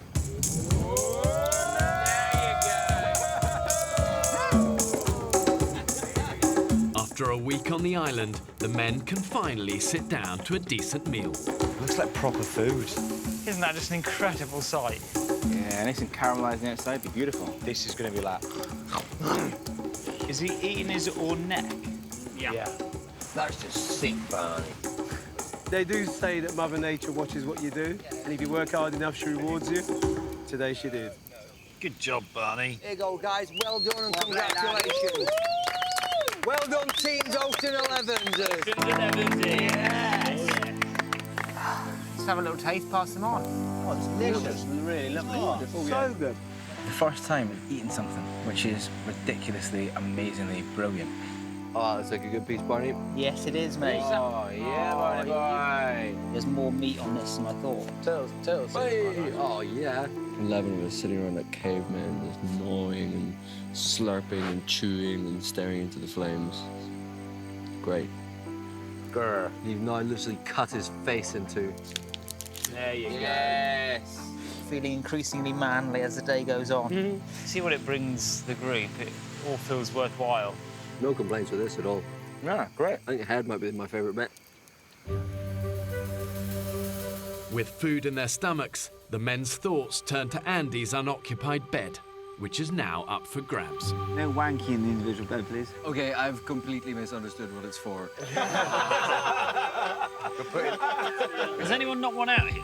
Dude, after the third night, every morning, I woke up prouder than a honeymooner, though. Seriously, you could want like a single man A-frame. Come see me in the morning. Buzzing tonight. Buzzing. It felt like a bunch of 11 mates sat around the campfire on a wee holiday, eating great food. The Fantastic 14 is now the Excellent 11. I'm under no illusions that shit times will come, but in the meantime, I'm going to embrace the good, and the good is right now. Help! Becky! Next time on the Women's Island. Radio in now. Medic now. Oh my God. What's just happened? She's collapsed. Oh, don't you dear! The group are still separated. Everyone needs off here. It's not a programme, it's ridiculous. We can't navigate, I can't walk, and I'm just fucked. I'm an old fox.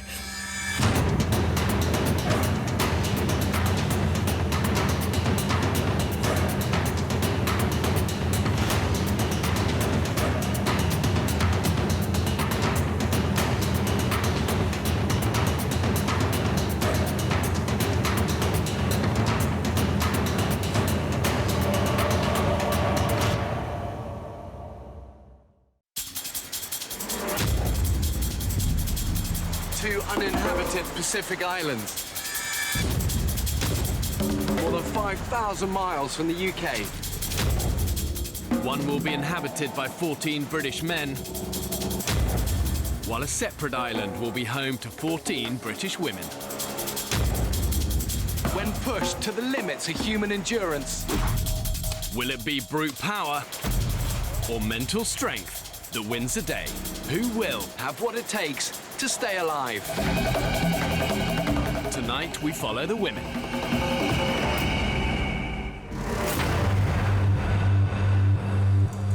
In 21st century Britain, old-fashioned ideas about men and women have disappeared. And traditional gender roles have become blurred. Women are often expected to do it all, combining childcare with excelling at work. Don't let that happen again. I don't know who's doing it. It's really, really embarrassing and unprofessional. But if stripped of all of the advantages of modern life, and multitasking 21st century women better cut out for survival than men. To find out, I'm abandoning 14 ordinary women to fend for themselves on a remote desert island. A huge snake came towards me. It came right at me. They will be utterly alone, I need to be with my family. filming everything themselves. Right, you're filming me, filming you. That is the biggest shaka I've ever seen. They'll have to hunt for food, You're all right, you are. for water, Yeah, it's collecting water now. and for shelter. Oh, for sake. The women will be taken to the very edge of existence, living on the island for 6 weeks in the middle of tropical storm season. It's like a tornado. That is terrifying. We need a radio-in medic now. It's not a programme, it's ridiculous. Wow. Just remember to how you felt when you felt shit, OK? And leave it there. when pitted against the extremes of nature, have these modern-day women got what it takes to survive? Guys. That is a big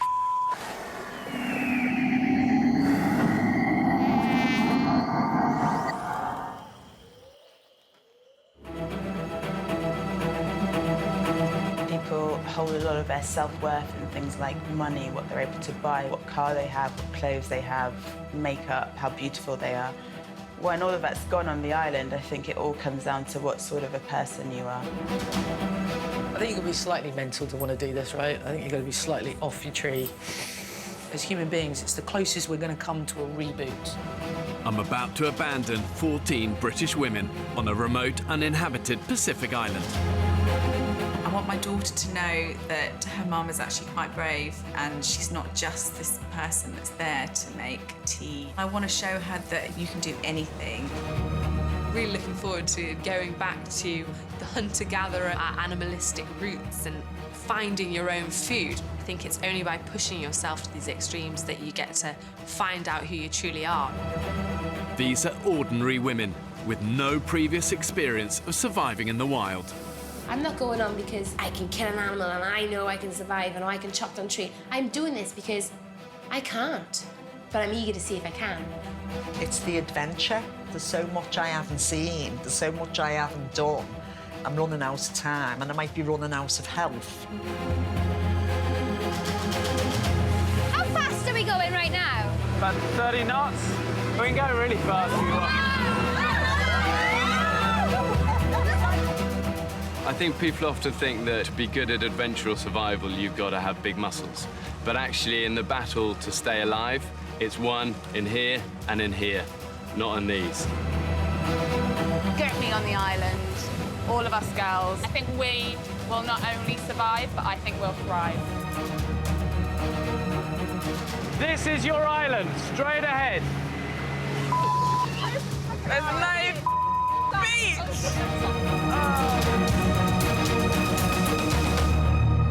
There are a lot of currents around this, okay? So I'm going to try and find these little areas, slack water, to get you in. Unpredictable riptides and hidden rocks make these waters treacherous. This is the closest I can get the boat to the shoreline. I'm not going to sugarcoat this for you guys. It is going to be hard. It's going to be hard physically. It's going to be hard emotionally. And the thing to remember is positivity, positivity, positivity. It's not the white beaches and the sun that we were daydreaming of. I was okay until I got to this point, and now I'm really panicking. How deep is that? You know, it is going to be out of your depth. There are rocks in there. Just be smart. To get to the island, the women have no choice but to swim to the shore in the clothes they're wearing. It's the thought of being all night with no dry clothes and no fire, because we have to make mistakes. Don't think about it. Just one by one. It's gonna take. We'll just cuddle each other tonight. Yeah. Everyone's allowed the odd wind. Once we get you in the water, you'll be done with it. Yeah? Can't then get it's anywhere, all, then it's all in front of you. It's all uphill from here. You'll be great. You'll be great. It's all uphill from here. Yeah. You're good to go.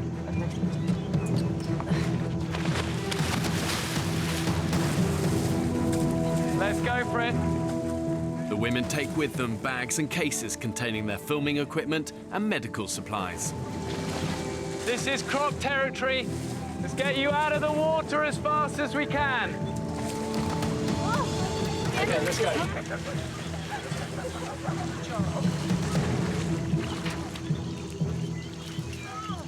From this moment on, they'll be completely alone. Who are you? George. George, excellent. I'm Becky. Becky, hi Becky. Happy. So nice to meet you. I'm Harbour. Nice to meet you. What do you do? I'm a psychotherapist. Oh my God! Yeah. Belinda. Jamie. Nice to meet you. What's your name? Becky, hello. Belinda. So emotional. Well, that was suitably chaotic. You know, it's 4 o'clock. It's going to get dark here in a couple of hours. And already, you know, there have been 15 minutes chat on the beach. They need to work hard, get moving. But, you know, there's nothing I can do. These are things they're going to find out. It's time for me and the crew to leave. We won't be back till the end of the experiment. Oh, I'm peeing. I'm peeing. I'm peeing. I'm peeing. Oh, I still need to pee. I don't know if I want to pee through my trousers. The women's home for the next 6 weeks is this remote, uninhabited Pacific island. To make sure they have a fighting chance of survival, I've ensured there is enough water, indigenous animals and vegetation to keep them alive. But only if they have the ingenuity to find it, catch it and kill it. I've dropped the group in the most inhospitable part of the island. There's unforgiving jungle and deadly creatures all around. Now just 2 hours before sunset, the group need to move away as quickly as they can. Are you still weeing, Jade? I'm weeing. I need to find that peaceful moment where I can actually wee. But the thing is, I'm weeing. And then I push more and I'm weeing more. I think it's because I've held it in for so long. Guys, it's really dense up here, so we need to get moving. We're just going to try and take all the kit up this slope, basically. Bring it up, because I think the tide's coming in, and then try and find somewhere to fucking sleep. Can you take this camera, of course? All of the women will be filming, but 4 of the group are trained and experienced camera operators. Hello again. They'll be living under exactly the same conditions as everyone else. Please, could you just push me at my back? No, it's my weight. I can't get it up. Here, wait. Drop my hand. That's it. That's what I needed. The women have no food and just 1 day's supply of drinking water. We need a decent place to sleep tonight because it's nearly dark. We're not going to have it here. We need to, we actually need to go. We really do. Right, who wants to carve the way? To stand any chance of surviving, they've been provided with 3 knives, 3 machetes and some basic fishing equipment. Anybody that's using a knife, just tell us. Don't whip it out. Guys, are we going right or straight? Guys, should we get together and have a chat? Because let's ask her. Let's come up, there's a clearing. With little daylight left, the group's priority must be to find a safe place to camp and quickly. We can't just come off a boat and stay in the same place. 100%. 100%. Do you want to lead the way? Make a decision. You lead the way. Anywhere you think it looks the clearest, we'll follow you. I'm not going that way, right? It's more dense and the light is through over here, so I want to go over here. Guys, be really careful when you come in on this trail. I'm still going up. Going, keep going. Need to get the fuck out. What? Oh. Right, stay still. We've got dinner. Oh my God. What is it? Snake. It's right near me. A huge fucking snake came towards me. I think what you need to do... Fucking hell. Right, it's going up the tree, girls. Shall I just chop its head off? It came right at me. What? What's head? And it came straight towards me. I nearly stood on it. That's why I ran away. Oh, fuck. I'm gonna fucking die on this island. You're not gonna die. You are not going to die. It came right towards me like that. Just breathe slowly and walk up to me How now. am I gonna sleep in this island? Come on. What's her name? Jamie. Jamie, come to me. Oh my God. Just come to me. Right, I'll come to you. Oh. To be honest, I'm frightened of everything. Bugs and snakes and crocodiles and sharks. But I really, really want to overcome the fear.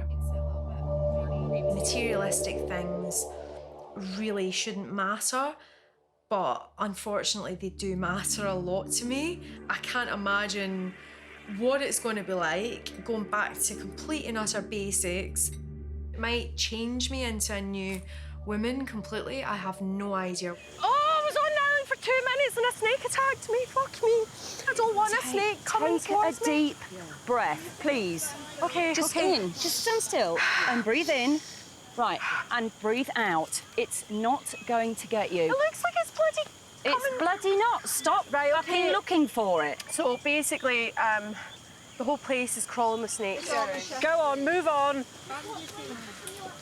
Keep moving. I want to get out of here. When you're pushing through dense jungle into the unknown, everything is a potential threat. You've got caiman crocodiles, you've got snakes, you've got wild pigs, all of which are most likely to attack when they're surprised. You let your guard down, the wild is going to bite you on the backside hard. I feel like everything's crawling. It's not. You've got to try and just take your mind away and just pretend you're walking through some lovely area of a botanical garden. Oh, shit, they're yucca. Oh, where? Right in front of us. Look. Oh. We got a yucca. Guys, we need to get our priorities straight. It's an early win. They've identified a valuable source of carbohydrate. We're getting too excited about yucca. I'm actually quite concerned about sleeping, not yucca. This is nuts. I didn't know places like this existed. Oh, my hair. It's caught on a vine. Okay, more spikes. Guys, there's spikes on this that you can't even see. We're getting denser. Is everybody happy to continue through this? Well, I think we need to think about how much sunlight we have left. If I have to, I'll walk through the dark because I am not sleeping here because of that snake. I'm with you on that one. Don't know what else is here. With light running out fast, the women are no closer to finding a beach to set up camp. Guys, where we just stopped, where there is quite a big open space, this might be a good place to just base. Let's do it. Right. I really, really do feel like I want to get out of this area because I feel like we've made absolutely zero progress. Let's get out of here. It's really making me quite anxious and stressing me out. 14 British women have been abandoned on a remote Pacific island with nothing but the clothes they stand up in and a few basic tools. What I want to find out is, has all of this cushioning that civilization has experienced Has it made us totally lose touch with that survival instinct that I believe is deep within us all? With night closing in, the women have decided to abandon their search for a beach and set up camp in the jungle, taking their chances with the deadly critters. Strength isn't an outward thing, it's an inner thing, it's an inner quality. And whether you're a man or a woman, you can have that. It's about how you react to the hardship.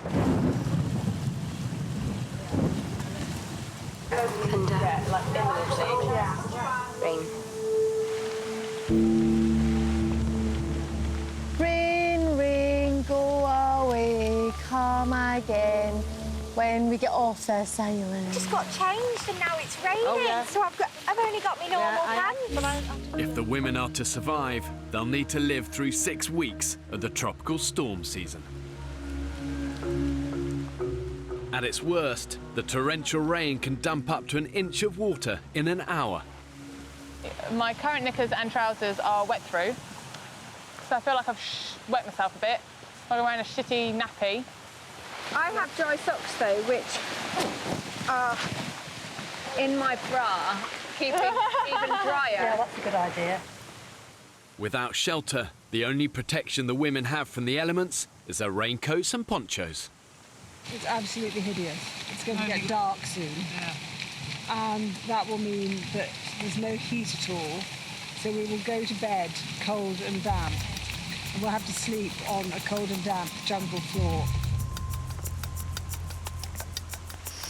Look at my fucking hands. I'm a hairdresser. And, like, I can't afford this.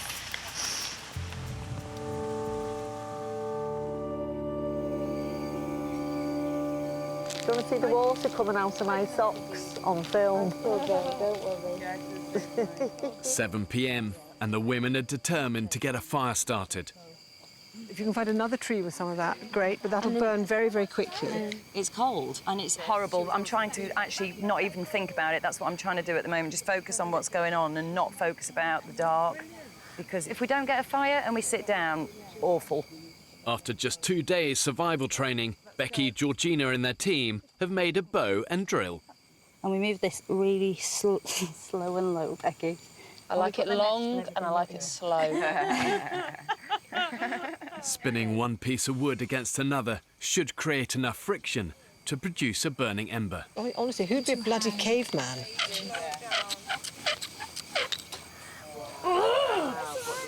We've done it once, we'll do it again. We can do this, girls. We can do it. We can do it. Right back in. We're all so desperate to make fire, and the conditions are just so wet. I just have a feeling we're going to stay up all night and try and make fire. Is there any smoke coming from there at all? How long do you think the girls have been at it now? 3 hours, maybe more than 3 hours. These women I'm with are amazing. I've gone from absolutely terrified to sheer thrill and enjoyment. Oh, there's tons of smoke. It's like a friggin' wigwam. Keep going. Don't think I can hold it much longer. Bloody good ember. We're going for it. Maybe it's going too far on that.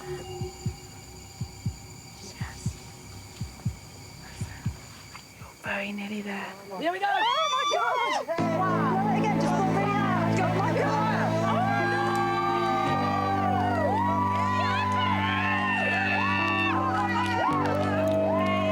God! Us women just like to do this by persistence. Becky and her team's determination has paid off. Not even a little fire. Fucking giant one! After just 5 hours of trying, these women have achieved what took mankind hundreds of thousands of years. Guys, how are we actually feeling about the fire? But almost more importantly, what it does for the women is going to give them a sense that they're gaining control of their environment. Is everyone stripping off? Oh. I've got my dress stuck in my knickers. Oh, I don't want to sound too cocky too early. No, I don't think we should. I don't think we should at all. No. But right now, we're winning.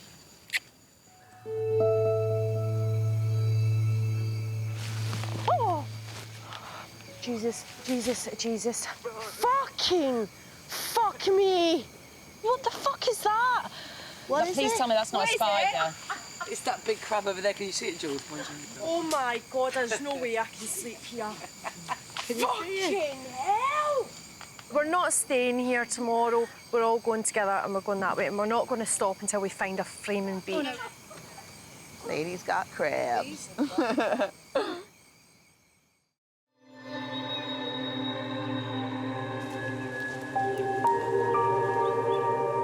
The women have had a restless first night on the damp jungle floor.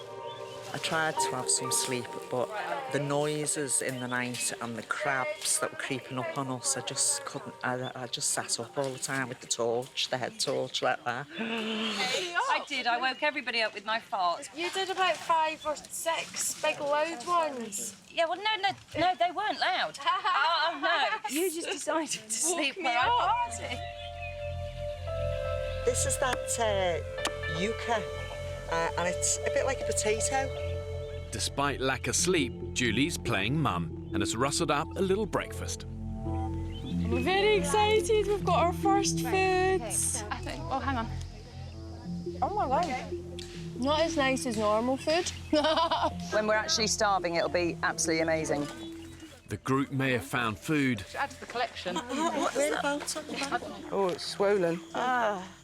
It was really but during the night, it's the women themselves that are featured on the island menu. Look at my back. I've got like a full face of spots, and I can't even like wipe my eyes because my hands are dirty. Look at my nails. Basically, I can't be dealing with this. One side of me is like, I want to do this, I love nature, I am one with nature. And the other side of me is just like, look at my fucking face. You're kidding me. You know, what the fuck, like? You always look gorgeous when you're young. You do. Don't they? Exactly. You know. We're all young. Your boobs are better than mine. Well, mine are false. The urgent priority for the group is to find a safe place to camp, away from the jungle creatures and near a sustainable water source. There's only going to be, what, about 20 litres of water, and that's not lasting us 14 people for very long. As nice as this camp is, we want to... I am trying to be nice. Go and find the beach. Yeah. So one group's going to go look, and one group's going to stay here. Who's in the go group? Me. Can I come? Yeah. Have you got your whistles? And Yes, your we've whistled up. Hold on a minute. You think that you can walk right round this island? We in the don't water? know anything. It's trial and error, isn't it? I think this decision has been made a little too quickly, and I just think we need to plan. Why don't we just stay here for another few hours thinking about it? Or we could go. Are you not coming now? Yeah, I am. Off your butt, then. We're off. I've done the children, I've been mum, I've done my business. I'm at this age now where I need to do something for me. When I was younger, I did want to do certain things, but I never had actually either the balls or the friends to do it with me, and I didn't have enough balls to do it on my own. And now, I want to see if I can cope. So do you see if we go to the end of that bit there and see what's around the corner? I wish I had water with me. With nothing to carry it in, Abby and Fran's group set off with no water. I'm really hoping we find a beach, because last night was not fun. My body does not like this at all. I hope there's paradise beyond these rocks. Finding a good camp is a key priority. They'll need a base with vital resources close at hand. The sea for food, the materials to build a shelter, and a plentiful water source. Let that be a beach, please. Oh my God, it's grim. I have a feeling when the tide is high, that disappears. Yeah. What, the whole of that? I agree. And that's a mangrove there. Yeah. This whole thing's been futile around this side, then. This is shit. What do you want to do? I need to have a drink. So we have a good trek to get back to Drink town. I'm like shattered. We can't let this island take its toll on us on the second day. It's hot, we don't have water Just even trekking is a risk right now. The women have left themselves exposed in oppressive 30-degree heat with nothing to drink. I'm sick. I have to sit down in a minute, I'm going to collapse. It's a long way back to their temporary camp. Guys, we've had a fall. Oh, fuck. Okay, don't panic.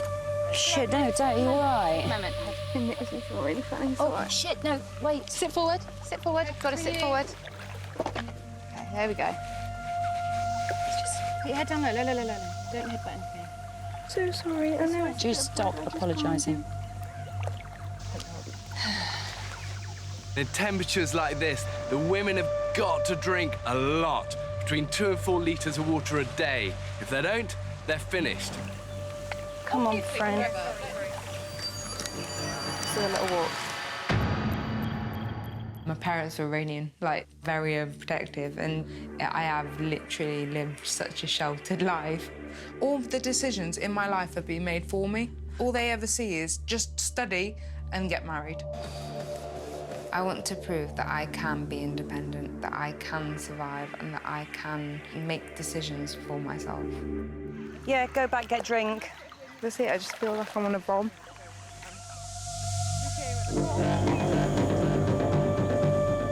I actually just thought we'd find some idyllic beach within 24 hours, but actually the reality is we're actually only something like, oh God, a few hundred metres away from where we jumped out the stupid boat. So right now I feel a bit of a failure. I can't believe we can't get out of here. The whole notion of surviving on a tropical island may sound idyllic, but the reality behind the picture postcard fantasy is brutal. And it may look like paradise, but trying to survive on an island like that really can be hell on earth. I've been trying to keep these tears in all along. Stop it, Jade. Just try and stop. Just try and stop, because it'll make you feel worse by crying.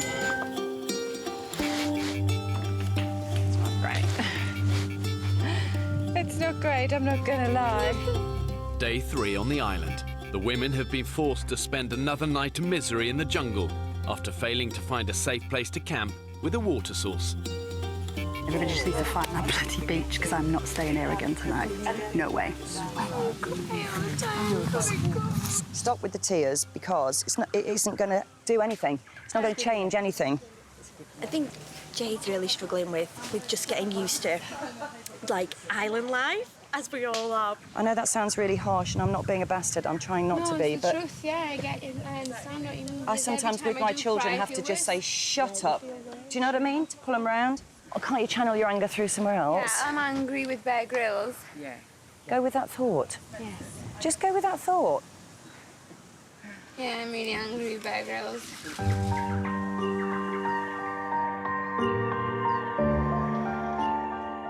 More desperate than ever to get out of the jungle, the women are sending out another search party to find a beach camp. Can we form a circle or something so we can have a chat? But before they leave, Jade has an announcement to make. I am not prepared for something like this. I'm really, really glad that I've come here, but I don't want to continue. That's perfectly fair. What is it that tipped you over the edge that you just can't cope with anymore? Everything's wet, even my socks are wet, my shoes are wet. I've got bites all over my hand, on my face, and yeah, they go in, and it might not look as bad. Did you not think that was always going to happen, though? That we were going to get bitten and we were going to get wet? You're wet and you're cold and you're this and you'll go back and I'm and ill. you'll have food. I'm unwell. I've been bitten to shit. I'm unwell. My health comes first. And if we found the beach today, and if we did find the glorious beach, that things could be so different. I don't know what to say. I know I can stay. I don't want to. Yeah, and that's, you know, that's all honesty. Yeah. Put my hands up, you know. Put my shriveled, hanging nail off, bitten the hands up. Jade, I'm really enjoying the experience, but I don't like that I've been bitten on my face. I look like shit. I'm just looking at myself and I look like shit. I'm just kind of a bit over it. It's like, you know, if you don't want to be here, just fuck off. Unable to persuade Jade to stay, Foxtrot to Bravo. The women have no choice but to use their emergency sat phone to request her evacuation from the island. I know it's total bitching, but I'm just going to be honest. She comes across really unintelligent. She is not intelligent enough to actually realise what she was getting herself into coming on the island. Bye, love. I can't get up. I've got nothing on my feet. After less than 48 hours on the island, hairdresser Jade is making her way to meet the boat that will take her back to civilization. What's the point of me waxing my bikini? I haven't even shown my legs yet. The truth is, for the women on this island, every single one of them will have a low point. It is just the nature of survival. This is all about seeing who, in those moments, who rises and who crumbles. Right, everyone take a whistle. Thank you. Great. The women urgently need to get their search for a camp underway and find a permanent water source. Their original supply of drinking water has run out. All they have now is one muddy puddle. We've gone that way, we've gone that way. The one direction we haven't gone is that way. Yeah, that's Correct. the way I think. This time, 58-year-old Forrester's daughter Fee will lead the expedition party's hunt for a beach. I'm used to being in forests, and I'm not going to be really happy if people start telling me I'm going the wrong way. Yeah. The most important thing is that we go in a straight line. 7 women volunteer to join Fee on the trek, including furniture maker Kate. She's got the sense of direction. I'm following her. Abby, Fran and 3 others stay behind in their temporary camp to keep the vital fire alight. We will come back with a beach. Please do. Go on, move on. Fee's plan is to cut right through the dense jungle interior to the opposite side of the island. This is not a decent route. It's full of vines and everything. We're in a jungle. I know. Splitting up your group is a high-risk strategy. But if you do decide to send out an advance party... Preparation, preparation, preparation. It really is fundamental to good survival. And you've got to prepare for any eventuality. One small mistake can quickly spiral out of control. I've got our group water so we can keep hydrated. With rations restricted, they've only brought 2 litres with them in improvised bamboo cups. In this heat, that's likely to last less than an hour. I love it. I actually think that's really tasty. It is nice, isn't it? I think the bamboo flavours it. In the last 9 or 10 years, I've been made redundant 4 times. I went from being this high-flying career woman to nothing. I don't think the children have anything about me that they would talk to their friends about. You know, Daddy designs roads for a living. I don't think there's anything that makes me amazing to them. I have to finish it and have to do it. I make my children proud of me. Fee? What about that way? That's downhill, and there's lots of sunlight, which means... No, we've had lots of patches, lots of sunlight. What we need to do is get up here. Fuck. George, I'm just going to forge ahead. She's going through anything. Doesn't matter what it is, Fee's going to go through it. She's on a mission. George, I have no idea if this is going to work. Who gives a fuck? At least we're trying. Fee's expedition party are now deep in the island's jungle interior. Ripped my trousers even more. They couldn't get any more ripped. Fluids are running dangerously low, and they still have no idea how far they are from a beach or a water source. They're just losing so much water. In unrelenting 34-degree heat, the group are now sweating a litre of water an hour. The more we're sweating, the more we're losing, aren't we? Is that us run out of water now? Yep. Yeah. Oh, dear. We've run out of water, which is pretty stupid, actually, I think. God, this is nuts. Lost and adrift in the jungle interior, the women have no idea when they'll find their next drink. It's hard work. It's just draining. That being a spider's web. Is there any way to get fucking through? This is looking better. Wow, look at that. Sky! I can smell the sea. Fuck! If we get there, can we have a celebratory swim? I'm not wearing any pants. We'll just have to go for the full-on muff. Full Monty. Whoa, I can feel it. Yeah, it's here. Oh, wow. I can see a fucking palm tree. Woo! Unless I'm delusional, that is the becking sea woman. This is for us. Guys, we found it! Is there a beach? Yes! Oh, God. Woo! Look at this. Oh, my God. Oh, my God, it's seeing something. Yeah! Amazing. Oh, my God, it's like a Oh, the relief.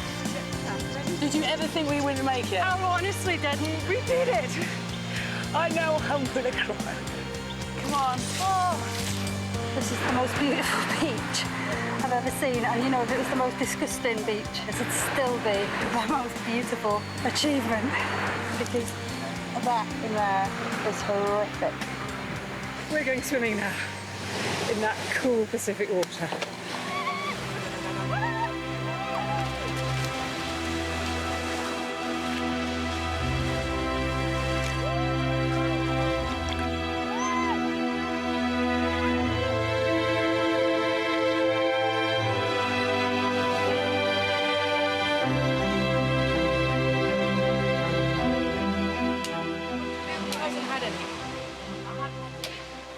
With the discovery of the beach comes a lifeline for the women.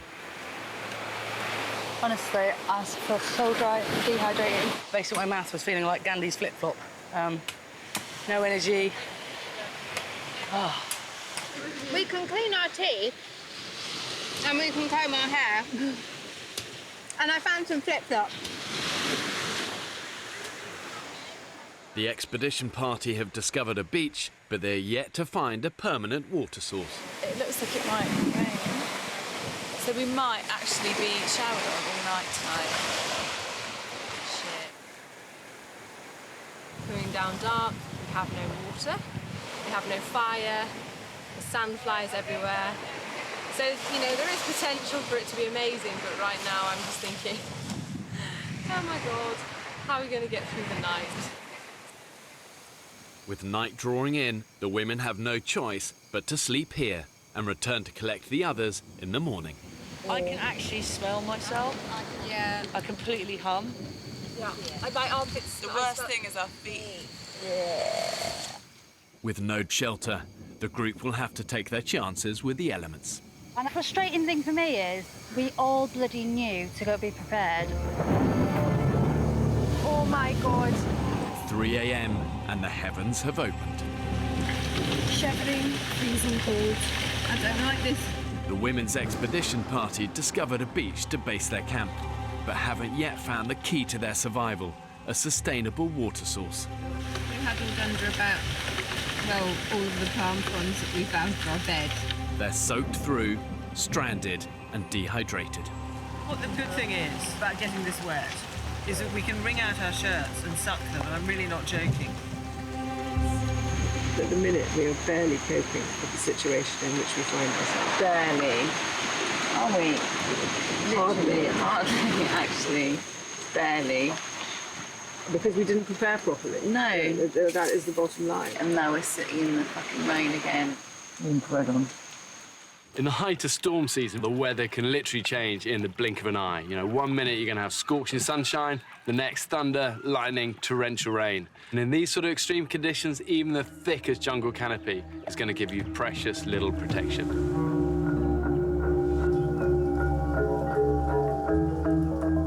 7 a.m. It's day 4 on the island. At their temporary camp, the night of torrential rain has also had a disastrous consequence for the 5 women left behind. The fire went out last night because of the weather. All the kind of wood and everything we need was wet. So when we put it on the fire, it just made the fire die. It's just gone out. The situation is critical. Without fire, the group have lost their only means of purifying the water from the muddy puddle. They're now down to capturing rainwater in Beth's poncho. This is what we're resorting to now. Roof water. the other side of the island, the expedition party is also having to rely on an alternative source of hydration. I think these coconuts are making my bowels move a little bit. So I'm gonna have to go and look for somewhere to try and do a poo. I may as well just do this. Because I've got no fucking choices. The women set off along the beach, scouring the area for a sustainable water source. We saw all those riverbeds, and I reckon this is where one of them obviously comes out, because we've got this massive drainage point of all this fresh water. Hang on. Are my eyes deceiving me, or is that a huge water source? It's slightly muddy, but it's not salty. Yay! We found water! We just need to find a container now to boil it in and fire. The discovery of the water source means the women can use this beach as their permanent base. Right, let's get going. But before they make a camp, they face a daunting trek through the jungle to collect the others. Have we got any water again now? No, we've got nothing. Have we not got any coconut water? Nothing. We've got nothing. So we're going on this trek knowing that we're going to get absolutely fucked and dehydrated. Now, honestly, I have no idea if this is right, but we've made a plan, so we've got to stick to it. Navigating under thick jungle canopy is always going to be difficult. It's going to be unpredictable, you don't get reference points, you haven't got the sun to guide you. And embarking on a journey like that in 30-degree heat with no water, really, you're on borrowed time. You need to do it like you mean it. Let me show you. Brilliant. The women are marking their path to help find their way back to the beach on their return. Found a period tree. It's on its monthly right now. Let's go this way. It looks like there's a bit of a path. I think we should be going more that way. Which way? No. That's going back on ourselves. Exactly. We've just got to keep going this way, I'm afraid. This is actually the opposite direction. We're going back towards the beach. What the fuck is this? The expedition party are deep in the jungle interior and have mistakenly headed north in the wrong direction from their temporary camp. Now completely lost, they're doubling back on themselves. You know, you have to ask yourself the reason they haven't come. Do you think they're not coming? Well, they've got to come back. Abby and the others have been unable to relight their fire and have run out of drinking water. They are now desperate for the other women to return. I'm really fed up. Thursday, Friday, Saturday, Sunday, 4 days, 100 metres from being dropped off. It's crazy. Which way do you think our current base is? Well, I think it... Oh, fuck. I'm so confused, I don't know. The expedition party remain lost and dangerously dehydrated.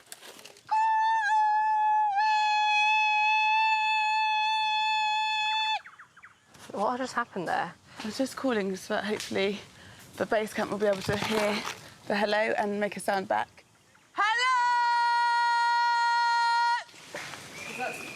Listen. Hang on. Shush, shush. Blow again. It was a one-whistle response. Yeah, that way. They definitely whistled. I wouldn't be surprised if they couldn't find the whistle at the other camp, and that's why they didn't reply.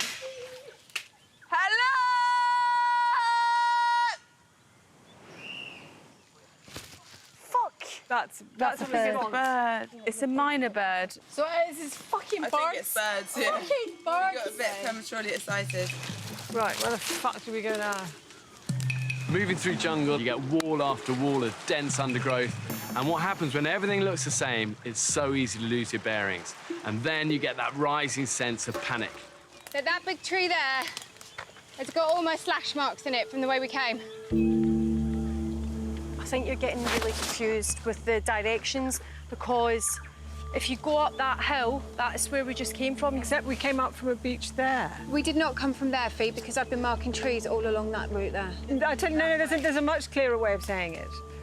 The ocean... All I will say, Fee, at the moment is that your way of saying it is that I'm right and everybody else is wrong. You're the one who's confident to say, I've got a great sense of direction, but you're not taking anything from anybody else. Oh, yeah. There's another slash mark here. Oh, no. We have nothing to drink. We don't know where we are. Let's do my in. Can't remember the time I felt this thirsty. How critical do you think our situation is now? I'm absolutely crapping my pants now. All I care about is water. That is all I hear about, water. It's more than 24 hours since the expedition party left their temporary camp and are now further away than ever. Back at base, the situation is critical too. Well, they're not coming for us today, are they? Happy fucking Mondays. The women left behind are struggling to find dry wood to relight the fire, and without this, they can't purify the remaining water in the puddle. And they've barely eaten for 4 days. You think we should start a fire? Yes. Do you want to start clearing all that shite off the fire, Fran? I can't, my heart's beating like that. Well, so's everybody's, Fran. We're all in the same boat. What for now? Let's not be bitchy, please. People can manage and people can't, and we'll have our ups and downs, but let's not bitch. I'm sorry. No, Deep come and sit here. breaths, don't talk. Just come and sit here. Come and sit on the comfy chair. And sit there.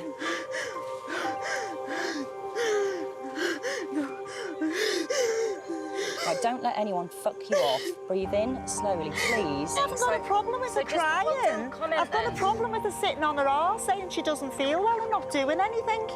All our hearts are beating fast. Judy, you just order me about all the time. Because you do not. I do. Oh my God. No, that's not true. That's absolutely not true. We're on the first day. We're in day 4 now. She needs a fucking rest. And that's it.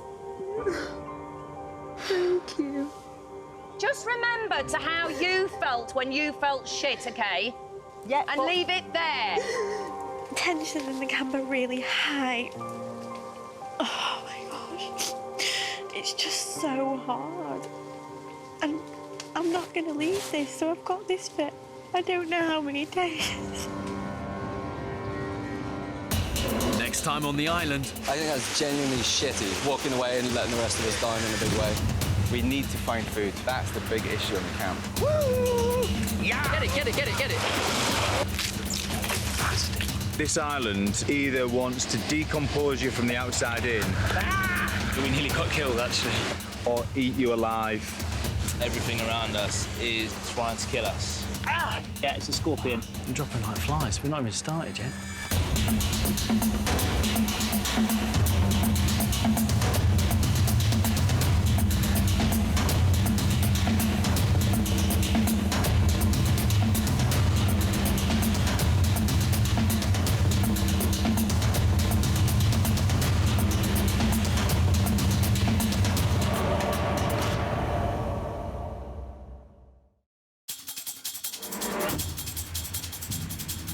Two uninhabited Pacific islands. More than 5,000 miles from the UK. One will be inhabited by 14 British men, while a separate island will be home to 14 British women. For 6 weeks, they'll be utterly alone, with only the clothes they stand up in and a handful of basic tools, filming everything themselves. When pushed to the limits of human endurance. Will it be brute power or mental strength that wins the day? That's the hardest thing I've done. Who will have what it takes to stay alive? Tonight, we follow the women's island. Snake! This time, it'll be harder than ever. They'll have to hunt for food. You're all right, you are. Find water and build shelter. Living on the island in the middle of tropical storm season. It's like a tornado. That is terrifying. We need a radio-in medic now.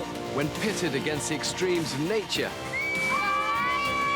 have these modern-day women got what it takes to survive? Guys. That is a big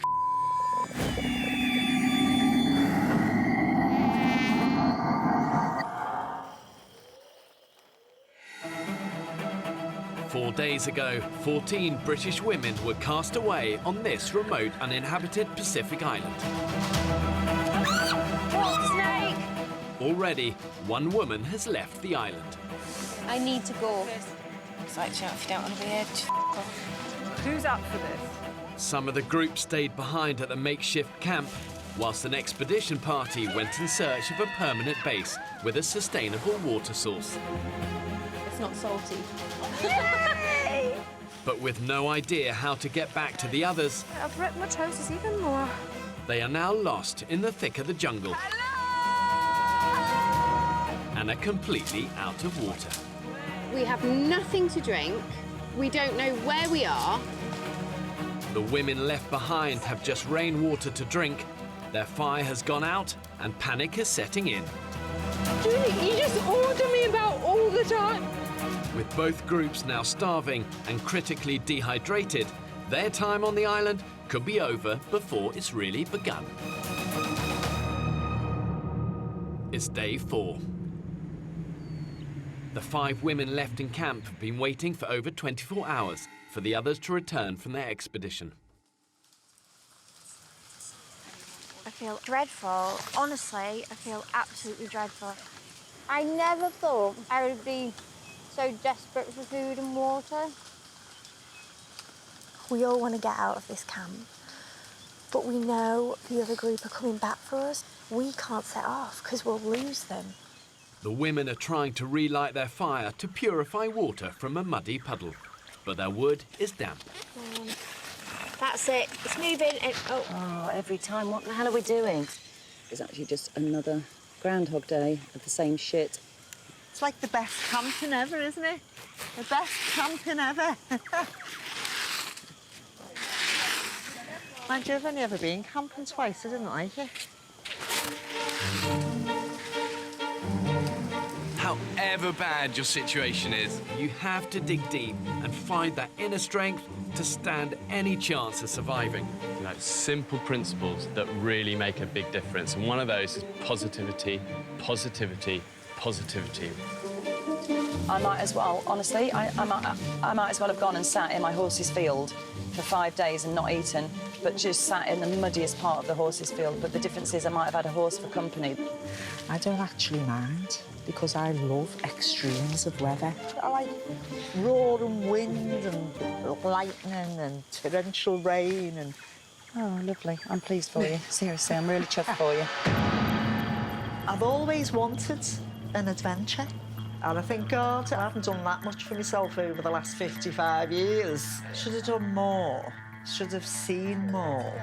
I get really wound up over the most stupid things. Like, you know, when you buy expensive toilet roll and then you tear it and it doesn't tear along the perforations. That really winds me up. I try to stop myself talking a lot, but I do like to think that other people can get a word in edgeways, you know what I mean? This is day 4 now without any food, so we're really going to feel it today. Earlier, the women found some yucca, a type of potato. Mother of 2 Julie has decided to peel it, despite not having a fire to cook it on. Oh, now, do you know what? I've just wasted that now, but we could have boiled it in soup. That's what Beth was saying. I would please leave the ducks. Just... If she goes on about those potatoes anymore, I'm going to stab her.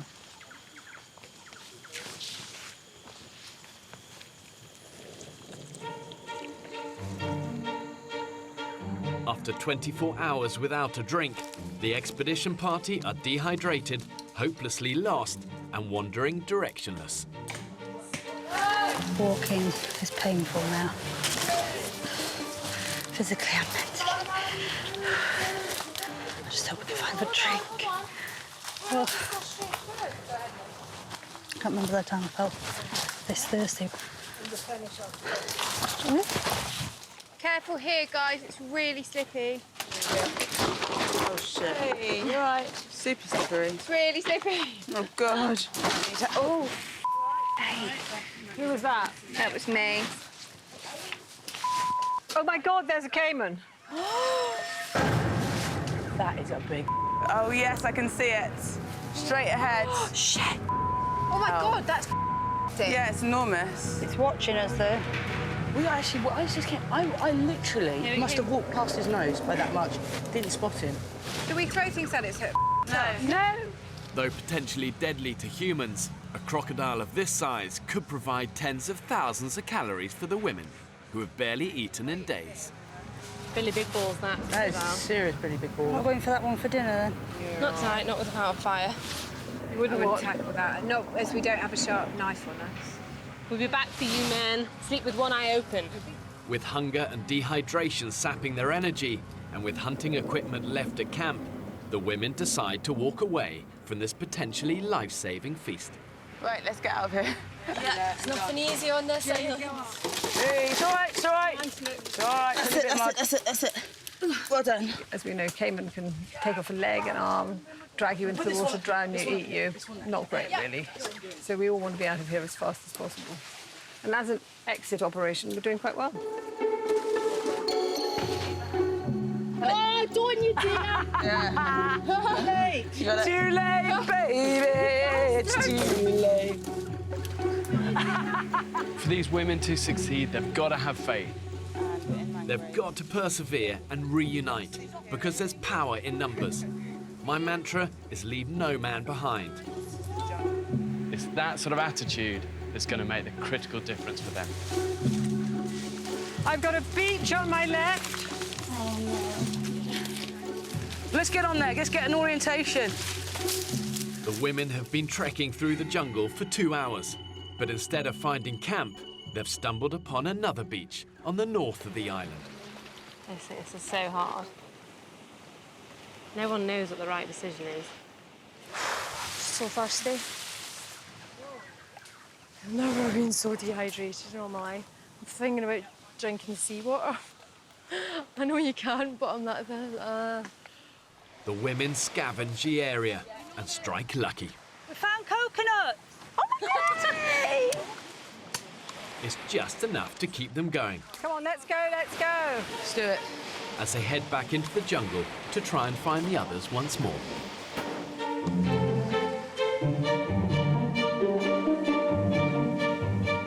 At camp, the damp conditions are proving problematic.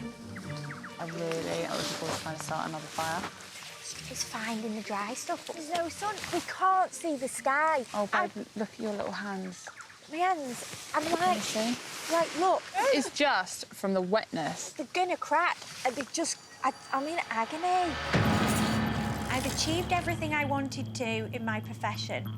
I'm really happy with where I've got to, but I think my job is starting to define me. And I don't want that. I want to find out who I am again. I think I have a need for adventure. I just feel so driven to do something completely different. It's crazy. I can't let it get in my head. You can't let it get in your head. No. It's important to be positive. Right. It will work out. Yeah. It will. We're about to work out how to make a great shelter today.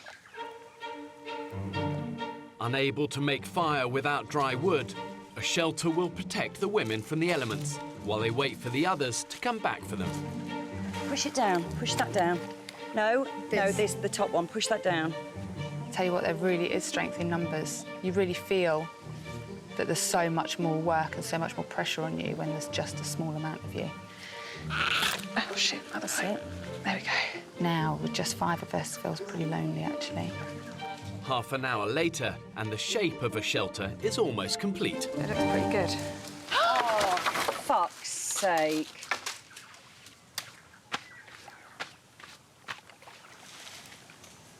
Positivity, positivity, positivity. The expedition party left what they've nicknamed Coconut Beach nearly 2 hours ago, and they are trekking into the thick of the jungle, trying to find camp. No, we're going back on ourselves. We need to go that way. There's the other coast feet. With the afternoon temperature rising to over 30 degrees, I'm so thirsty. their need for water is more critical than ever. My biggest motivation is to get to the others. Convinced they're close to camp, Georgie and Lauren go ahead to recce their surroundings. We're just looking.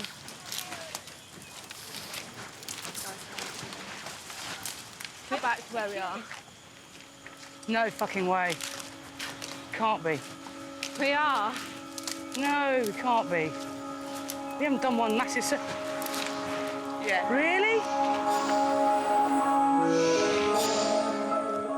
The expedition party have spent all day in the searing heat, only to find they've walked in one big circle, back to Coconut Beach.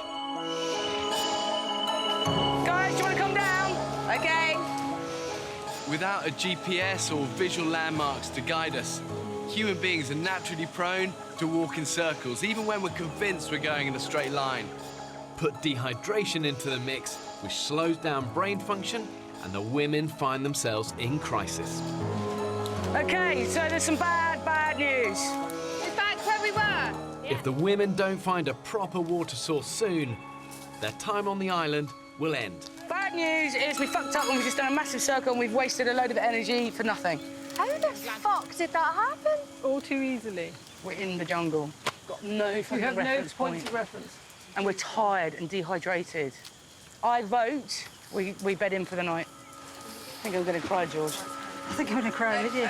This is absolutely fucking ludicrous. Ludicrous. Physically, I don't know. People have got holes in their feet that are turning green. We can't sustain this. Oh my God, what are they going to do back at the camp? 4 days ago, I abandoned a group of ordinary British women on a remote, uninhabited Pacific island.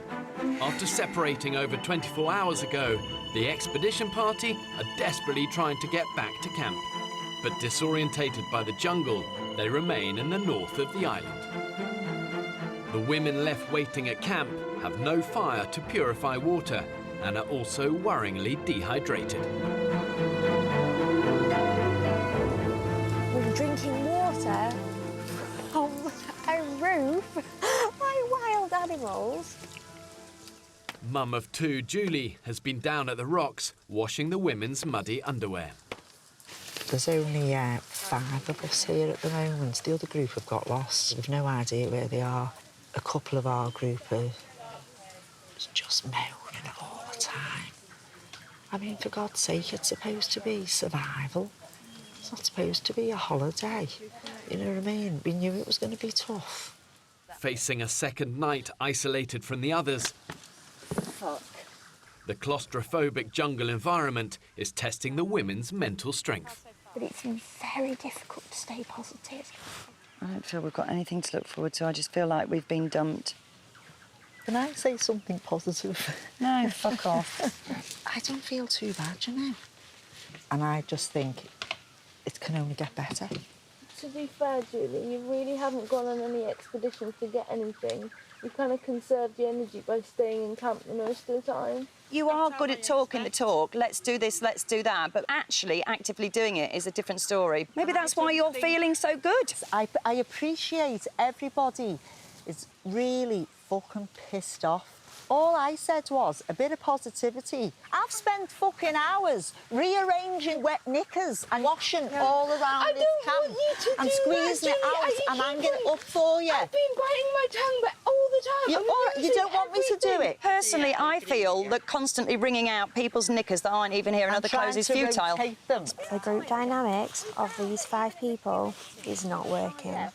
It's not productive, and I'm sat here thinking, I am stuck with this. I'm all but we collected it at night as well, Julie, but you just walked with us. I know what How the fuck do you keep a fire going then? To me, Abby. No, do you know what? I'm not, you're right. What I'm saying is, we should collect wood and So, I'm doing the selfie now because you really need to know how I'm feeling.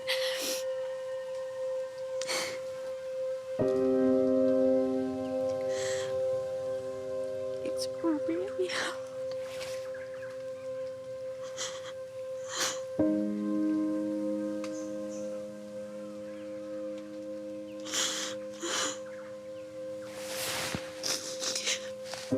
We can't eat because we have no fire.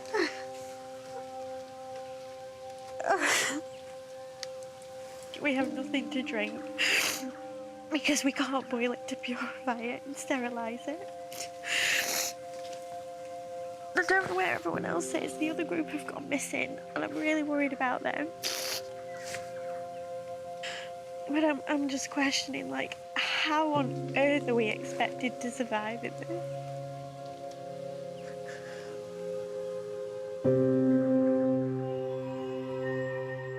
On Coconut Beach in the north of the island, the expedition party remain out of water and have decided to stay the night. I think that needs to go higher.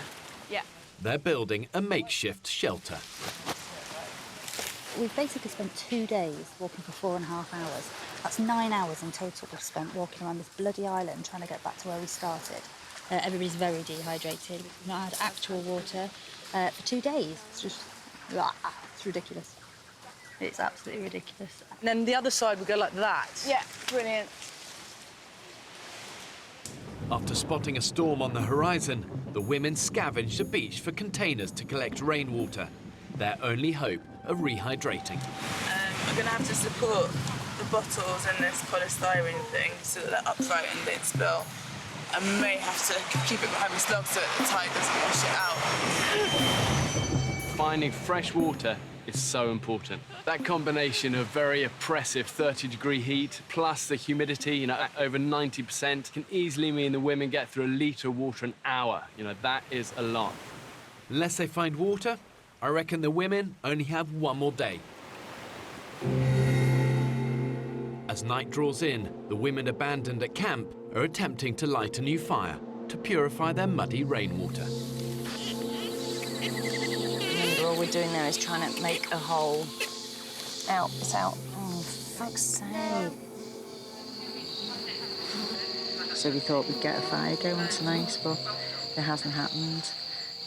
Well, we must all be dehydrated by now. I don't know where the other girls have gone from the other camp. I don't know where the hell they could be. Or what they're doing for shelter up. Excuse me. What they're doing for shelter. All day Julie's been at me non-stop. I've come on this experience to try new things, to push my comfort zones. Hello? Guys, can someone shine their light over here? Because I swear I'm hearing noises.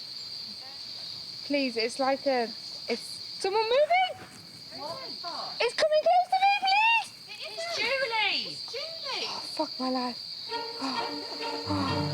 Oh, shit. On Coconut Beach, the storm is still in the distance, and the dehydrated women are pinning all their hopes on their makeshift containers collecting rain. I've never actually wanted water so much in my life. Check this lightning out behind me. Yeah! It's so cool. I you can actually see the line of lightning. I feel like a weather girl. And here we have a big fuck-off shiny storm. And to the north, we have a storm. And just there, a bolt of lightning. And I imagine around here, in just a moment, we're going to have a bolt of lightning. And I imagine just about there, we're going to have a bolt of lightning to the right. Because sometimes it jumps from cloud to cloud.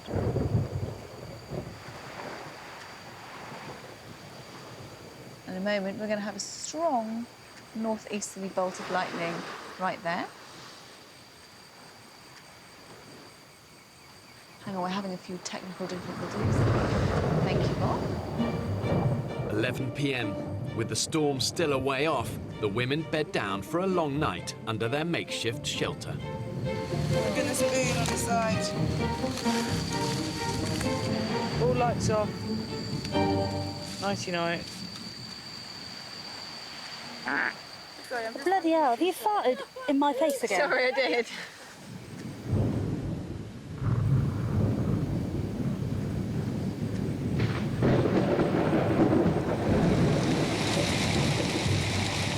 It's 5:30 a.m.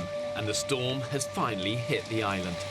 The women are hoping their containers are full of rainwater. We've just had the most uncomfortable sleep of our lives. It's just a nightmare. Just hope we can get from water in as soon. Can I just share something with you, everybody? Really bad news, we have no water because the tide has washed our bottles away. Nothing. Fuck. Oh, fuck. I feel like I could cry right now. I seriously think I could cry. I think I need a shit. After almost 48 hours with hardly anything to drink, the women sourced just a handful of coconuts. Oh my God, this one's cold! Oh. But with only enough liquid to have a few sips each, one woman is finding it all too much. You all right, Kate? Just struggling. I'm really struggling, guys. Oh, God. Come on. I'm really missing my girl. I've decided to do this because, having been made redundant 4 times, it left me feeling worthless and a burden on everybody. And I wanted to set myself a challenge and do something that was extremely difficult, but that I had to do, that I can't walk away from it. Have more confidence in myself and make my children proud of me and make my husband Chris proud of me. I just feel like I've bitten off more than I can chew. No, not at all. Honest to God, you were doing brilliant. You were doing absolutely brilliant, and they're going to be so proud of you. I know. I just want to speak to Chris. I know. And have him say, keep going. You can't do everything through your kids and your husband. You have to have some me time. But I like doing everything through them. Okay, well, that's cool. I think initially when people get marooned, it's all about the physical, the fact that they're tired and they're hungry and they're hurting. But after a while, people become accustomed to that. But then the battle becomes something much more meaningful. Actually, the fact that you're missing your loved ones, and those battles can be much harder. I'm so thirsty. We haven't managed to find any water. I'm so thirsty. Look at that. The good news for the women is that in tropical storm season, the weather can change in an instant. Guys, bring your pots! It's running like a bloody cat. The return of the rain proves to be their salvation.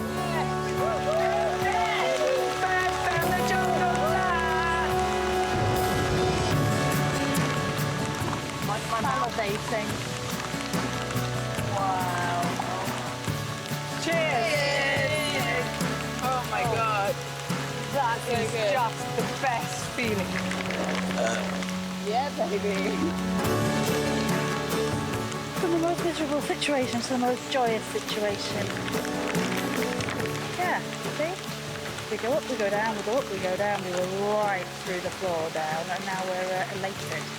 Rehydrated Time to go! and with bottles full of water, And we came down this one. the expedition party set off, confident they'll finally rescue the others. Okay, so we're on the right track.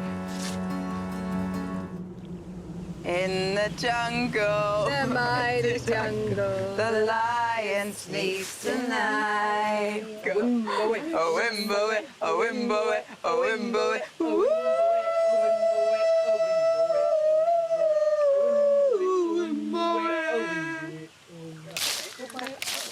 It's the women's 5th day on the island. And the 2 groups have been separated for over 2 days.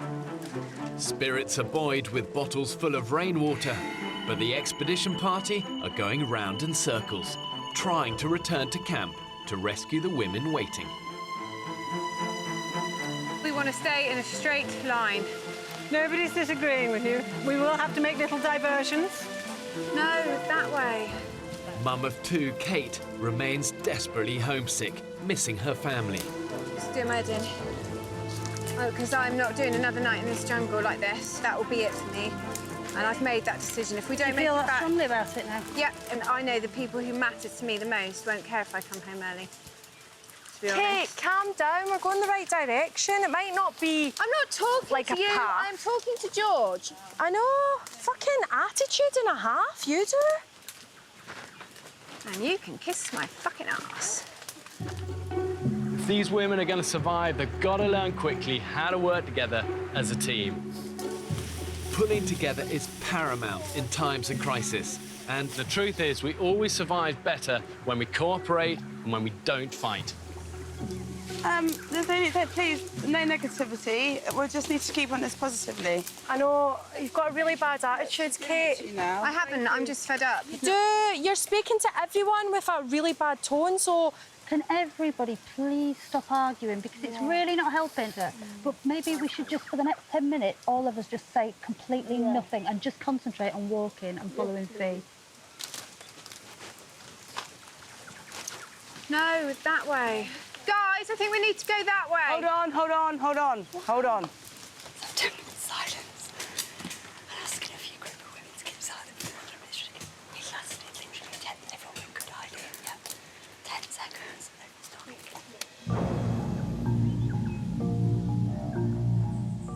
At camp, the group have spent over 2 days with no food, drinking just small amounts of rainwater, waiting for the expedition party to return. And damp conditions have brought out the jungle critters. Like right now, all my arse is proper itchy. I've only got a few bites, but above it, at my face, my hands. She has, we've just looked at her arse. Oh yeah, we have just looked at her bum. The rain last night was ridiculous. Like, I'm so ill that I just need to sleep. Like, my throat, I can't swallow. I don't want to do this. I want to show everyone I can do this, but it's really hard. Whenever I have a problem, my parents always sort me out. Right now, my dad pays for everything that I want. My boyfriend looks after me, especially on nights out. They see me as their baby that they still need to protect. I don't do anything by myself, and I want to be more independent. I want to do something for myself and just be able to be like, yes, I did that. The worst part is I'm starting to think that my parents are right. I shouldn't have done this. Back in the jungle, Forrester's daughter, Fee, has taken over leadership of the trek back to camp. But it's only taken half an hour for the mood to disintegrate. We really strongly think we need to go right here. I've got to say, I do agree. Oh, brilliant. We have been travelling in this direction. No, we haven't. We've been travelling in that direction. No. Yeah. No. Why is it you're so adamant you're right all the time? Just hold on. I'm not adamant I'm right. Yes, you are, Listen, because you're dismissing everybody else. Listen, I understand. Fee will not listen. I live in the woods, so I always circumnavigate woods. Well done. But we spent the night last night in a place that we had just left. You never noticed that we'd double back on us. That was my fault. Noticed we'd double back. Because she wasn't in charge. It's often when stress levels are high that all the social graces fall away, and it's also when tempers fray. They've got to learn quickly how to communicate better as a team. At this point, their survival and that of the women at camp depends on it. We have to spend another night in this jungle like this. I'm out of here. You need to listen to people. You don't listen to anybody. I do think that you really don't listen to anybody. And this is actually, is this life or death? I'm just so tempted to tell you to take the lead and do it. Because then if I leave, it's my own fault because I'd have got us lost. I give up. OK, I have the machete. Oh my God! What? Help! Becky! Becky! I'm coming! Call the medics! She's Fran! Fran's fainted! Radio in medic now. She's absolutely fucking boiling. Oh my God. With Belinda, the only doctor amongst the 13 women lost with the expedition party, the group at camp must radio for a safety response team to intervene. Foxtrot to Bravo, do you copy? Can you send your message over? Fran, passed out. They are on standby on a nearby island in case of emergency. She's boiling. I need to get some air to her. Oh my God. This is way fucking beyond any fucking joke. Everyone needs off here. I swear to God. It's not a programme. It's fucking ridiculous. Having gone to the rocks for air, after 5 days with barely any food or water, Fran has taken a serious turn for the worse. The safety response team arrive. Yeah, we've got a code 77. We're just dealing with a collapse query cause at that location. Yeah, I think the problem is with Fran. I think she's not a moaner. I think she's been far iller than we knew.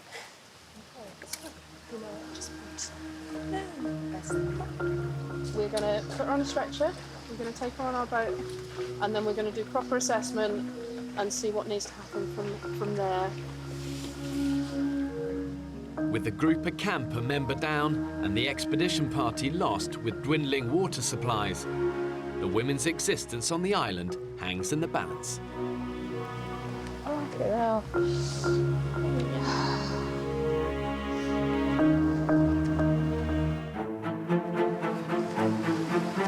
Need a radio in medic now.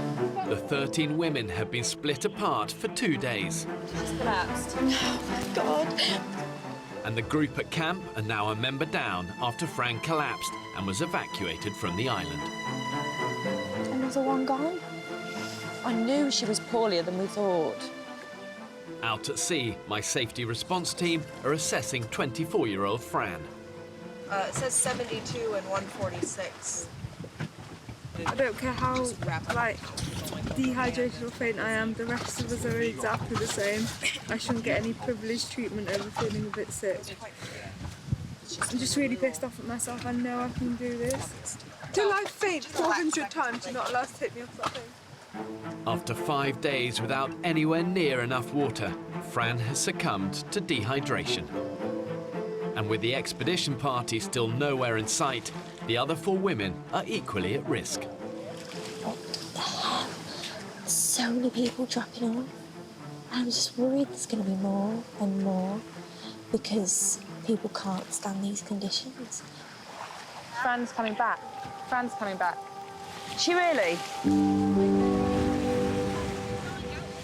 Fran's body temperature and heart rate have returned to normal. And in Dr. Belinda's absence, the safety response team deem her fit enough to rejoin the others. Is it like heaven seeing us? Oh, I'm sure. I'm sure there's things she'd rather see than us. I had to beg them to let me back on the island. I just had to come back though, because then it would be only 4 girls here and I couldn't leave them. I'm so glad I'm back. The expedition party have been walking for 2 days, trying to find their way back to camp. This is where I feel we should go. This looks like a pretty good path. Having wrestled leadership of the group, homesick mum of 2 Kate is now guiding the women through the jungle. This is going to go well. Just keep going. This way you want to go. The thought of not getting there, stressing me out, you know. We will get there. I'm not confident to take responsibility for this. OK, but where are we going now? Where are we going now? Just no keep more going confrontational straight. arguing. Just keep walking. It's just that way. Keep going, keep going, keep going. Well, I'm losing my confidence now. I don't want to lead. I'm sorry, I don't want to lead this group. I don't want to. Yeah, I'll lead it. You tell me where to go.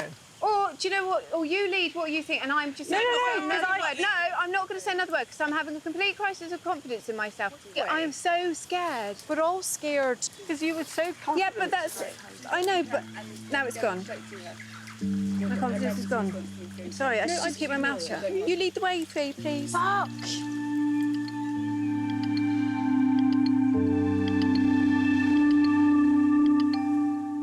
After over 2 days of waiting and now dangerously dehydrated, the women at camp are finally taking their fate into their own hands. They haven't found us, so we've got no alternative but to find them, because we've stayed and we've waited. I don't even know, 2 days, 3 days to be rescued. If we don't find them, I think we're going to make a raft and go to another island. I just never, ever want to see this spot ever in my life again. Until now, staying put has actually been the surest way of allowing the others to try and find them. But after days with no fire, dwindling water supplies, no food, the women now need to weigh out the dangers of striking out into the unknown against the risk of waiting it out with no more resources. Now we have to just go and blow our whistles madly to see if anyone's hearing us, and that's what we're going to do. That's the plan. Blow, blow, blow. Everybody in this group is good at blowing, yeah? Yeah, I think we're all seasoned blowers here. Yeah, girls? Yeah. Unaware of the expedition party's whereabouts, the 5 women are searching the coastline. Our journey to find the other team begins now. Whoa! Are you all right, sweetheart? Yeah, sorry. Cracking on. Good on ya. Oh, it's so cold. Oh my gosh, my knickers are getting wet. Oh my God, at least our fannies will feel fresher. No. Having left Coconut Beach 3 hours ago, the expedition party are completely lost and their water supply is fast disappearing. After homesick mum of 2 Kate quit as leader, Georgie recognises where they are. Oh my God, I made these marks. I knew I recognised this place. The women are convinced they are finally about to find camp. Do you remember you, me, and Abby did a recce? This is where we came to. I know, that's what I was just saying. They're just down there. I'm ecstatic just because I got the hell out of Shit Creek. Fuck, that's so fucking deep. That's up to my tits, so that's swimming for Fran. It feels desperate because we feel so close right now, but yeah, we haven't had a response on the signal.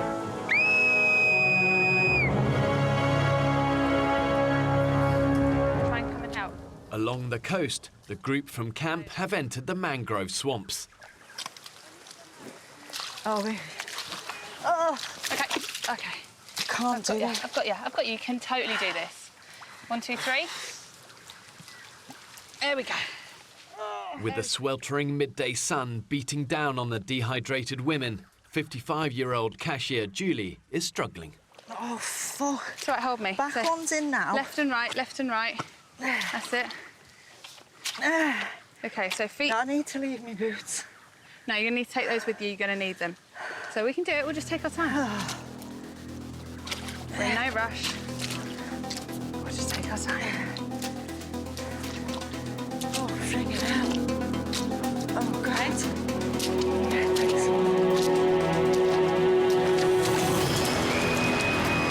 Another mark! Look, another one. Snap. Yeah, brilliant. Yeah, this is it. This is good. I recognise this. We're so damn close, though. So close. This does look familiar. We're literally round this corner.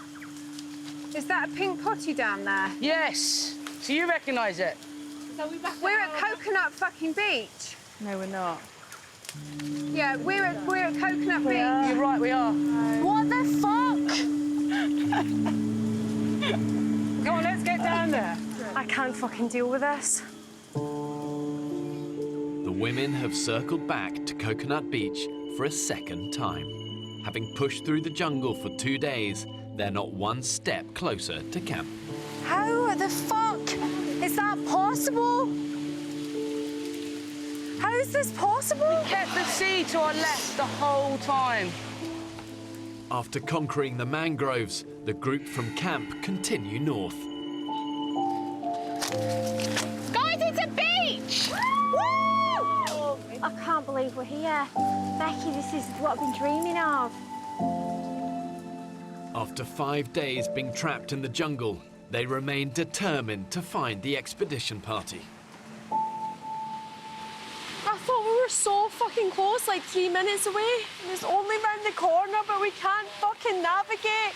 We cannot navigate through that. I'm stressed because I thought we were so close. And then I can't walk, and I'm just fucked, and we're all fucked.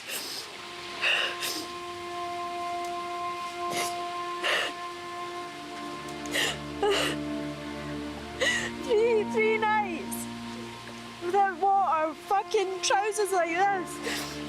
I can't do it, no way. I was wanting to see them and see if they were okay. How the fuck did that happen? I don't even understand. We cannot walk anywhere on this island without getting lost.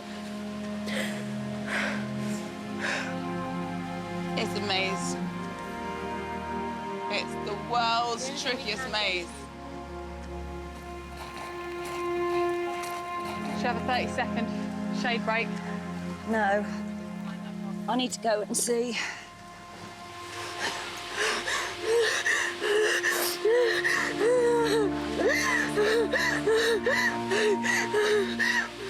Another beach, but not as nice as the one we're on. Hang on, is that a load of clothes hanging in that tree? Hello?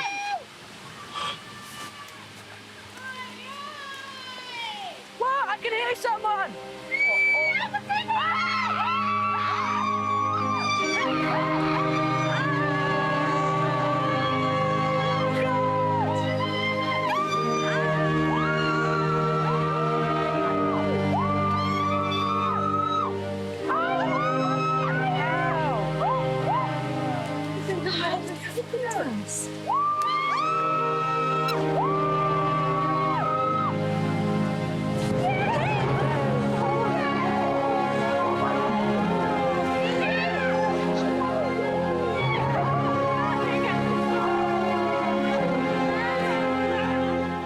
However bad your situation is, you can't wallow in negativity.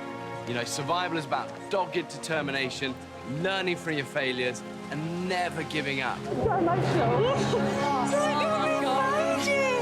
Can't believe it. I cannot believe it. We found the group. Finally, back together. The women take a moment to savour their island home. Race! We needed them. We've all got different strengths and weaknesses that can help. It's just kind of complete.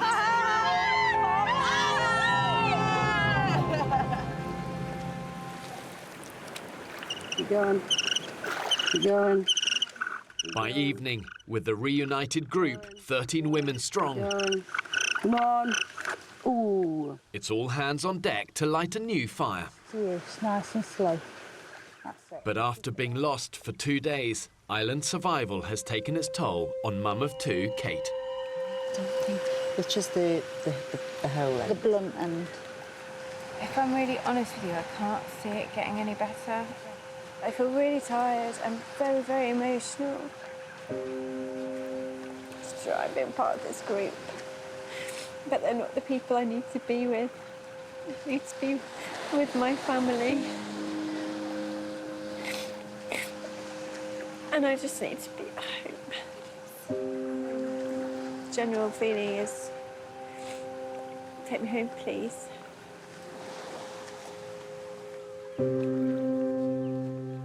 By morning, furniture maker Kate has made her decision. I'm not going home because I'm dehydrated. I'm not going home because I can't hack it. I'm going home because I want to be at home. You contribute so much, you really do. But it's been difficult for me because I've been missing people so much. That won't get any easier. That'll get worse. Oh my God, it's horrible seeing another one go. I thought she'd hang on in there. We need everybody, and she had good knowledge of bloody building and stuff. Mum was fucking pissed off. I just think it's weak of her to do that. She's giving up too easily. We need each other to boost each other up. But it's the old thing, isn't it? Kids, mums and kids. It's the old pull. Men can do it, but a lot of women can't. After barely a week on the island, a second member of the team has quit. And with power in numbers, the women's ability to survive is diminishing. I'm a bit pissed off. I think it's a great shame because it was a fantastic experiment to see how 14 women could cope in this situation. And 2 of them have gone already, and I don't think that shows us all in particularly good light.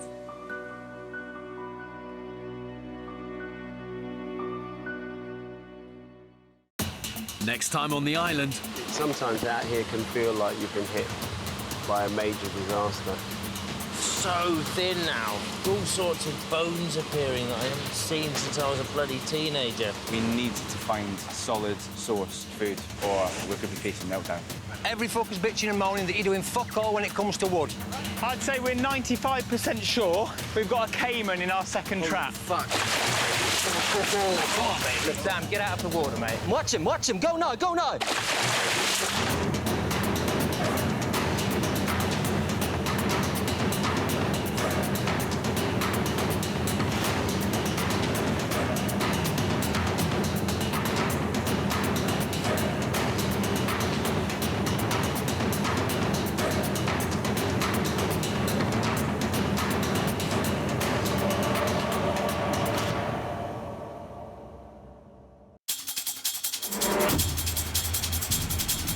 2 uninhabited Pacific islands. More than 5,000 miles from the UK. One is inhabited by 14 British men. Go, go, go! While a separate island is home to 14 British women. For 6 weeks, they'll be utterly alone. Holy shit! With only the clothes they stand up in. Woo! Yeah! And a handful of basic tools. Filming everything themselves. When pushed to the limits of human endurance. Will it be brute power or mental strength that wins the day? Yes! Pull him! Who will have what it takes to stay alive? Tonight, we follow the women's island. Jeez! I'm so weak. Survival will be harder than ever. The search for water and the hunt for food is now a matter of life or death. Living on the island in the middle of tropical storm season. It's really hard. When pitted against the extremes of nature, have these modern-day women got what it takes to survive? Your bodies are just starting to fail. I'm right on the brink of pulling you all off the island for medical reasons. Over.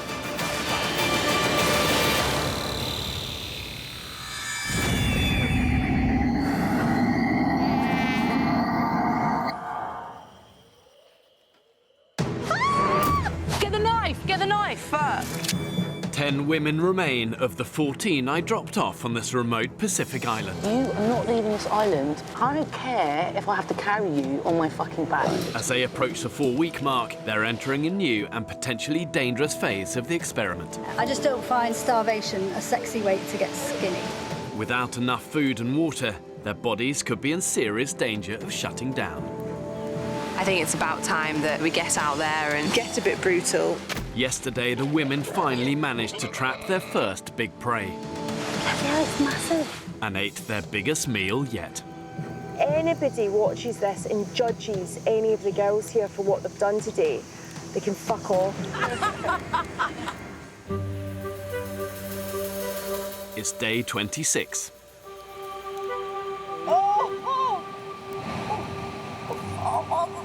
What's that? It's moving. It's really big.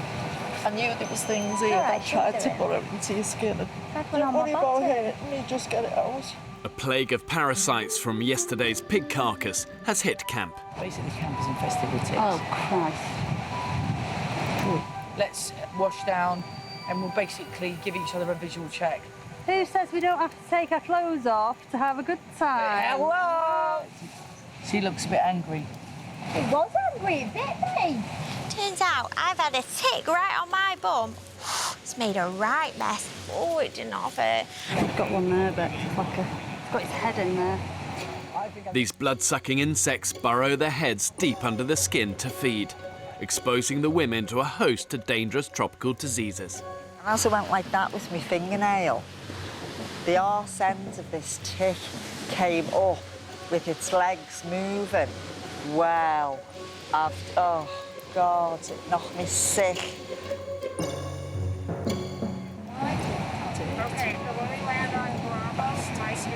I think it's Piggy's revenge. Despite their recent pig kill, the women now have been living on an extreme low-calorie diet with very little water for the past 4 weeks. From here, there's barely any research about the effects of extreme survival on the body. And because of this, they're now entering dangerous medical territory. Without an adequate and constant supply of food and water, they're going to risk long-term damage to their vital organs, and they don't want that. Like that? Yeah. You caught the pig.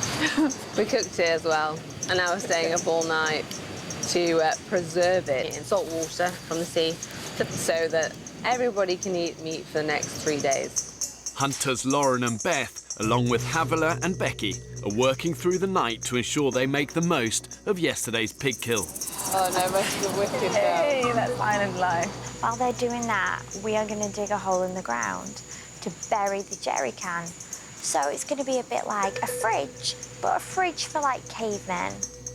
With temperatures in excess of 30 degrees, the coolest place to store the meat is underground. Just get it as deep as we can. To do this, Lauren and Beth have requisitioned one of the women's 2 jerry cans, which up to this point has been used to filter, boil and store their drinking water. I'm kind of not happy about that. Which is a cause of concern for lifelong vegetarian Jamie. I know it's quite a big deal, but it's also quite a big deal for me drinking water. There's no way I'm drinking out of that. It's got to be done. People must be fed.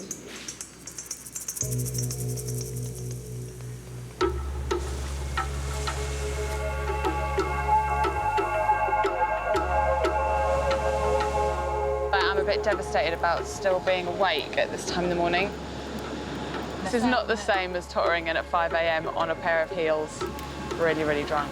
Having worked through the night, the pig preservers head back to camp with the jerry can filled with pork.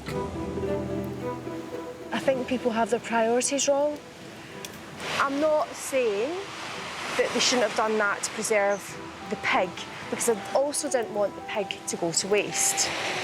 I mean, I know I'm a vegetarian, so it's easy for me to say, but it's almost like that was prioritised over our water, and that's what I'm pissed off about. OK, we're just going to cover this valve because we don't want any little nasties.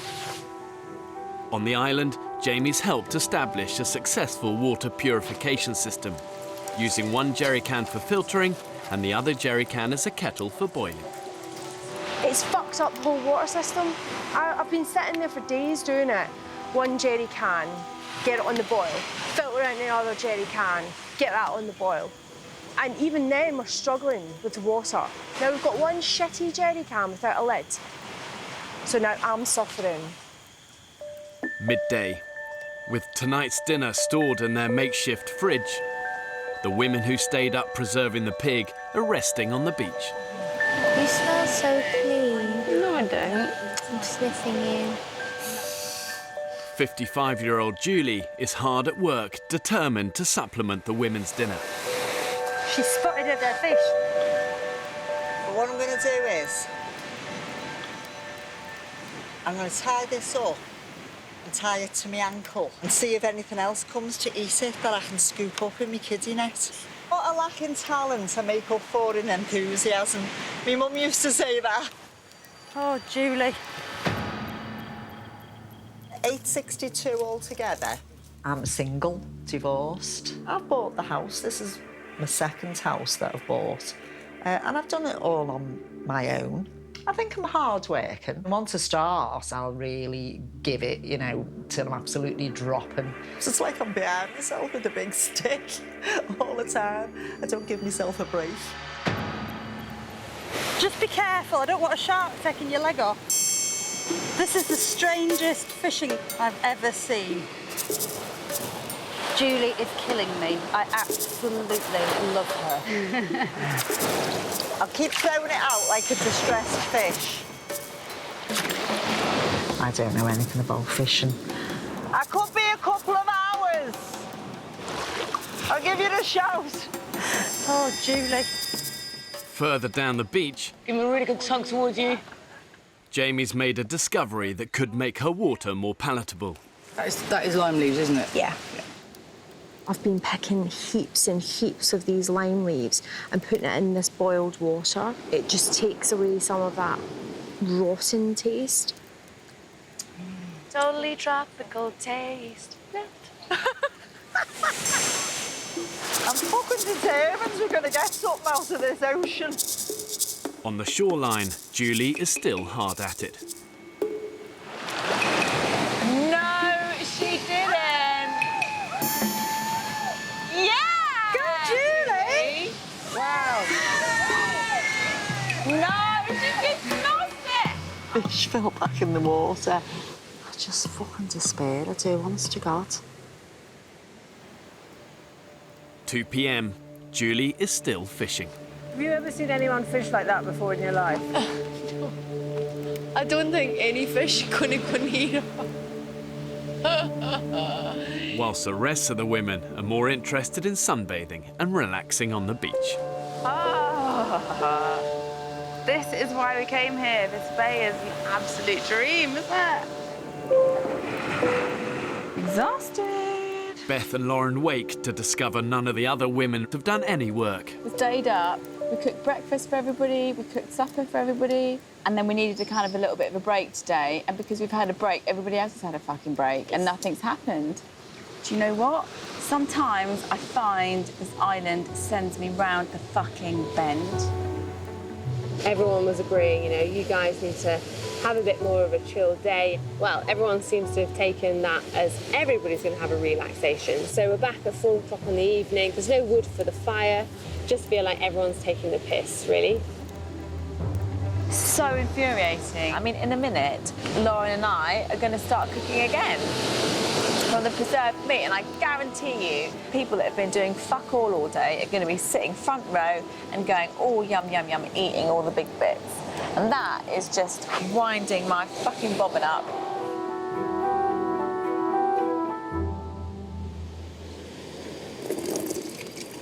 Oh my God, that smells funky, doesn't it? Lauren and Beth have dug up the jerry can of preserved meat. I mean, that jerry can does smell of fucking vomit, though, doesn't it? I think it's borderline. It goes off very quickly, doesn't it? With no other food collected during the day, the women risk eating the suspect pork. Can I grab a coconut bowl and fill up? What do you think, girls? Doesn't taste right, does it? Makes you feel a bit ill. It is absolutely disgusting. Like, totes gross. Disgusting. But, you know, when it's the only thing you've got to eat. The pork may have been foul, but at least Jamie's flavoured lime water has hit the spot. Oh my God, Jamie, it's so good. Oh my God, it's amazing. That was really exciting. It's the best thing ever. Oh, that's almost better than cunnilingus.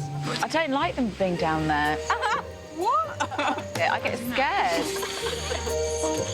I don't like, what the fuck are they doing? And their little beady eyes. Don't like it. Don't like it at all. I'm like, well, get up, get up. My son.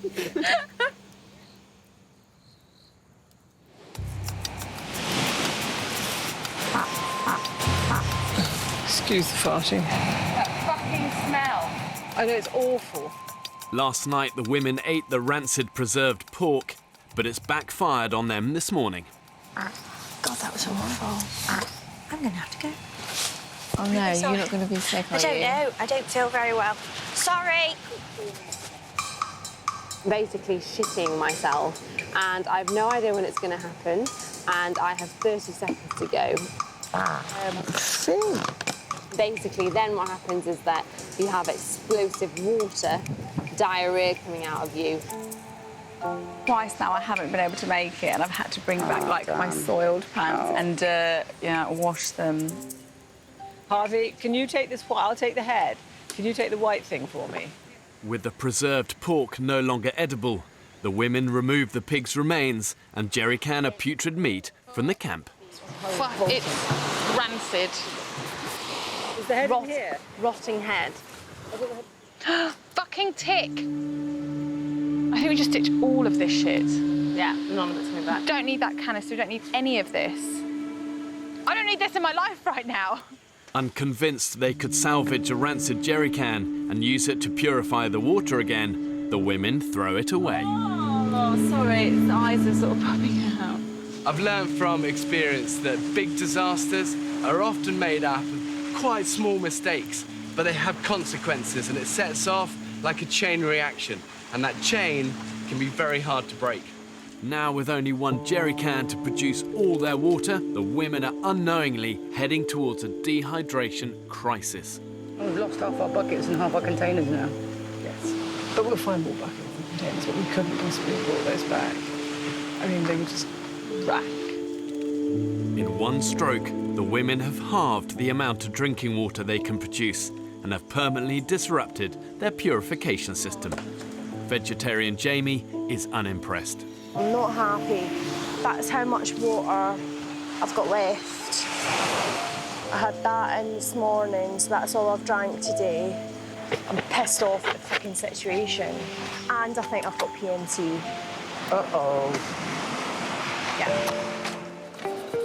4 weeks in, and the women are entering uncharted survival territory.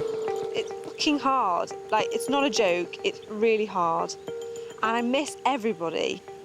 I miss my family so much, and I miss my boyfriend so much, and my best friend so much. And all I want to do is, you know, have something substantial to eat or have some water that doesn't taste like the bottom of a swamp. But I just keep telling myself I have to keep pushing on. The women have unwittingly put themselves at risk of dehydration after discarding a contaminated jerry can. It means they can now only boil and purify half the amount of drinking water. When that happened yesterday, I was like, Yeah, she lost it. Don't ask for much, do you? Coconuts and water. Exactly. Jamie is furious with the other women and decides to take drastic action. Really annoyed, actually. I'm going on strike now. I'm going to do what I want, when I want. I'm not doing anything else apart from the water, because I cannot live without water. Roll it!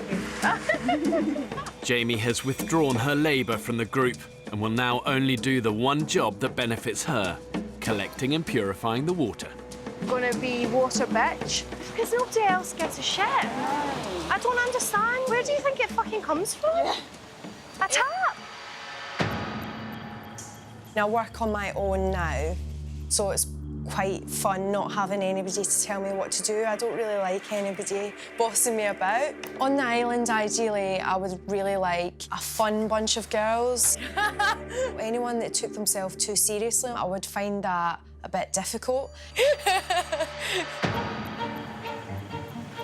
It's just a never-ending circle of chores to be done. In camp, the women are working through their long list of daily jobs. We have basic chores that have to be done on a daily basis, or else we won't survive. Getting wood for the fire, getting water, and finding food. And if we don't succeed in those, everything goes to hell in a handcart. After this, I'm going to filter water, and then I'm going to have a bath, brush my teeth, wash my clothes, chill out. Surviving takes hard graft and everyone working together as a community. You've got to do all you can to keep a group cohesive and together, because when it's together, it's strong. It's not strong when it's fragmented and broken. Definitely have more water than you. You bet. You chopped it up! No, you chopped the bag up. You should have seen mine. The water wanderers return. Jamie starts purifying the water. It's a process that takes up to 3 hours, but will now only produce 1 can's worth of water to drink. Feel like I'm gonna faint. Julie and Havila have moved on to their next job of the day, collecting firewood. So hard work, girls. So hard work. I have to sit down. Going all there. Drained? Drained. My mum had an expression, and it's very true. Only willing horses get worked to death. My mum used to say that. Dead now. She was worked to death. She wasn't.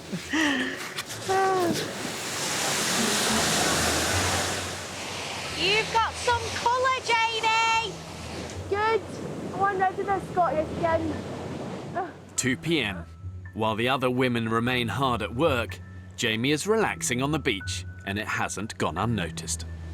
I feel like I haven't stopped today. Like, it's one job after the other after the other. It's how it is. Being here, you've just got to be so busy. Got to work as a team as well. I know. I know.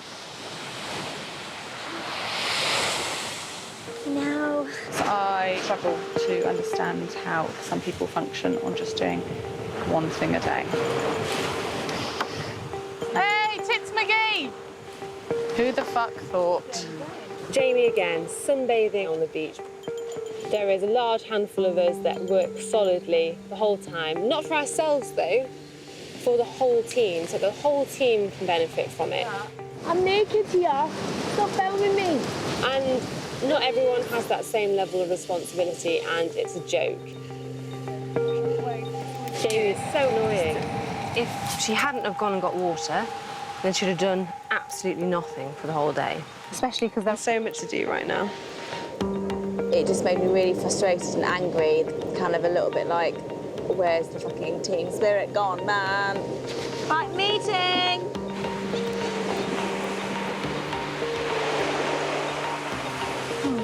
Something has to be said because I was getting fucked off. We are a small group now. There's only 10 of us. And so we need everybody to be hands on deck.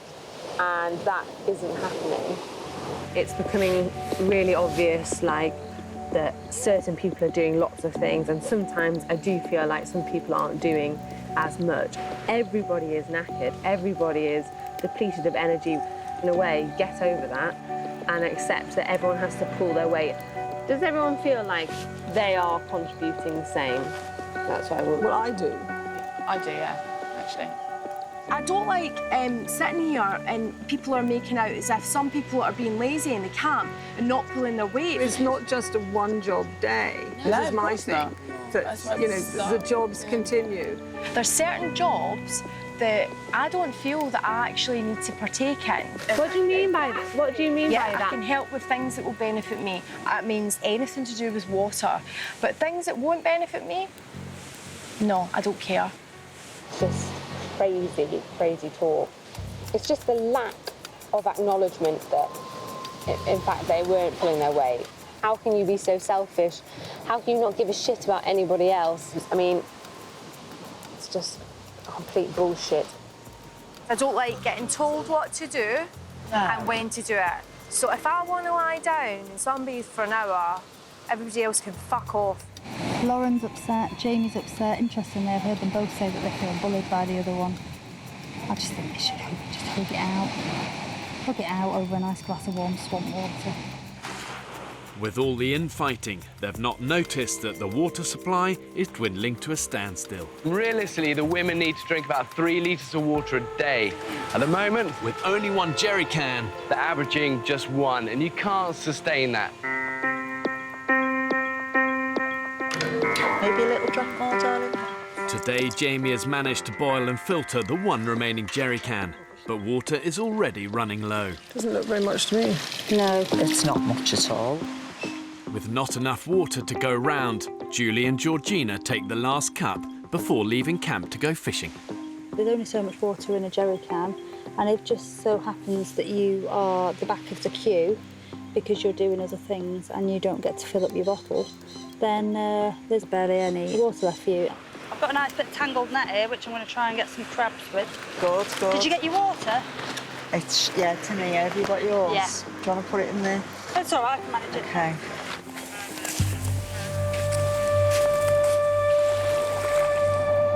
Come on, fellas.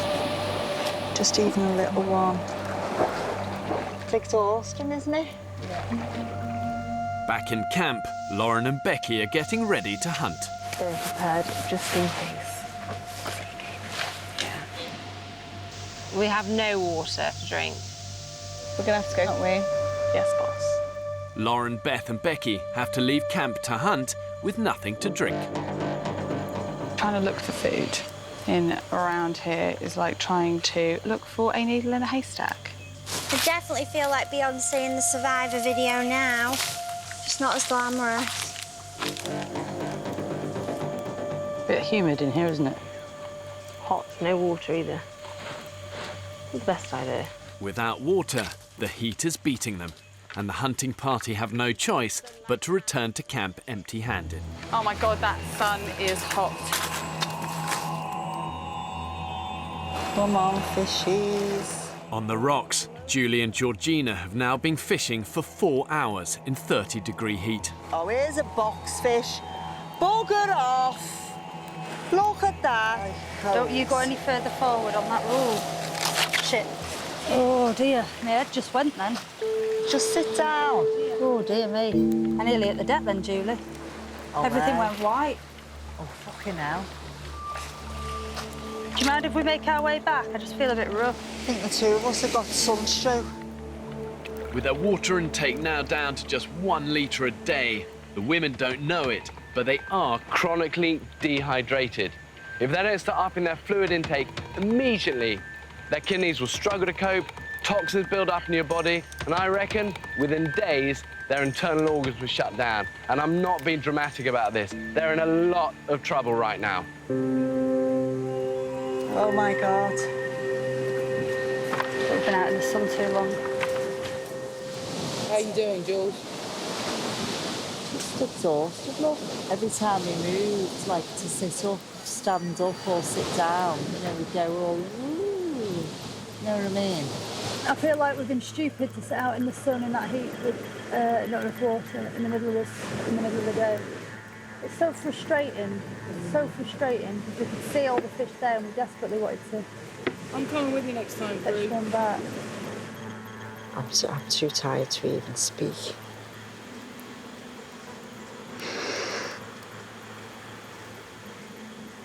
I hate being like this.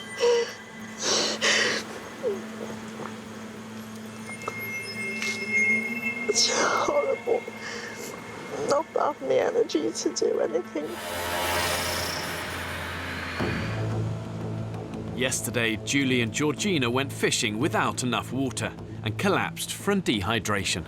I can't stand this lack of strength in myself and lack of energy and inability to keep going all day because my body just won't let me. Since discarding a contaminated jerry can and halving their water production, it's slowly dawning on the women that they're facing chronic dehydration. There's just not enough water for everyone at the moment. We've all got pretty much empty bottles at the moment. So I now need to wait for this to get boiled, which is going to take a long time. Right, What's up? Water's just tipped over. Fuck. Oh, for fuck's sake. Now we've got one shitty jerry can and it falls predictably. I knew it was going to fucking fall. By the time she's picked it up, all the water's fallen out. I'm not drinking enough. Nobody is. I am feeling weak right now. Are you? I can't get up the sand. It's like an effort to walk. And it's so tiring. I don't know about you, Georgie, but I keep going lightheaded. Do you? Yeah, every time I bend over. It's terrible. That sounds really strange, but every time I sort of bend down to do something and then get back up, I get really dizzy. I think everyone's feeling the same, aren't they? I am really, really concerned about each of us who are not drinking enough. I mean, some people are drinking less than a litre a day. I think it's just got worse and worse and worse. Each of us is feeling like we're going to faint at several points during the day. Having spotted the telltale signs of serious dehydration, Dr. Belinda calls an emergency meeting. The biggest killer out here, our biggest, highest risk is dehydration. We should be getting 2 litres to 4 litres a day. If everyone has one small bottle when you wake up, then at least you're a quarter of the way there already. Look, we are in scary territory where we just don't know what's happening to our bodies. And there could be effect on our vital organs as well. Your kidneys and also your central nervous system. So if you experience any weird symptoms at all, do tell me. On that note, I just need a sample of your urine. It's going to give me a general idea of any alarming kidney problems. Yay, thank you. Belinda will send the samples to my support medical team on a nearby island. So if any of us are in extreme danger, then what happens? You'd be evacuated off. If there's any indication of serious damage to your kidneys, then we would need to look into that immediately. And is it possible for us, some of us, to be in this state without knowing about it? Yeah, because a lot of the symptoms mimic problems that we actually have. Tiredness is a big thing with kidney failure. Nausea as well. We could well be in this serious situation, be unaware of it. And it was quite alarming what she had to say, really, about the way that our bodies can start to fail. I suppose I should have paid more attention to what was going to happen to my body. So I was surprised that I was potentially at such risk. The spirit is willing, but the flesh is weak. Oh my God. Whose is that short one? Georgina. Oh, it's like Guinness. Right. To investigate their health further, Dr. Belinda also weighs the women. 115. Don't know what you were before. I think I was 120. We were quite fragile in a sense, and the fact is that the things that are kind of deteriorating in my body are my guns and my tits. If that continues, then I will probably end up being skeletal within about 2 or 3 weeks, and just kind of give up and just be like, do you know what? Let the fucking vultures peck at me. I was 125. Oh, so you've lost a lot, haven't you? You are 116. I can't have lost £9. You do look really, really thin.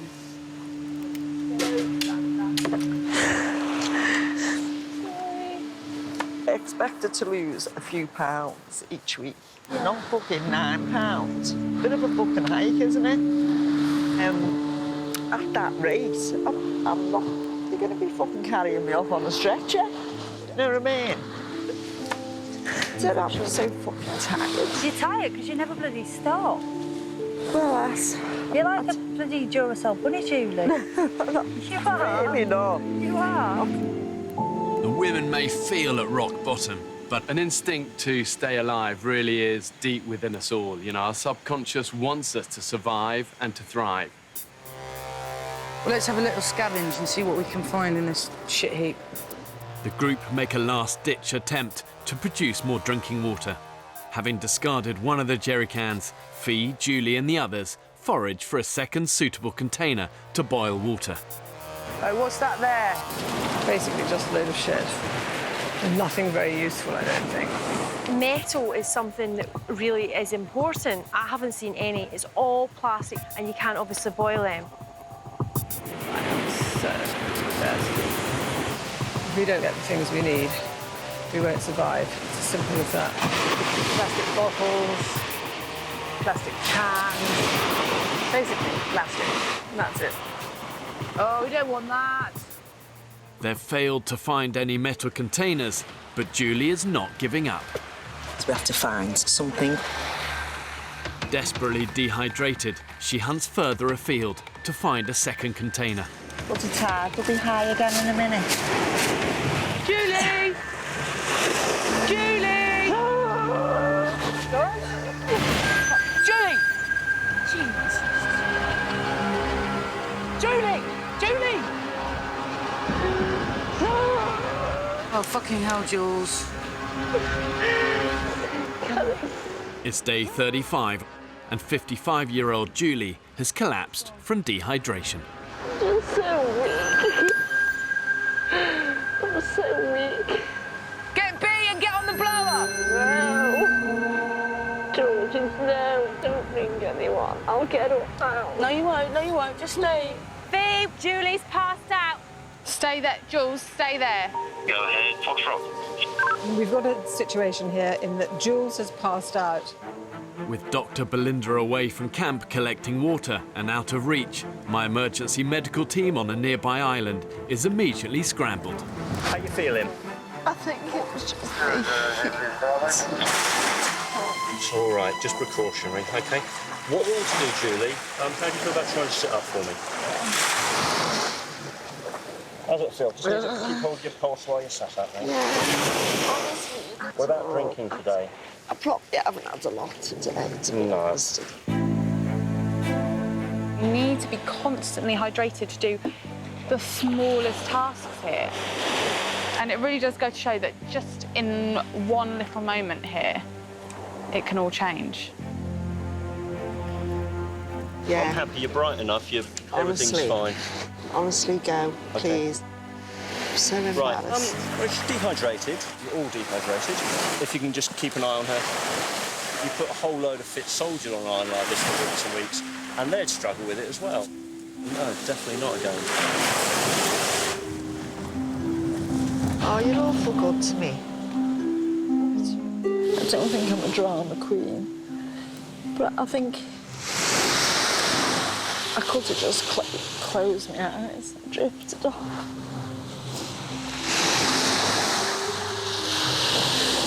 And not come back.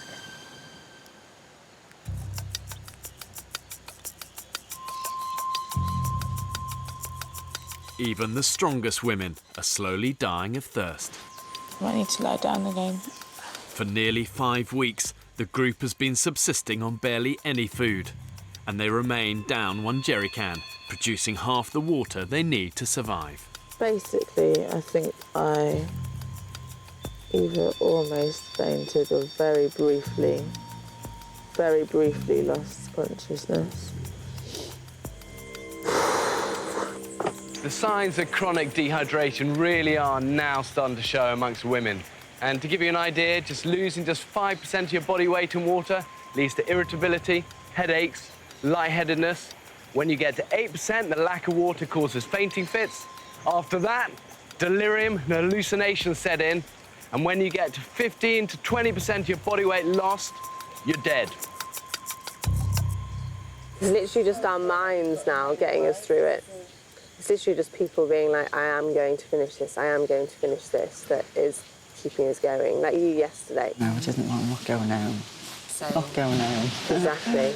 The group's on their arse at the minute, Georgie. The group is completely on their arse. The results of everyone's emergency urine tests are back. Foxtrot, this is... All 10 altogether can hear you loud and clear. Over. Paramedic Mike and survival expert Ross, my rapid response unit on a nearby island, have urgently asked to speak to the whole camp. I'm looking at your urine results and things here, and I'm looking at your weight charts and everything, and I'm looking at people whose kidney function is on a decline. And I cannot stand by and let that decline continue, based on the fact that what I'm looking at and what I saw the other day and your dietary input, it's not enough to keep you going without causing you all, or certainly a number of you, some long-term problems. Your bodies are just starting to fail at this point. Now, there's no easy way to say this. I'm teetering right on the brink of pulling you all off the island for medical reasons. Over.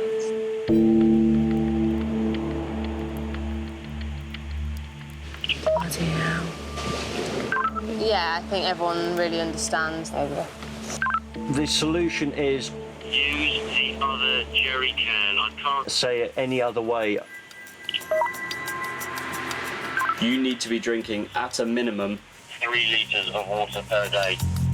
Worst case scenario, when you're all sitting in a hospital, the thought of drinking out of a slightly disgusting jerry can that's had pigs in it will not seem as bad as potentially a lifetime on dialysis. Copy that.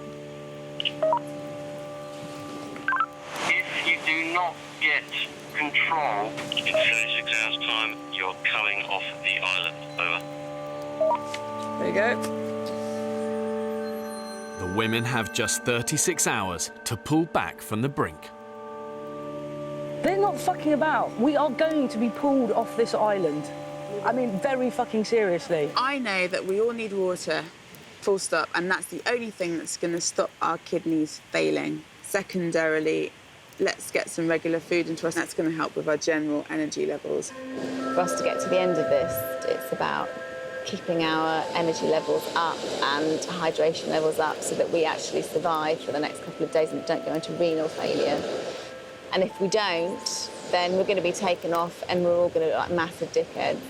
I know some people are struggling more than others, but what we need to do is, you know, try and work together without causing arguments, disagreements, unnecessary stress.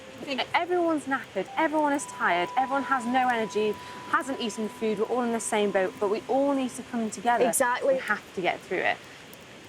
We have to pull together. And in a way, it's going to force us to do that. At times, we work as individuals and not really work as a team, but we're going to have to. We have to work together now. When a group faces a life-threatening crisis, do you lie down and die, or do you pick yourself up and determine that you're going to control your destiny? You're going to go out there, you're going to be resourceful, you're going to work hard, and you're going to turn the situation around. If these women have any hope of surviving, it means teamwork, and that takes courage and hard graft. Right, Nick. So I've got to cross that swamp. Yeah. With everyone agreed they need the crucial second jerry can, Fee has volunteered to retrieve and sanitise it so the women can immediately double their water intake. That can is going to be full of all sorts of shit and bugs. I'm not really breathing very deeply. Rank with putrid pork, it's been sweltering in the swamp for 10 days. Oh, nice. Splashed on my foot. But sometimes the island can be unexpectedly generous. Not that smelly, is it? Absolutely amazing. It doesn't smell rank on any level. Maybe the maggots have done the job. There's a lot to be said for maggots. I'm so glad we got that jerry can back, actually. Yeah. Now the 2 jerry can system is back up and running, the women should at last be able to hit the daily target of 3 litres of water each. So we've got 1 can on the boil. And I just want to get this one filtered. Well, I'm less stressed now about the water. Just drink that anyway, shut up. Get it down you. I should squeeze away out. Thank God, it's so sweet. But I don't want to, I'm not leaving. We're walking too long before we find some yucca. With the water production line back on a roll, Jamie is happy to return to work, joining forces with Lauren and Beth to find carbohydrates the group urgently needs. God, I can barely walk. It's really hard. It's hard, you know, being in a group and put under so much stress, and nobody's perfect. Everybody has their moments, but we have to stick together as a team. Our muscles were stronger. Oh, I can see some yucca. Bring What back. you got there? Woo!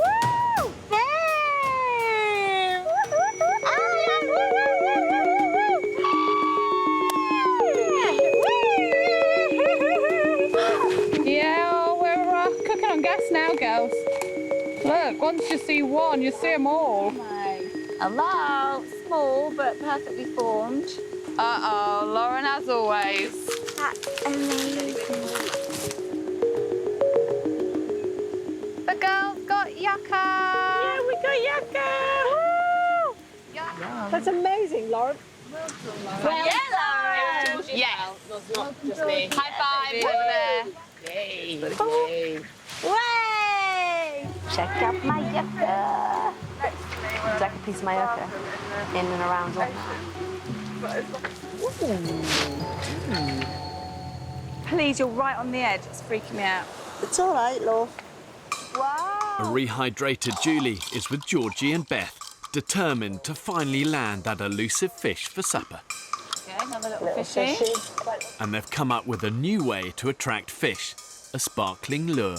And that is a state-of-the-art bit of fishing kit there. Fishing tackle. Right, Coca-Cola, give us some luck.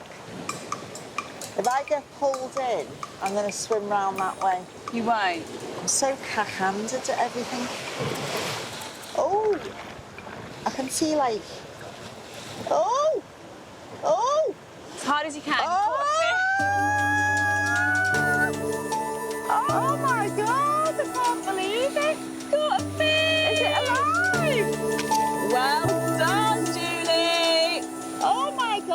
I thought you meant to... Sucker! Dinner! Basically, whatever it takes to stay, whatever it takes. Go on, Jules, persuade that fisherman to give us some fish. Hola! Hola! He's coming. Not content with just one small fish, Julie spots another opportunity. The first passing boat the women have seen in these waters. Don't know, Jules, it's your turn to get the baps out. He's not going to want to see a 55-year-old's baps. I don't know, mate, your baps are way better than mine. You have fish? One fish? We have none. We have none. No fish. He's going to throw it. Oh, you're very, very kind. Whoa! Thank you very much. Thank you. Bless you. Bless you. Good luck. Gracias, amigo. Now, I think that is a... barracuda. I could just go and bite it and eat it raw. I'm so hungry. I don't know whether that was actually playing by Queensberry rules, but innovation, innovation, innovation. Woo! We caught a fish! Yeah! Oh my God, it's massive! Woo! Let's see the barracuda go. Barracuda! Yeah! Oh my God, incredible, I love it.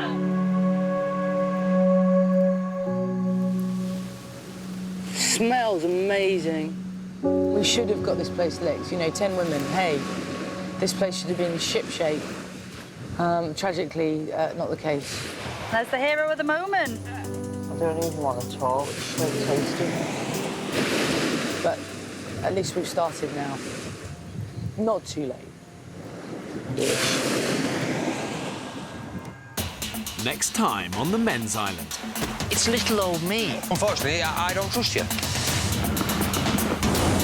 Whoa! It's a death trap round here. Snake! We have no food. Stop it! Holy shit!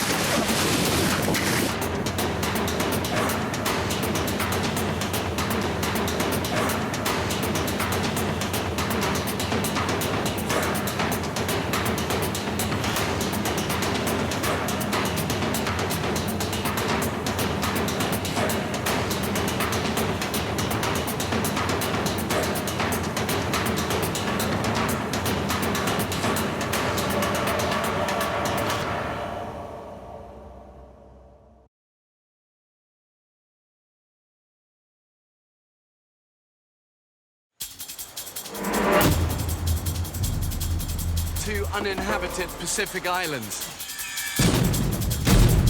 More than 5,000 miles from the UK. One will be inhabited by 14 British men, while a separate island will be home to 14 British women. For 6 weeks, they'll be utterly alone, with only the clothes they stand up in and a handful of basic tools, filming everything themselves. When pushed to the limits of human endurance. Will it be brute power? Big shit, big fella! Ooh, snap it! Or mental strength that wins the day? They're too cute. I can't. Who will have what it takes to stay alive? Tonight we follow the men's island. It's a scorpion, guys! It'll be harder than ever. They'll have to endure the height of the harsh tropical storm season. A bit like being in a disaster film. They'll have to find their own water. Yeah! And hunt for their own food. Watch him, go now, go now! That is amazing. Have these modern-day men got what it takes to survive? We're all sweating our bollocks off up there, fella, and it looks like... Yeah, fair enough. Looks like you're doing all when it comes to wood.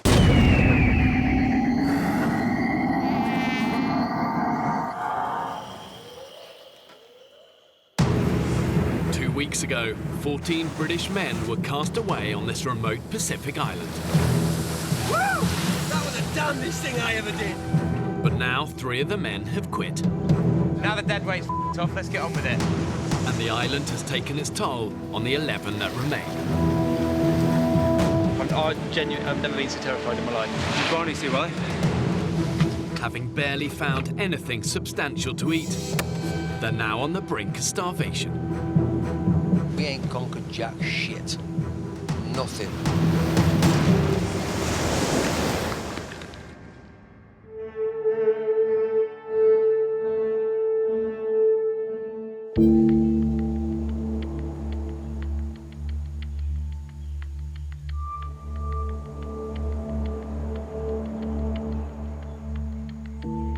It's a bit like being in a disaster film, or or when you hear on the news that people have had a typhoon come through or a flood.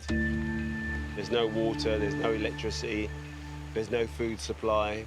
Sometimes out here can feel like you've been hit by a major disaster.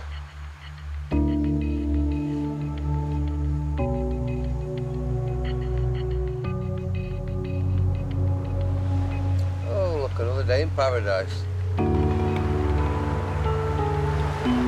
It's been 15 days since the men arrived on the island.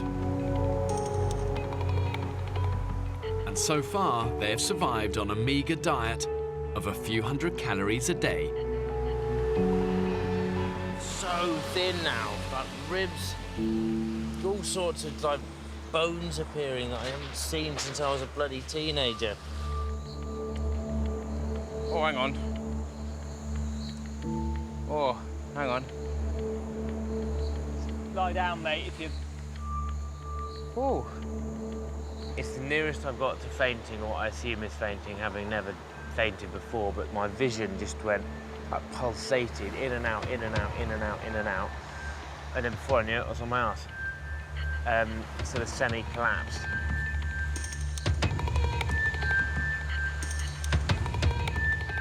We're surviving off limpets and like the odd one fish. It's not going to sustain us for the next however weeks. And I think another week of this, we'll be struggling massively just to even get up in the morning. We need to find a solid source of food, or, we could be facing meltdown.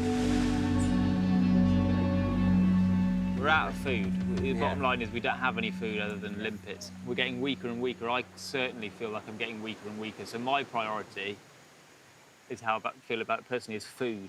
Yeah. I think the majority of our resources should be to getting us good fish today. Let's go. We are going to find lunch.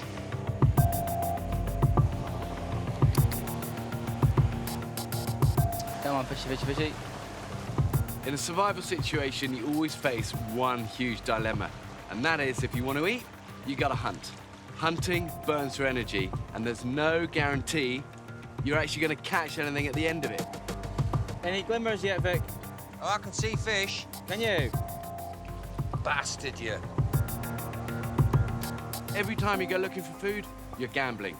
You're gambling with your energy reserves.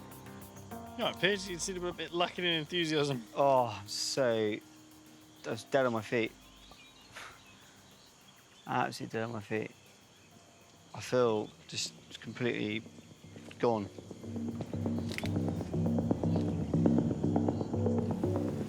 You just keep nibbling it straight off end.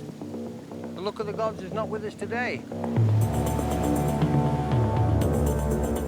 Everyone's getting tired. Everyone's hungry. Everyone's sick of bacon bit limpets. We need some decent food and we need it quick. So if we don't get it soon, it's going to start dropping like flies.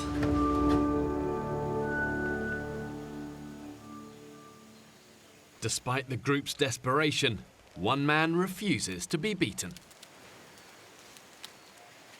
Let's all push it to the edge. I feel fine. Another day at the office.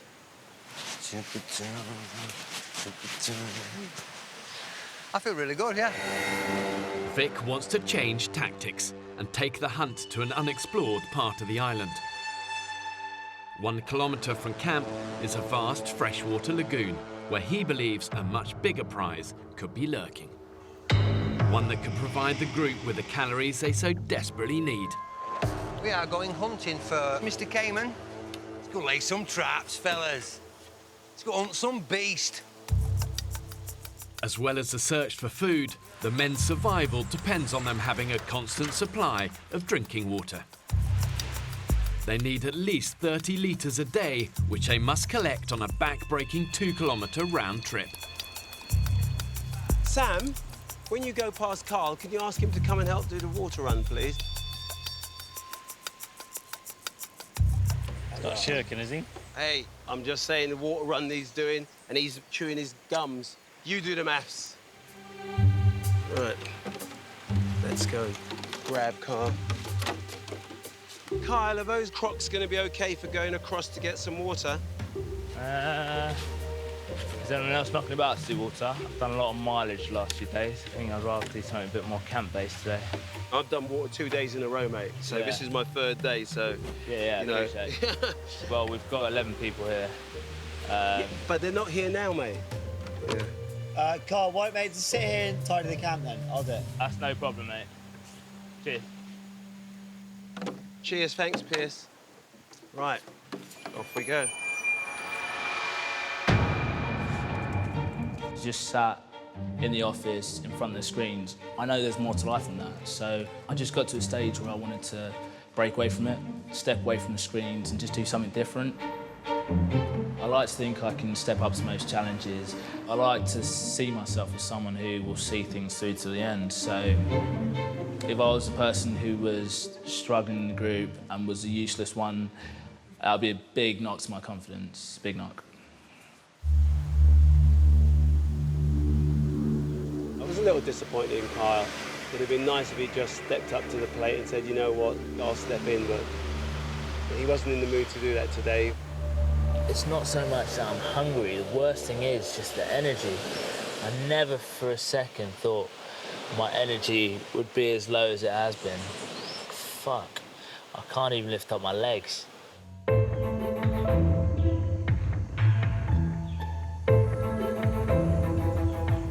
Keep an eye out for Mr. Fucking Gator. If you see Cayman, I'll scream. Yes. How big did they say they get? Fuck's not gonna eat these.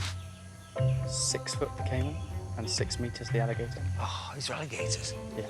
Fuck it. I don't know where Vic gets his energy, but I need half of that energy. Because Vic has got energy all the way through the day. If I could take anything away from this island, I would like to be a little bit more like Vic Fellows. See, like that? That is actual shit. What the fuck is this, Jurassic Park? That's not shit. That's shit. That's not shit, fella. That's What is it? That's mud out of there. Do you know what it is? I'm sure there's a T-Rex here. Oh, fuck, that's great. What do you do? If you see something snapping at your feet, what are you going to do? You're going to just machete it? Worst case scenario, if we can't pin him, what have you, I'm fighting for my life. It's having it, isn't it? Yeah. As best as a facilities manager can do.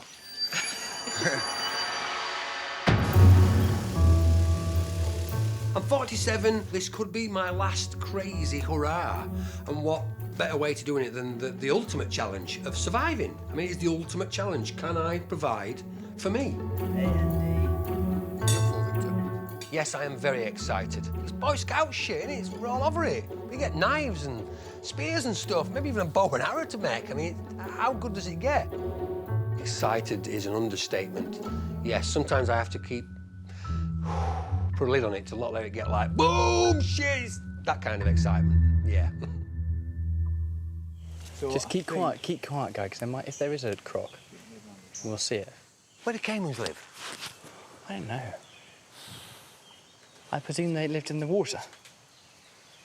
I thought they lived up trees. Do caimans live in holes? I reckon caimans live in holes. Dear. Well, I'm making that up, but... It sounds good, though. If it gets up to my bollocks, I'm coming out. Crocodiles are ambush predators. They hunt their prey in shallow waters and are masters of the stealth attack. With razor-sharp teeth and a bite that's 3 times more powerful than a lion. Sam, That is a caiman. Look, he's up, he's up. Fuck, he's a biggie. That there is our baby. That is dinner, yeah. That is our dinner. Would it be worth swimming in? Not for me. I'm not swimming in that. Not a chance. That is insanity, yeah. Fucking bastard him. Look, he's moving, he's moving. He's got a bit of a ripple behind him. Look at that size of that fucking head. He's getting inquisitive, he's that little boy, isn't he? Come to daddy. We now need to find where he comes in and goes out. Okay. Wherever we are now, is where they come out. Yeah, dead right. That is where crocs come out of the water. Yep, that is perfect, isn't it? I'm gonna make a snare there, right towards the water. You ever caught anything in a snare before? Have I ever made a snare before? No. Oh, he's there, he's back, he's back. Yeah, straight away. Straight away, see him? He fucker's got closer as well, hasn't he? That shifty little bastard's got closer, hasn't he? He's not scared of us. You'll have to keep an eye on him while I'm setting the trap. That's why I keep looking past you. He keeps dopping and doesn't he? The bugger him. The men have had just 2 days survival training, where they learnt how to set basic traps. But the reality of catching a crocodile that can measure up to 13 feet is a different matter entirely. This is proper Boy Scout shit, this, isn't it? He's going to test it. I'll test it. Yeah? Oh, dinner is served. Eh? That's not bad, is it? That's all right, that, fellas. Oh. That's the one. Let's go. Let's bust a move. Back to base, yeah? Back to base. Late afternoon. 58-year-old Phil is returning from the water run with the help from Dr. Pierce. Watch your step. Yeah. It's a good thing we didn't carry with a jerry can up and down these rocks. And home. While Kyle continues to rest on the beach. There's a feeling amongst camp that he's not contributing as much as he should be. It's just I feel like I've just been trying to deal with the fire and do the water. And Kyle's been kind of doing the feet manicuring bit. It's a little bit like anything in life, you know, you can have a rest, but do the work first. It's been almost 2 weeks since Kyle ensured the group's survival by starting a fire with his glasses. Now, when Kyle first got in here, he cracked the fire. It was absolutely brilliant. Since then, man's not got a day's graft in him. Not a freaking day's graft in him. I get the distinct impression, Vic, that you're getting a bit miffed. I'm just getting miffed for anybody that springs into my mind that's not sweating as hard as me. Pull your thumb out your ass, you lazy bastard.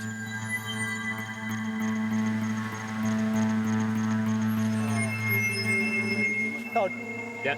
I feel like I'm kind of nearing my physical limit, and I think it's quite a common event. I'll come down and you're doing your feet or you're sitting by the fire. I'm going to be completely honest with you. I feel that perhaps you haven't been pulling your weight in the last week or so. Okay. Today for me has been a bit of a challenging one, actually. Can't lie. I haven't been able to do as much as I thought I would be able to, and like when you're in this situation, if you can't contribute, you feel like you're really letting the team down.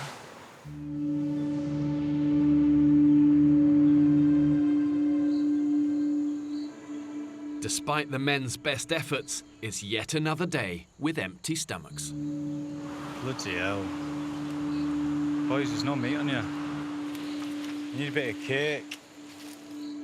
Hey, look, you can see Pierce's heart beating through his rib. Look. Fucking hell. Being hungry really does affect your mental and your physical state. Every step is hard when you're hungry. There would be a stage where soon our bodies give up on us. And we're not far from that.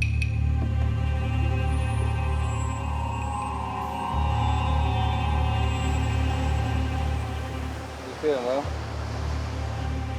Exhausted. After over 2 weeks of near starvation, the men's situation is becoming critical. We're going Tiger Lily. Desperate to catch a high-calorie prize, Vic and Dan have set multiple crocodile traps around the island's freshwater lagoon. Bingo. But so far, they haven't caught a thing. By the look of it, it's done sod all. Fuck. Shit. Nothing, I'm afraid. On such an extreme, low-calorie diet, you're susceptible to infection and your mental capacity is low. And if nothing changes, really, you're on borrowed time. Over 2 weeks with barely any food going in, the men's morning routines are anything but regular. I feel like it's got to that moment where I'm probably going to need to go for a shit soon. When it comes to options, it's got land or sea. I think I'm going to opt for the sea. Where are you going to go? I need to figure out, is it sort of washing that direction or...?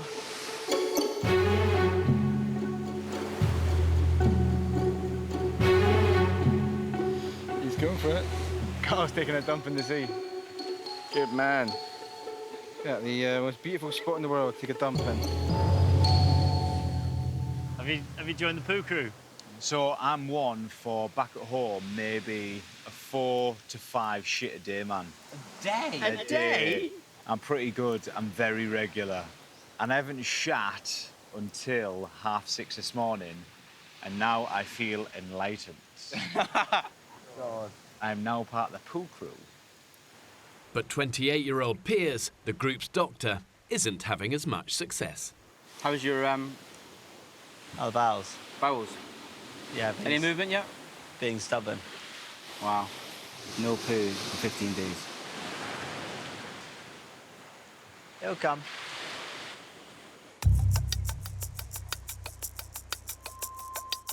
Ready? Up and 1, 2, 3. With no food to eat, the men still have to expend their energy on vital tasks, like keeping their fire going to boil and purify the water that they collect. Hello, hello. If you want to get a nice picture of Carl grooming himself, you're quite welcome to do that while we're all getting wood. Where's that? Just round the corner doing his toes after he's just had a swim. Today we were supposed to all contribute getting wood and then do individual tasks, and he has done nothing. I think my tolerance has kind of reached a bit of a limit. You know, if you do let it boil inside, it does become a bit of a problem when it comes to a head, like it is now. I can't hold stuff in. I can't. But listen, when everybody, and it ain't just me, when lots of people bits and chaff and nobody seems to want to confront it, I think, come on, boys, we're teammates. Fuck it. Where is he? Up there, sat on his arse. He's taking piss. Come on, man, fucking hell. Kyle! Kyle! How you doing? I'm busting my knackers, fella, doing wood, and you're doing your feet. I'm not doing my feet. I've come out of the water. Whatever. Yeah. It's not just me, it just seems that I'm the only one with balls to come up and speak to you. No, that's fine. Every fucker's bitching and moaning that you're never doing wood with us. We're all sweating our bollocks off up there, fella, and it looks like... Yeah, fair enough. Looks like you're doing fuck all when it comes to wood. Admittedly, I'm not getting wood now, because I just come out of water because I went for a shit. We're fucking pulling tree upon tree upon tree, and it does look like you're always doing your feet. I won't lie to you, it does. That's good.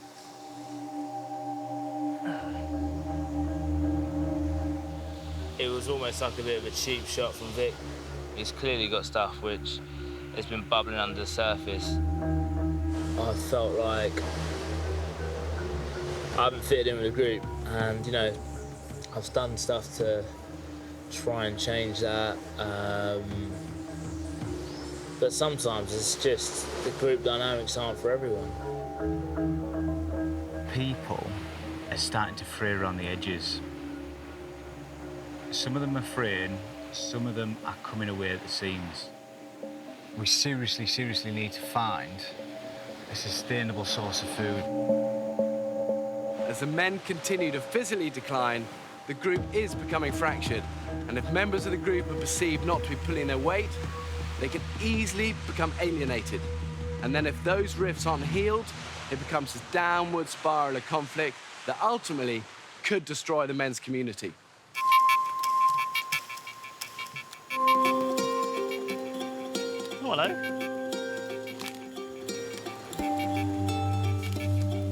There's a net here. A net? Yeah.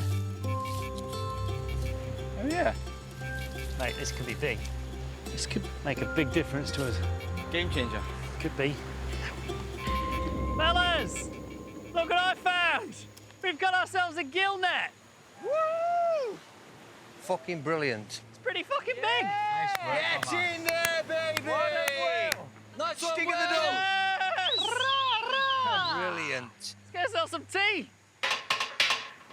If we get this net in the water, then we have our best hope yet of catching fish. For thousands of years, fishermen have been perfecting the art of setting their fishing nets. If you get it right, you unlock the ocean's larder. But get it wrong, and all they'll be doing is wasting their precious time and precious energy. Two resources that they can't afford to waste. Net's out. Exciting times. We're looking at. Yeah. Look how positive.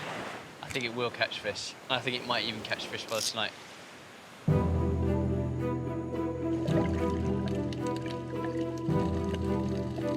Exhausted after a morning's hard work, the men allow themselves some downtime. So boys, here's one. You can request Bear to bring you one item for the journey back. Thermos full of English breakfast tea. I am going to get a bottle of Octomore whiskey. A whole bottle of whiskey? A whole bottle of Octomore whiskey for my journey back. Bam! If I could, chicken pie my wife makes, and she always puts your name in it as well. Nice. Oh, the big love heart and all Puff that sort pastry of lid? thing. Yes, dead right. He's got to see. You get. You see if it doesn't work out with you and your missus. Can you give it I my think, number? I honestly think there's something wrong with her upstairs because she really is a nice woman. How did you find such a nice woman? I have no idea. What have you done? You must have a size Not of a a dick clue. of a donkey. Not a clue, but God bless her. How did you meet your wife, if you don't mind me asking? I went around and knocked on the door. Did you? I fucking did, yeah, dead right, I did, yeah. What did you say? Hello, I saw you at work today. You turned up to meet your mate. Yeah, I did, yeah. I wondered if I could take you out. Let me think about it. I thought, oh, damn it, she went, yeah, OK, then. That I was sort it. of imagine that you live on the set of Billy Elliot meets Postman Pat. Absolutely brilliant it was. So, yeah, well done, me. Well done, you, man. Well done, you. Spotted Piers trotting along the beach, looking vaguely happy with himself. So I think Piers might be off to try and have poo number one. I mean, how many days has he been without a poo? Be 17. Dr. Piers is now the only member of the group who has not yet joined the poo crew. Any luck, mate? No luck today, mate. He'll come. Here he comes. Don't do it. Dr. Piers, have we succeeded? Is it? Is it? No. Oh no. No. Mission failure. Oh no, NASA, we have a problem. Close. Be patient, lads. Be patient. Go in your medical kit, get a rubber glove, because I'm going in.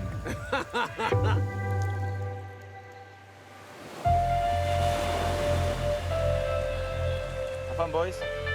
Cheers, We'll do our best. Mid-afternoon. After a couple of hours rest, the men get back to work. Come on, my son, bite.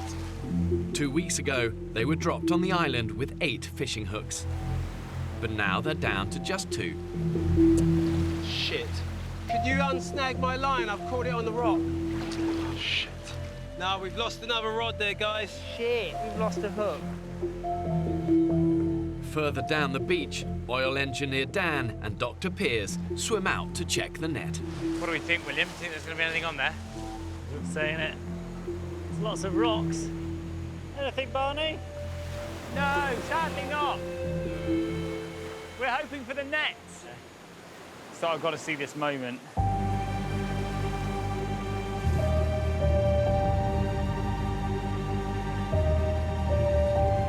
Doesn't look like a trawl. No, I'd go as far to say as it looks like the square root of F all. What's wrong? tangled and all sorts of... It looks like we'll be going hungry for dinner. The nets are empty, is that right? Shit. What's happening, fella? This is what we've caught. Caught a load of coral. Fuck. The razor-sharp coral has destroyed the men's net. No fish at all. Shit! We really are up Shit's Creek, aren't we? With no nets, one fishing hook. The situation just went from bad to much, much worse. What do you think, Phil? That's disastrous. That's no food for anyone. And no means to get food. Shit, we've got one hook left. We're fucked. So we've got one hook to fish for a month. It's pretty depressing, yeah. More than a month. No joy with nets. Fuck, are we going to be depleted or what? Disaster. We're down to our last fishing hook. So the onset of starvation looks upon us.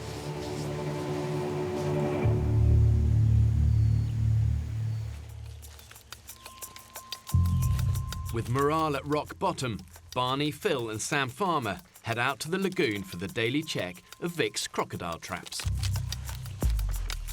Chances of catching a caiman, 4%.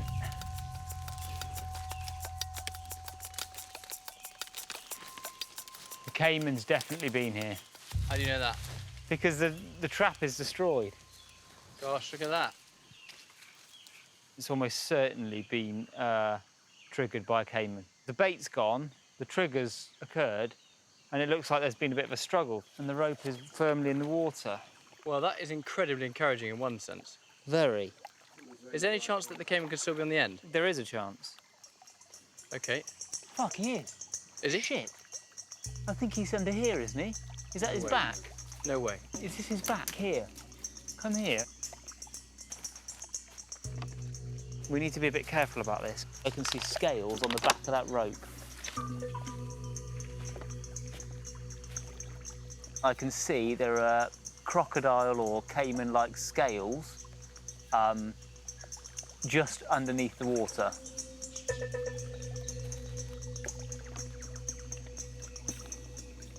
I'm convinced, go and have a look. I'm convinced he's there. Just be careful, be very careful. There's no doubt about it, the caiman's there. Yeah. There is a caiman in the water right next to us now. We need to be careful because as soon as we drag him out there, he's going to be angry. I cannot quite believe it. No, I can't either. I cannot believe it. My heart. Oh, Mine too. Is your heart beating? Mine too, because he's obviously alive, right? So the crocodile is the largest, it's the meatiest animal they're going to find on the island. But when they're cornered or they're scared, that's when they're most likely to attack. And if you're in the wrong place at the wrong time, you're in trouble. The minute we disturb this, all hell will break loose. The three of us could take him on. I think it's sensible to go and get many more hands. Why don't you two stay here? I'll run back to camp. Yeah. Deliver the news. Yeah. And we're going to pull him out of that trap. He's going to fight like buggery. Absolutely. Go on, Barney. Excellent, yes.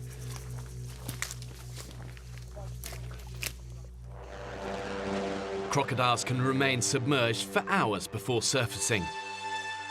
And as the lagoon is their ideal habitat, it's certain to be populated by more than just one. There's definitely an alligator moving this way. It's a little bit weird looking at one that could get you right here. And another one that's heading towards you. It's almost like where the bait. Barney's looking excited. What's up, Barney? OK, come in, gather in. OK, so we're...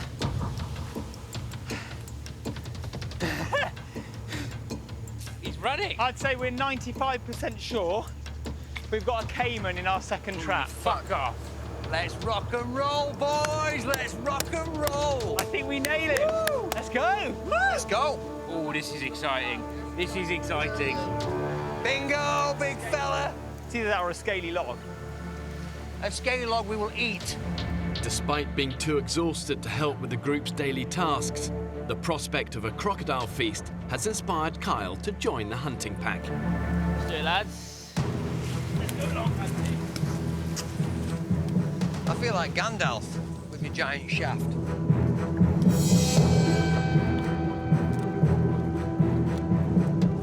How you feeling, Barney? It's very difficult because I'm so excited and this is all what we want, but when it comes to actually pulling the animal out and having to kill it, I don't know how I feel at all. But at the moment, absolutely buzzing. Yeah, definitely feel like a tribe on a hunt. Yeah, it does, doesn't it? Everyone's come out prepared. Oh, this is the most excitement I've felt since I've bloody been here. How you feeling, Vic? I'm feeling excited, but we've got a job to do. We dispatch it in a humane manner as we can. But woo! That's how I'm feeling. When you're hunting crocs, you've got to make sure that you don't become the prey, because these prehistoric beasts are fast. Once they get hold of you, they grab you, drag you into the water, and then they strike, bam, lightning speed and incredible power. What's weird is I can see it and it's got his eye open. Looking at you. This thing is going to go absolutely mental. Yeah. Absolutely mental when it comes out. Such a blessing. It's a dangerous animal, but we need the food. We need the food. This way, guys. Barney? I've got the cavalry. Bring on the cavalry. Where is it? It literally is just where you can see that blue rope by the log. The blue rope is wrapped around the caiman. Oh! He's big, boys. He's big. Okay, he's moving. We need to get a loop over that mouth. I think one of these branches has him pinned. He's making bubbles. I think he's going to do something. Here we go. There we go. Look at that beauty. He needs to breathe, doesn't he? He's hissing at us. Okay, he's trying to go back. Here we go, boys. Right, where's that rope with the hook? Here, look. Okay, boys, we need 2 people on that rope. We need to pull him ashore. Is his mouth open? His mouth is slightly open. Okay, Vic. Nice and calmly, boys. Come on, Vic. Whoa, come on, baby. Come on, Vic. Right, nobody move because his mouth's open. Yeah, you get him. You get him. You fucking get him. Let him Round his slow. neck, Oh, it's round his neck. That's it. We got it. Come on, big boy. Sod. Come on, boys. Come on. Right, I'll distract him. Hey, Mr. Croc. Hey, look at me. Look at me. Look at me. Ooh. Okay, Vic, go now. It's probably gonna roll soon. Over the teeth. Oh, The branch won't let me. One more. Mate, you've almost got it. Watch him. Go now. You're in. Here we go, puppy dog. Yes. Ah, you little watch him. fucker. Right, Sam, I'm very conscious of you stood in the water, mate. There is another one in that lake. Yeah, get out of there. Yeah, get on the bank, Sam.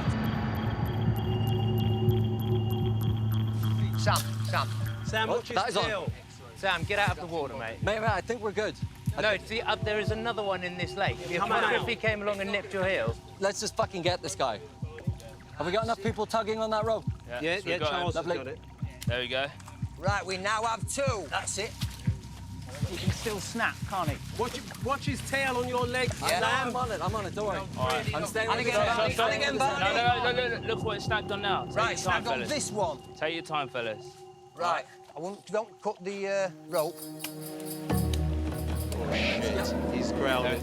This fucker is fucking powerful. Give him a minute. I think he speaks English. Where's the knife? I've got a knife with me. Get the knife out ready. And then, Kyle, what are you doing? You're going to drive the knife Take him out. Right, where are you going to put it? Just behind his eyes in the skull. Heads on, guys. Heads on. We go on go. 1, 2, 3. We all go on go. 1, 2, 3, go. Come on, boy. Nice and calm, nice and calm. Go on, lads. Push it in. Push it, lads. That's the one, boys. Yes, mate. Yes. That's it. Gentlemen, we have handbags. Come on. Nice teamwork, fellas. Take them down, boys. Come on. Boys. Back it out. Damned it. Get in there. Oh, He's twitching, he's moving!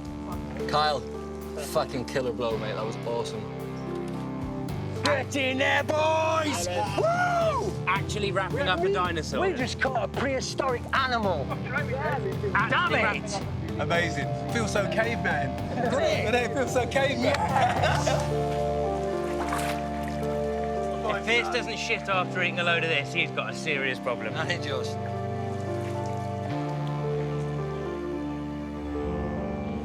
How many people in the world can say wrestled a crocodile and killed him? Yeah. We are an elite group of blokes. After 17 days without anything substantial to eat, the men have finally hit the jackpot and dispatched one of nature's most fearsome predators. Seeing this, it does make you have respect for crocodiles. This is a big one, really big one, so I just wanted to get it done in a clean way without making a mess of it. To pull it off and grab a crocodile like this is amazing.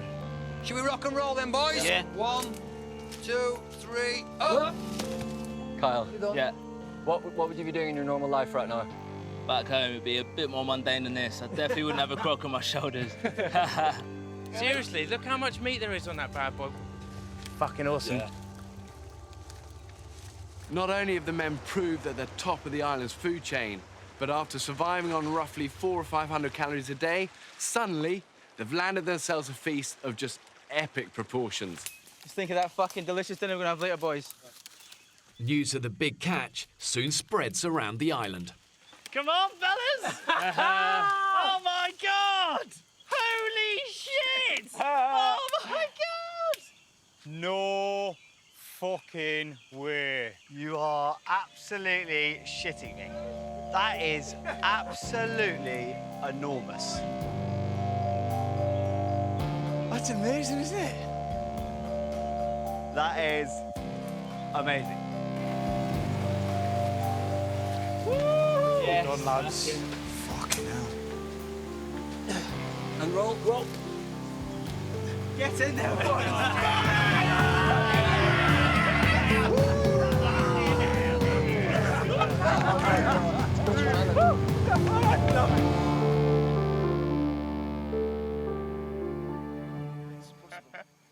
A croc of this size could provide the men with tens of thousands of calories.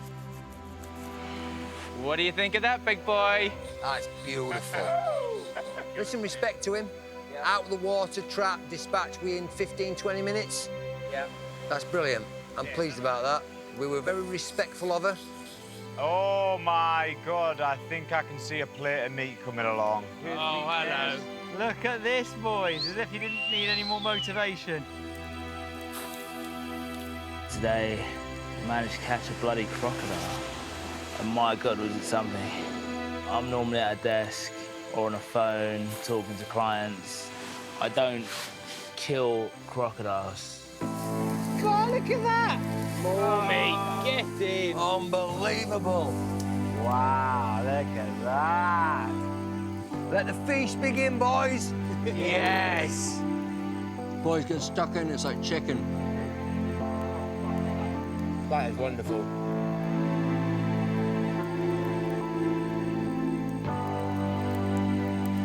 Just had my first taste of crocodile. To me, it just tasted absolutely divine. It's nice to have a mouth full of meat, isn't it? Not just a nibble. We all get more than we can possibly eat. Here's the heart. This is Kyle's, the killer. Kyle, salute you, sir. Based on the fact that I killed the croc, I was given the privilege of eating its heart. It felt like a good feeling, almost like the prize for doing a good job. Go on, Kyle. Do you feel like you're inheriting its strength? Like a boss. Yeah. Oh, fuck, that was nice. God, that was nice. Oh, that second piece I took was beautiful. Oh, God, I feel like it's after Sunday dinner at home. Absolutely lovely. What a lovely, lovely feeling that is. I feel sorry for Piers because he needs to open his bowels, otherwise it's going to be painful. Oh, he's going to open them after this. So I was absolutely dead on my feet earlier. Completely and utterly gone. And suddenly, the morale boost the team needed needed that so badly to kick the spirits up. I think this counts as, just for today, if nothing else, more than surviving.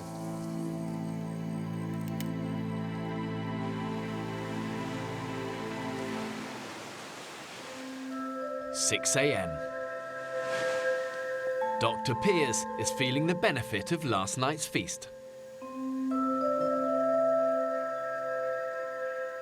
Here you've got some big news for me. Yeah, I am the last member of the poo club. Last man Well squatting. done, Piers. Everyone give Piers a round of applause? Yes, Piers. Brilliant. Yes, Piers. How did it feel? It felt great, actually.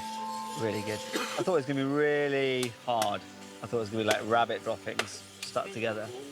Oh, what was it like? Like a wet sausage. A wet sausage? Yeah. Oh. Dreamy. Absolutely dream. Yeah. It's that croc pushed it all down. Lads, croc's ready. With plenty of crocodile meat still left over, cameraman Ross serves up breakfast. Char grilled to smoky perfection. Oh, that's good, isn't it? I think it's better. I think it's better than yesterday.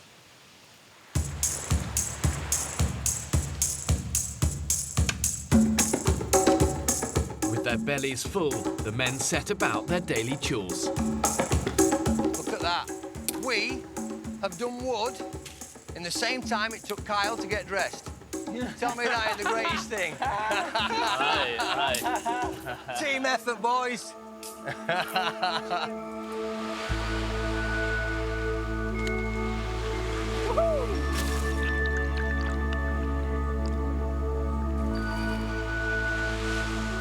feel like I can just lie on this beach right now and think about nothing and do nothing and not feel guilty for the first time pretty much since we got here. Is this for your personal collection? This is early for me. I thought so, yeah. I thought that A bit slower. I thought that. A bit slower. That's it. That's it. Bring it. Lovely. Enjoy the idyllic tropical sunshine. I think life isn't too bad after all.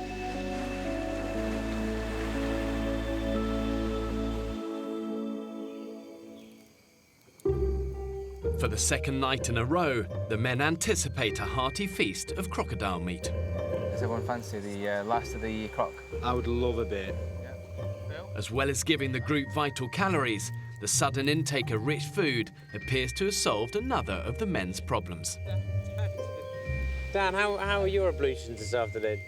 Oh, Danny had a trump and a follow through, didn't he? He shit himself this afternoon while he was making his bed. Dribbling down my legs. Just a little bit. A little bit of boo came I out. had to squeeze my socks out. Who's that bad? Oh, God. Well, you fucking asked, didn't you? Crocodile broth this evening. It's going to be superb. Come on, boys, dig in, please.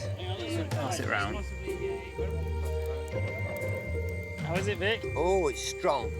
I think strong is a good word. There is some distinct smell of poo about this. It smells a bit like dog shit, doesn't it? It does smell a bit suspicious, doesn't it? Yeah. Shit. Oh, crikey. Phil, what's the verdict? I've had 2 mouthfuls, and that's 2 mouthfuls too many. I can feel the squirts coming on. The 30-degree tropical heat has spoiled the remains of the crocodile, leaving the men, once again, with nothing to eat. The final meal from our croc, it was basically rotten meat. It was pretty... I don't want to think about it too much. It was pretty much the worst thing I've ever had in my life.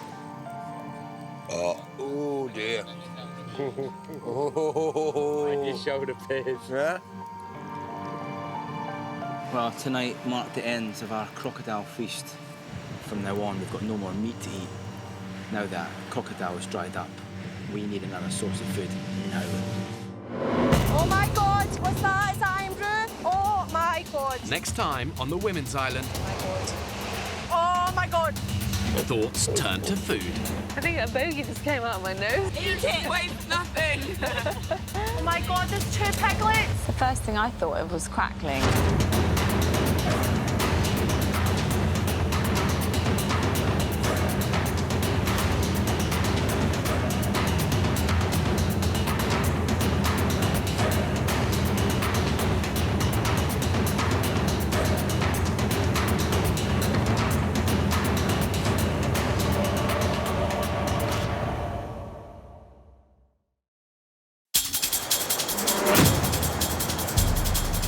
2 uninhabited Pacific islands.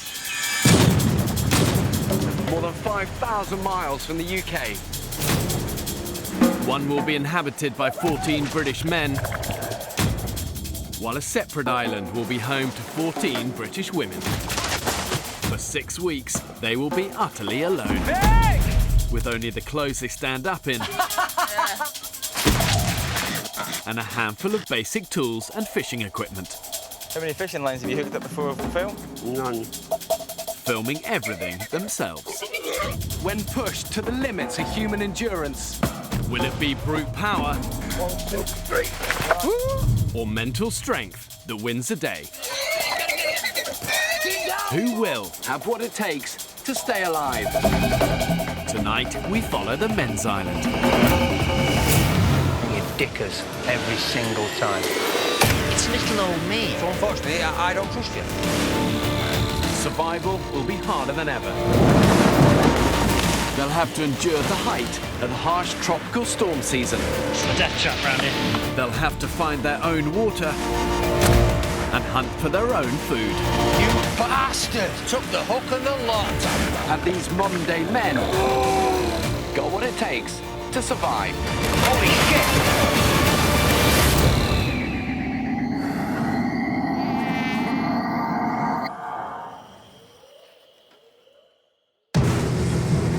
4 weeks ago, 14 British men were cast away on this remote Pacific island. Hey look, you can see Pierce's heart beating through his rib. Despite their best efforts, they haven't been able to find a sustainable source of food. We need some decent food, we need it quick. And the men are getting weaker by the day. Exhausted. There is absolutely no food in this camp. The group's become increasingly fractured. You tell any chef that cooking for 11 people is physically easy and he'll stab you in the fucking eye. So far, it's 47-year-old Vic, the island's top hunter, who's managed to save the group from starvation. When in doubt, send Vic out!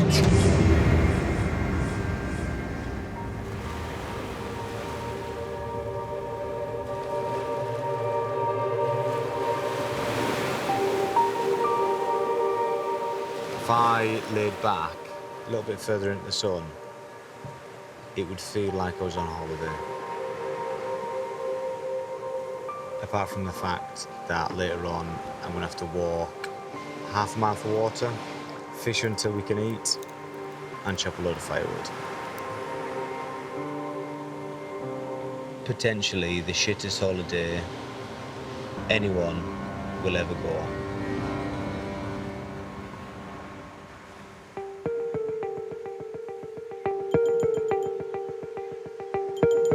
The men have now been living on the island for a month.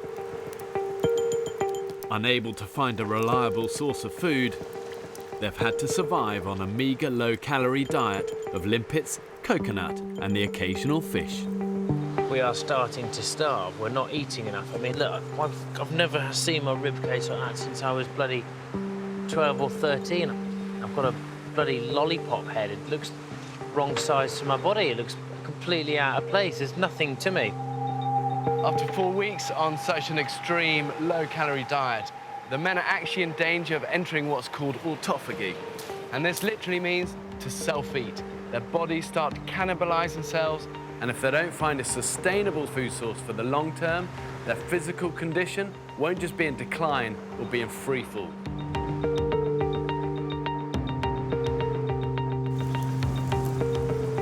So starting with Charlie, what are you doing? Camp building. Phil?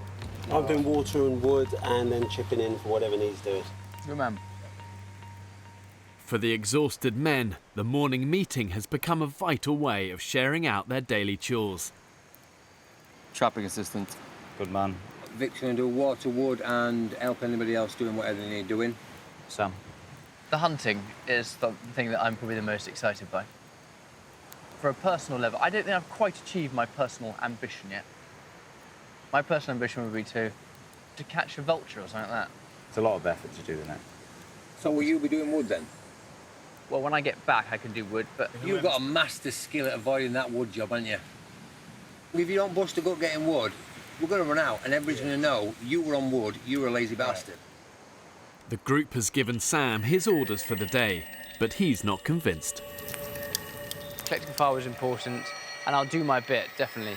But I'd love to do a bit more hunting. And, you know, it's that man against beast thing that I really enjoy.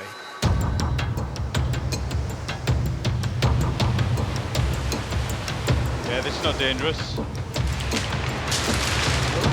With around 30 litres of water and up to 50 kilos of firewood to collect, the men have a gruelling morning ahead of them. This wood is ridiculous. Go on, man. Look at this. Go on, man. Go on. We're through.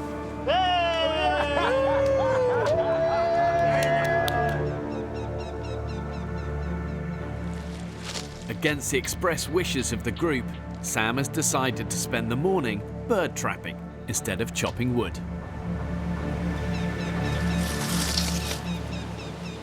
It's quite exciting. So I'm under a little hide. Not the best hide in the world, but a hide. And I've got this little cord here. And hopefully, the vulture's going to come down, grab the meat, and I'll pull this rope, and we'll be in business. Let's just wait and see.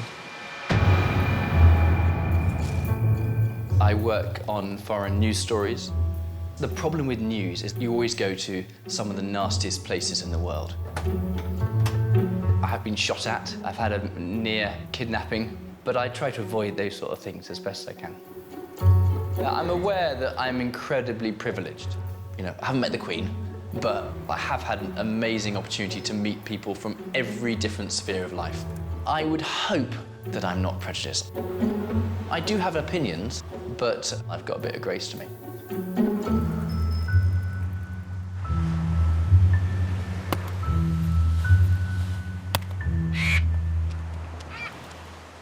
Dad, I'm hiding for a vulture.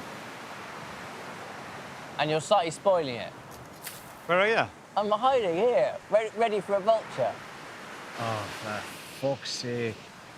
The whole point of the morning meeting is to dedicate tasks. If he's got a task, he needs to complete the task before he moves on to something else. Softly's not working anymore, so we just need to be a bit more firm with people, I think. Sam, we need to stick to our tasks, otherwise we're not going to get shit done. It's like nearly 11 o'clock and you haven't done any wood today. I'm heading there now, and it's going coconut for the... I'm doing trap as well. But you're not doing traps, we're doing traps. You're not doing traps, are you? You just concentrate on what you're supposed to be doing. If you've got a task, stick to it, complete it, finish it. Right. I don't know. Bloke talk's a good, nice, posh game, but failing to deliver in my book, and an island where manual graft is king. We all have to work and sweat. And up to now, he ain't done jack shit.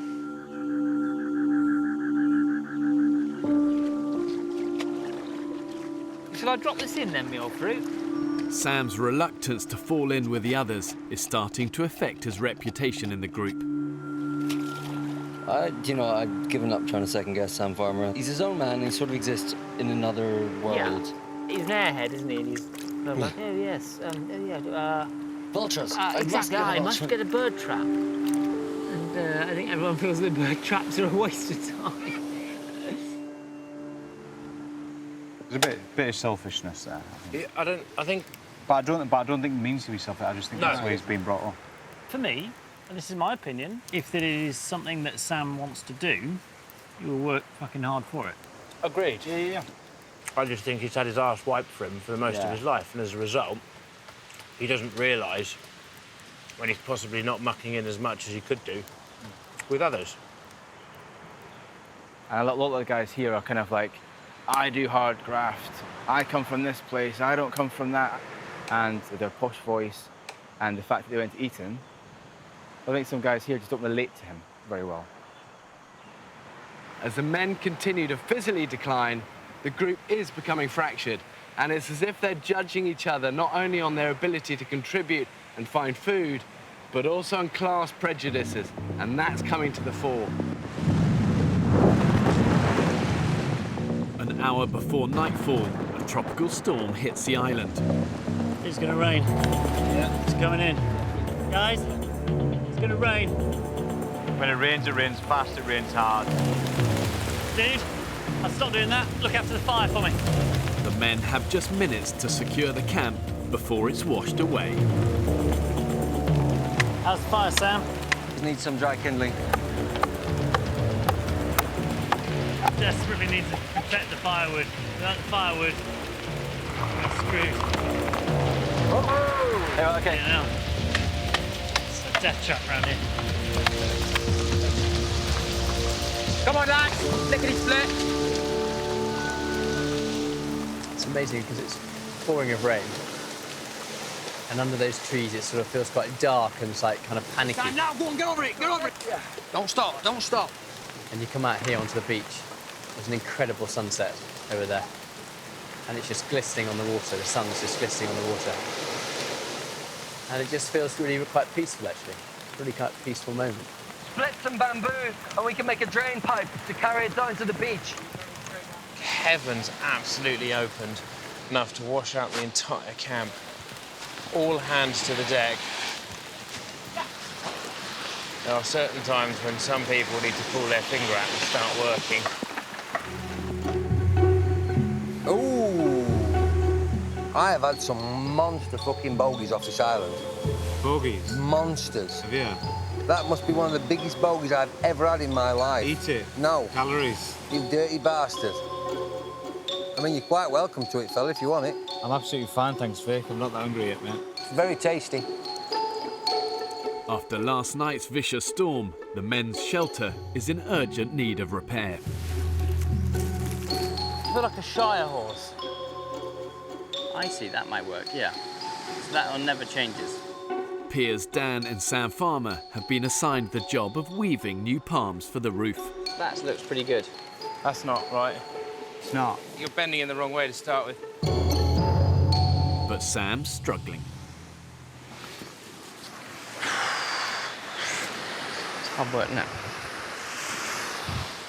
Vic? Yes, sir? I don't want to abandon my duty, but I'm actually really crap at this weaving. No one's good at it. Everyone's shit as each other. I can't actually get to work, though. I spent 45 minutes practicing, and I'm obviously doing something wrong. You need a lot more determination, Sam. Just crack on with it. Just stay with it. I've got to play to my strengths, and one of my strengths isn't plaiting. But fucking stick with it. We need to sort it out. The man the fuck up. Anyone fishing now? Too rough.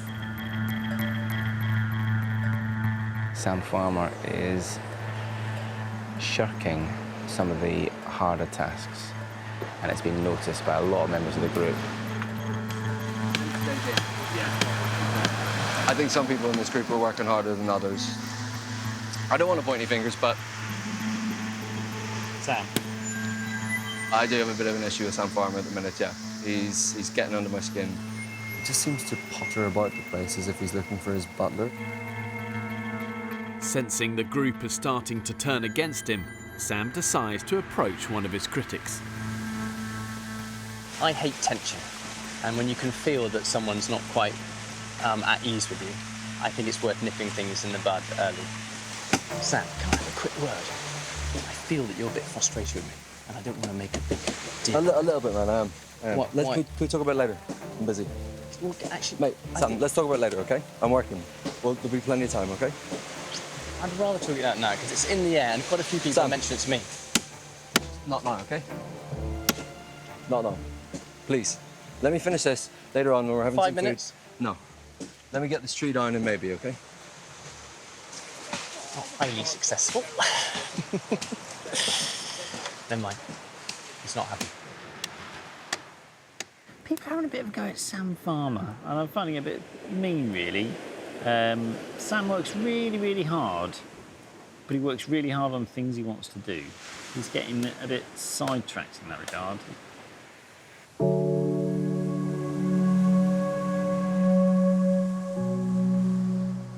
Determined to stop the rift between Sam and the group getting any worse, Will takes him aside for a chat. I definitely think I'm putting my weight. But I think it could be perceived that you're doing the things that you want to do. I honestly don't mind what I do. I know, exactly. And I know that. I can see that. But if you're doing it on your own and no one's noticing, Then it doesn't get it doesn't get any kudos. How bad is the gossip, do you think? Quite bad. Yeah, if I'm honest, everyone's... yeah, I mean, that's why we're having this conversation, to be honest. Thanks, Phil. Thanks very much. The last few days have been quite frustrating. Quite a bit of kind of gossip, you know, what's Sam up to or what's he doing? And it's really hard. It's really frustrating because I genuinely believe that I'm working as hard as anyone else, and I'm giving my all and I'm putting my back into this.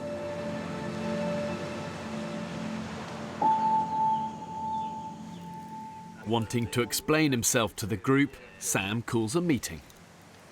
I've actually found the last 3 weeks quite hard.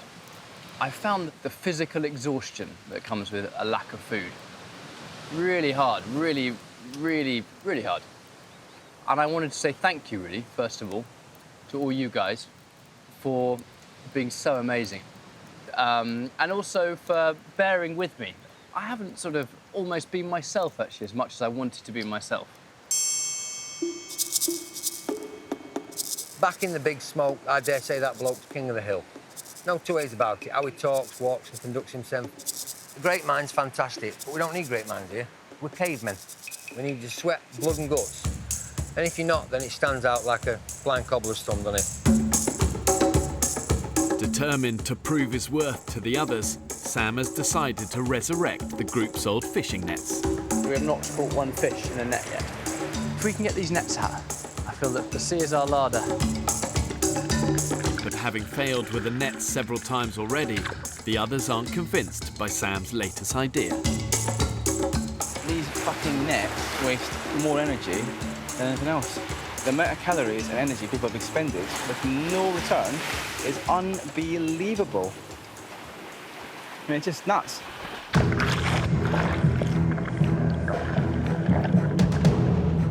With heavy weights and floats to get into position, Sam's enlisted the help of Barney to set the nets.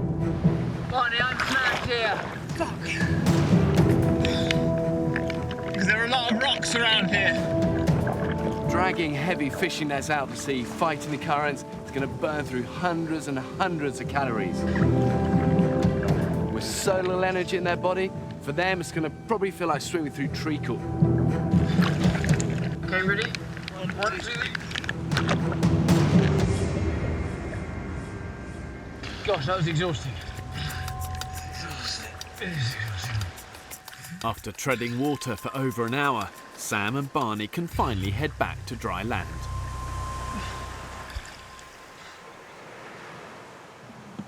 How you going, lads? Where you got, chaps? Absolutely. It was absolutely just shattering. We really, really need to have 5 minutes or 10 minutes lie down. Hip, dip, do. I've caught some fish for you. There he is.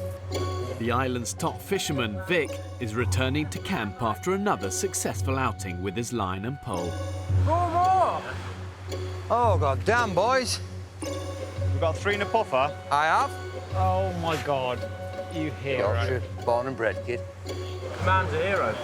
Back. Right here, champ. Is that OK with you, sir? Yeah, lovely. Just leave him there. Kaboom! That's what we're having. Yeah?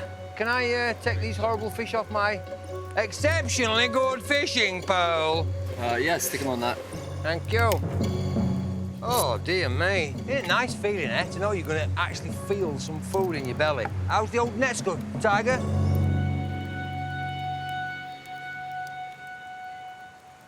There's not a great deal to go round. Of the 4 fish Vic caught, 1 is a poisonous pufferfish, leaving only 3 to share for lunch between 11 ravenous men. It's not going to feed the 5,000. Good me.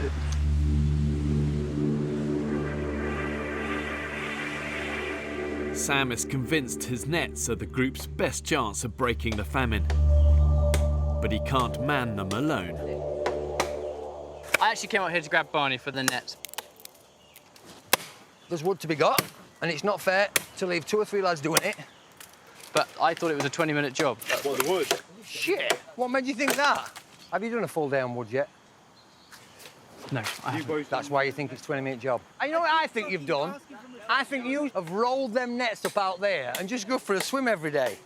Listen, this is what'll happen, right? When we get back and we forgot about all this shit, people will say to me, what did you do? And I'll say, every day I sweated as hard as I could and I was as helpful as I could. And they'll say to Sam, what did you do? He said, it was a nightmare. I had to swim every day for some fish that were never there. My heart bleeds for you, Sam. Yeah, mine Absolutely too. bleeds. You wait till we get that haul of Teng stingray. No problem. You'll be patting me on the back. But it shows you the north-south divide, doesn't it? Us dumbass Yorkshiremen will graft till we bleed. And you brains down south will work every inch of blood out of us. And you'll smile when you do it. There you go. Yeah, go for it, Sam. Out. Finish Go that on, baby I'll off. film you, you do Yeah, it. I'd love to. Man's not got a day's graft in him. Not a freaking day's graft in him. I shouldn't be hard on the bloke, because if you've never done it, if you'd your ass wiped all your life, then so be it, you have. Yeah. I think Vic has made a judgment about me that, you know, life's been incredibly easy. And life has been easy in one sense. I've had, you know, an incredible upbringing. I have no embarrassment about the background I've come from, or the family I have, or the school I went to, or the places I've been. They are a huge blessing.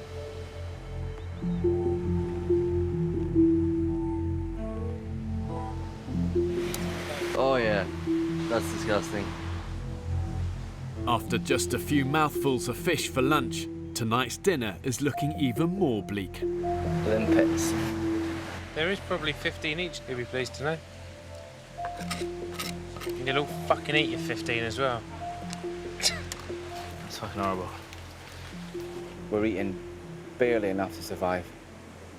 We really need a haul of something, a big catch to come in or an animal to catch.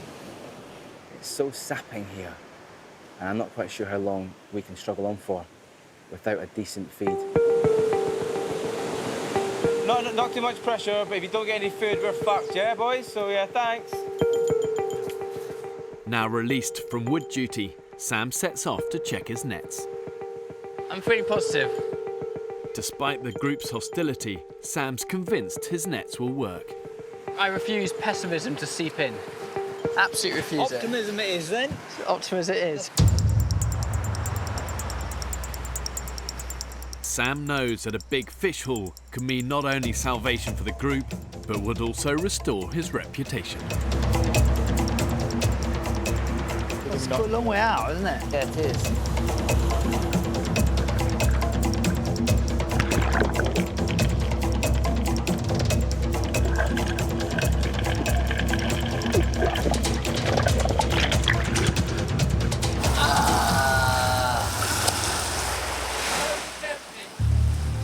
Nothing.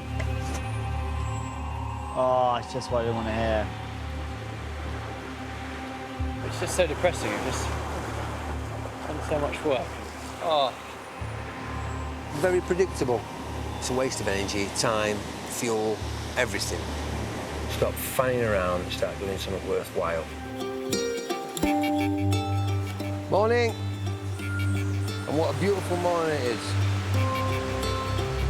After a month on the island, the exhausted men are doing their best to share the most arduous daily chores between them.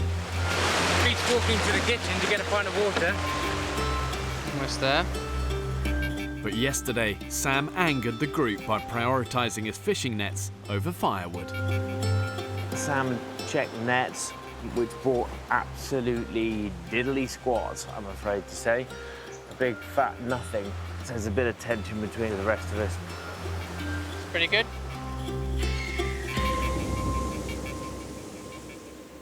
OK, let's start off the day. Who's doing what this morning? Yeah, I'm doing fishing net. I know it's a bit selfish. No, just get cracking into wood. Don't make it a token effort. Get stuck into wood. We need wood. Lots of it. Nets aren't delivering jack shit.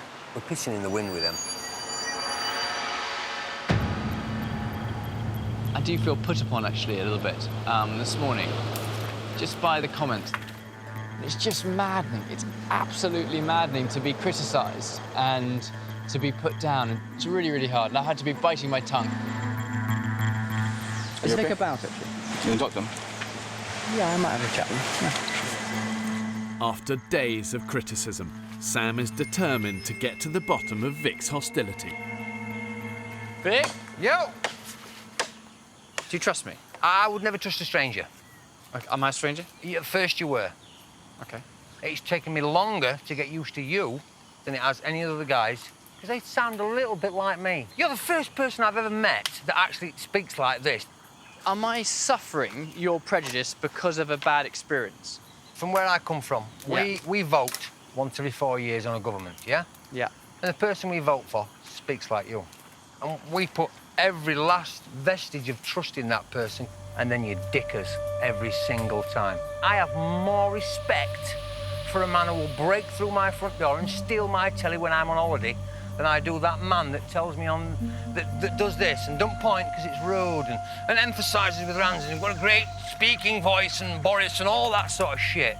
I have no respect whatsoever because they are thieving, lying, clever people with affluence and money and a good voice and a fantastic education. Vic, you're basically saying you're all the same. That's what you're basically saying. But yes, which is perhaps lack of education, lack of understanding, lack of experience. Which is because I'm trapped in a working class life. People with power and influence, they just abuse a little man every time. You assume I do have power and influence. I mean, it's little old me. But it's difficult to get rid of all them years of listening to people with accent and class. Tell you one thing and do a totally different thing, because then you don't trust them at all. So unfortunately, I don't trust you. Yeah. Interesting.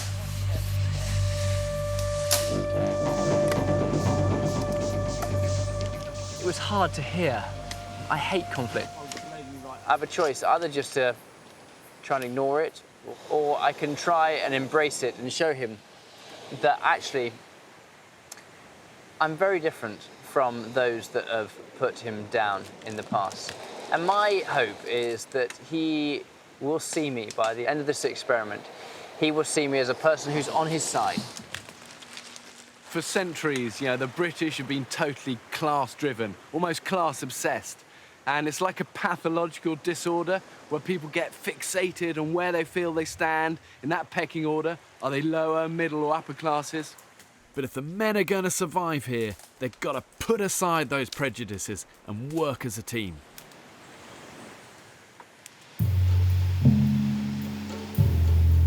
Right, people, the fishing wheel will go. Woo! I'm away, boys! Catch some supper! Let's have some fish. We can all have a decent meal. With nothing to eat in camp, the starving men have decided to use their last reserves of energy on one big concerted effort to find food. Jesus Christ. Where? Oh, fuck, yes! Get him. Get him. Got him, got him, got him, got him. Okay. Oh, his tail snapped off. Didn't know a bloody snake could do that. Despite opposition from the rest of the group, Sam has decided to persevere with his nets. You just have to keep trying, keep trying, keep trying. Sometimes you fail, and sometimes you're successful. We have a first victim down there. Oh, exciting. Being the top fish catcher... Pressure's on. Yeah, the pressure is on. But I also think the mark of a man is him rising to pressure. We still haven't got anything. Desperately need food. After 5 exhausting hours, the men have found nothing for dinner. Jesus Christ, look at the fucking... You bastard! Took the hook and the lot. That's bad. Fuck all. Even the island's top fisherman, Vic, has had to admit defeat. Son of a bitch. I'm gutted. I really wanted to bring in a nice haul for guys tonight to eat, do you know what I mean? Fuck. Exhausted, starving, hungry, and despondent, the men gather back in camp. So what's the plan, guys? Try not to slash my wrists.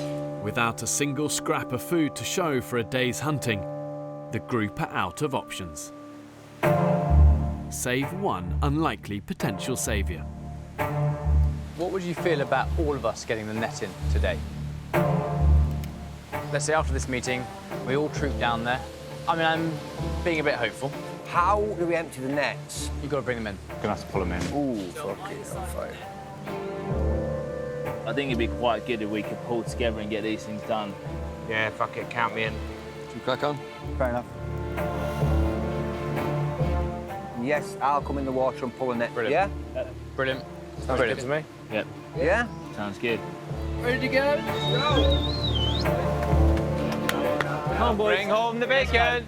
Bring on the fish. Got some fishies. In desperation, the men agree to give Sam's nets a final chance. He don't give up, I'll give him that, bless him. But they are now making a dangerous gamble with their last reserves of energy. Please be fishing this net. Okay, you ready? Ready, ready. 1, 2.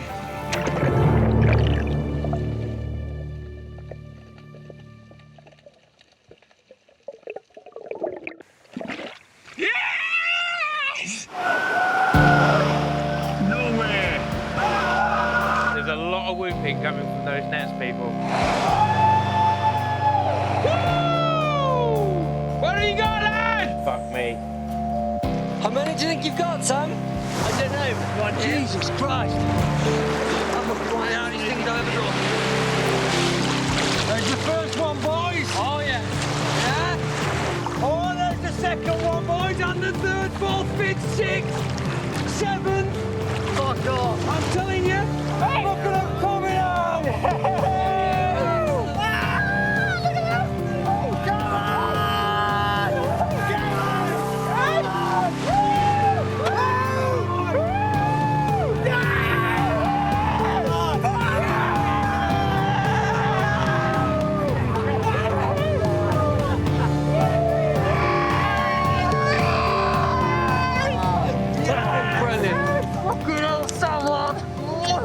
That's a good thing, that fella. Well done, mate. Fucking excellent. I have a newfound respect. I really do. That is brilliant. That was the hardest thing I've done in a long time. A big fishy up for the old man of the fish.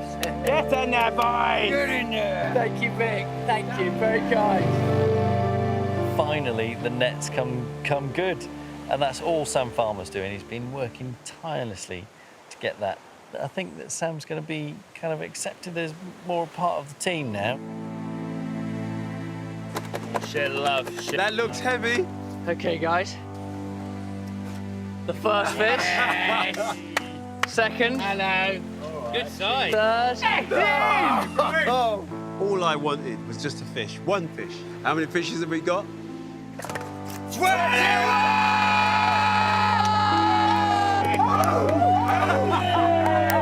Gentlemen of the nets. Through well done. Well done then, guys.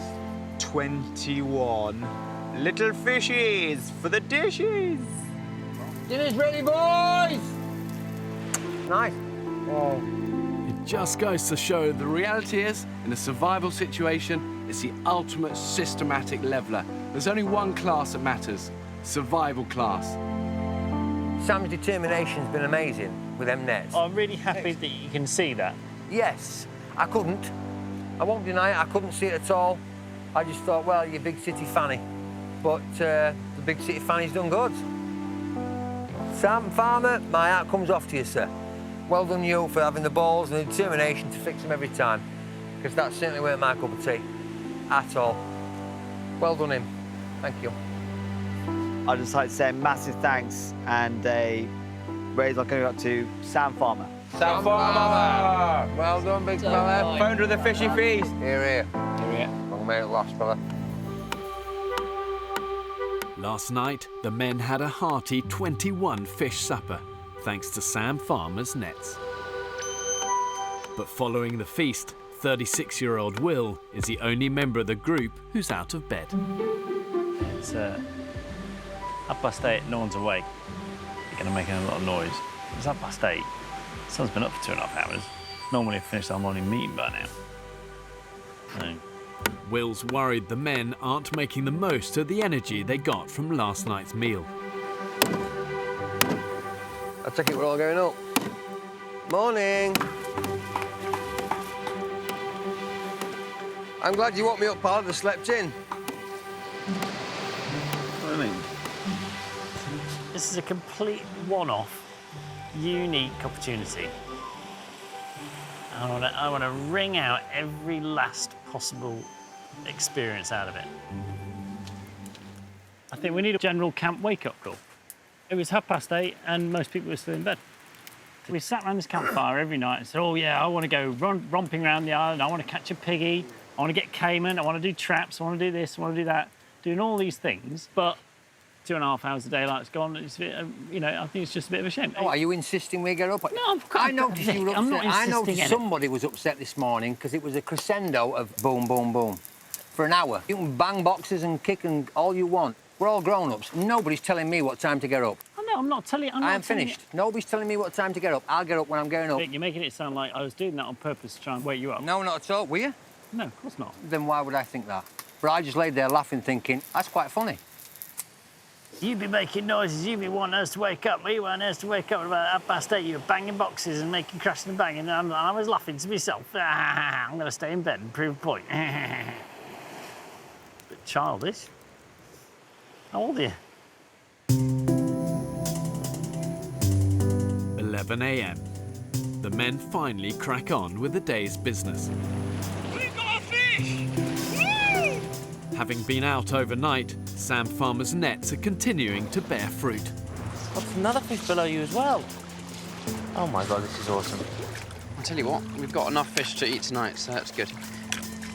How was it? Awesome, absolutely awesome. They're both grinning like Cheshire cats. It's got to be good news. The bag is full. Bit of a tiddler, sorry. Yeah! The yellow for the bag! I love tuna! I love tuna. That net's working treats, isn't it? Big tuna. Oh, another different type of tuna. Yeah. 18. 18. Right, filleting. The keyest indicator of these tuna is the firmness of the flesh, see? Yeah, see that's gone. Sorry, boys. That is gone. The men are paying a heavy price for their late start to the day. Oh, look at that. We have wasted a lot of fish today because we have got pulleys in too late. Yeah, we didn't. A lot of fish. In this one as well. At the moment, I'm having a real problem with fish getting caught in the net, going rotten. You put the nets overnight, fish could have been caught at 1 in the morning, it could have been caught at 11 last night. All of a sudden, you get to 10 o'clock this morning, you've been sat in a net for 12 hours going off. It's 11 o'clock and we've only just pulled the fish in. I think we need to get out of bed. Faster. Get out of bed earlier, yeah. I think we just have a morning call. Go, right, 7:30, everyone up. I don't want to waste any more fish because we can't be bothered getting out of bed and now checking the nets. Once again, the group's food situation looks bleak. You need to head round this bit. With no food in camp, fishing with a rod and line is now the men's best hope of catching something for dinner. Don't be too long, mate. We've got a long way back, yeah? Will is an incredible man for his energy and his ability to keep not just motivated, but to keep the enthusiasm to follow his ideas through when he's running on empty, just like the rest of us. It's really quite impressive. I'm gonna head round, okay? To get to the best fishing spot, they must navigate the island's treacherous coastline at high tide. I think one of the most critical skills in survival generally is just awareness, you know, an ability to kind of assess and just take your time and think through things before you actually act. But here's the danger. The more malnourished, the more their judgment gets impaired. And that's when they can end up taking risks that can put their lives in jeopardy. Yeah, it's looking a bit tasty down there, isn't it? Stop, Vic! Vic, stop! Well, have we left it a bit late? Right, boys, this is where it's going to get naughty. Woo! It's like that big diving board, isn't it, in Sheffield Arena? Too high. What's happening, mate? We've got some big ones coming, so let's wait. The idea is to watch them coming in, wait for a flat spot and go for it. Hold! Hold!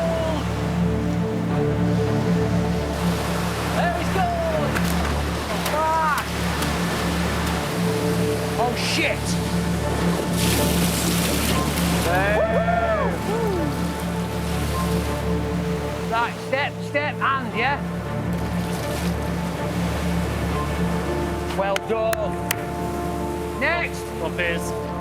Now, Piers, push off. Push off, push off, push off. Hand. There we go. Bingo, fella. Woo, big Will. Well, if I were you, I'd come a bit further along. Camera. I can go all the way around. There's no hope. There's no hope. You can't get all the way around. Wrong incline. Vic, I'll not be able to make this with the camera. That's okay. I'm just ready So for you I'm coming along. Go across, yeah? Steady away. That's fine. Easy to do that. Yep. Fucking Jesus. Be careful. Turn round, face the rock. Yeah, check for loose rocks. Right, aim for the hand, aim for the hand. Keep hold, keep hold, keep hold. Let go, let go, let go. Holy shit!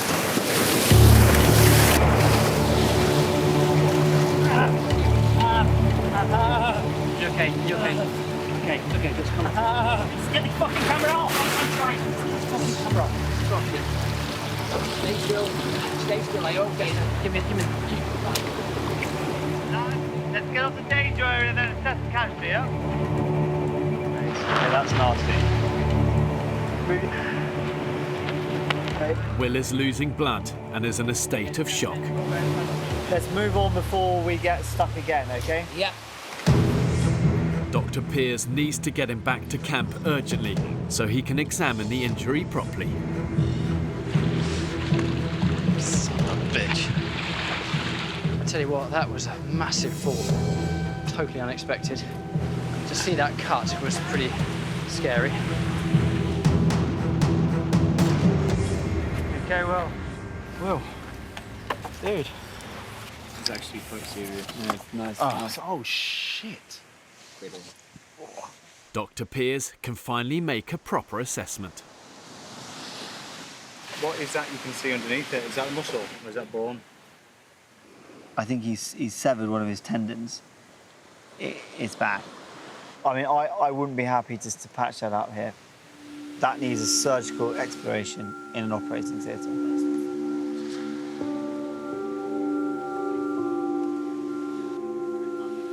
If I have to go, I'm really devastated.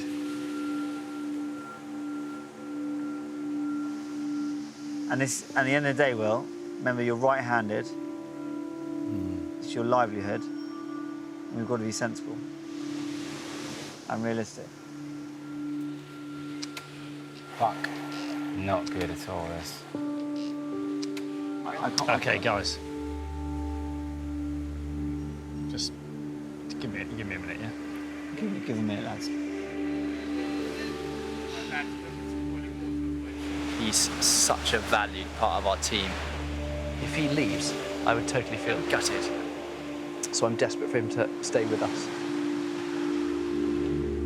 Knowing Will's injury is serious, Dr. Piers has no option but to call the emergency paramedic team for a second opinion. Do you think he's going off your hands? I do, yeah. I want him to go, in fact. It's something that can't be dealt with on the island, okay? You need a surgeon that's trained, you need a sterile operating theatre. It's a real no-brainer.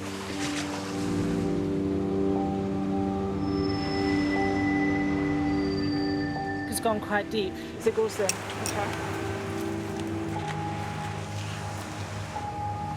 Injury is muscular and not just superficial, so he needs to be evacuated. Okay, I'm on board ASAP. Right. Get your stuff together, okay? Yeah. All right, fantastic. Keep Brilliant. those for you guys. After 5 weeks on the island, Will's time is over. Smallest things. It's a simple fall like that, and it's cut my experience off.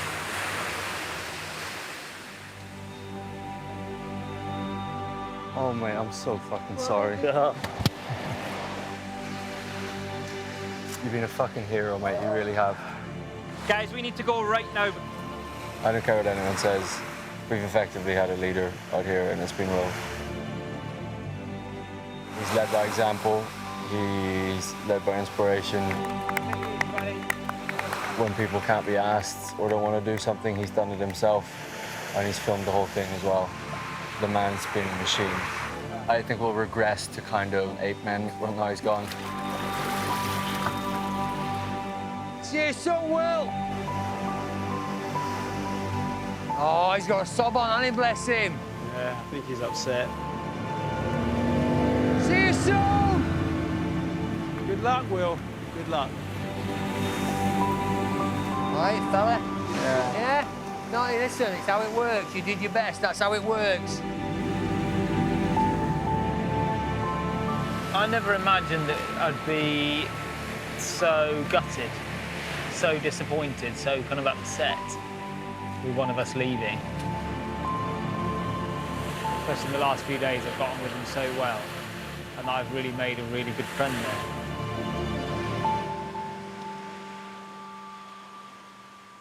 Next time on the final instalment of The Women's Island. No supper for us tonight. Starve. You're doing a poo in the ocean? Yeah. What? We are completely dysfunctional as a group. We need leadership. So you're not here for the team anymore? Are you trying to start an argument? I'm asking that for you. You are trying to start an argument. Do you know what, Jamie? You're a fucking twat. We're going to end up killing each other by the end of this.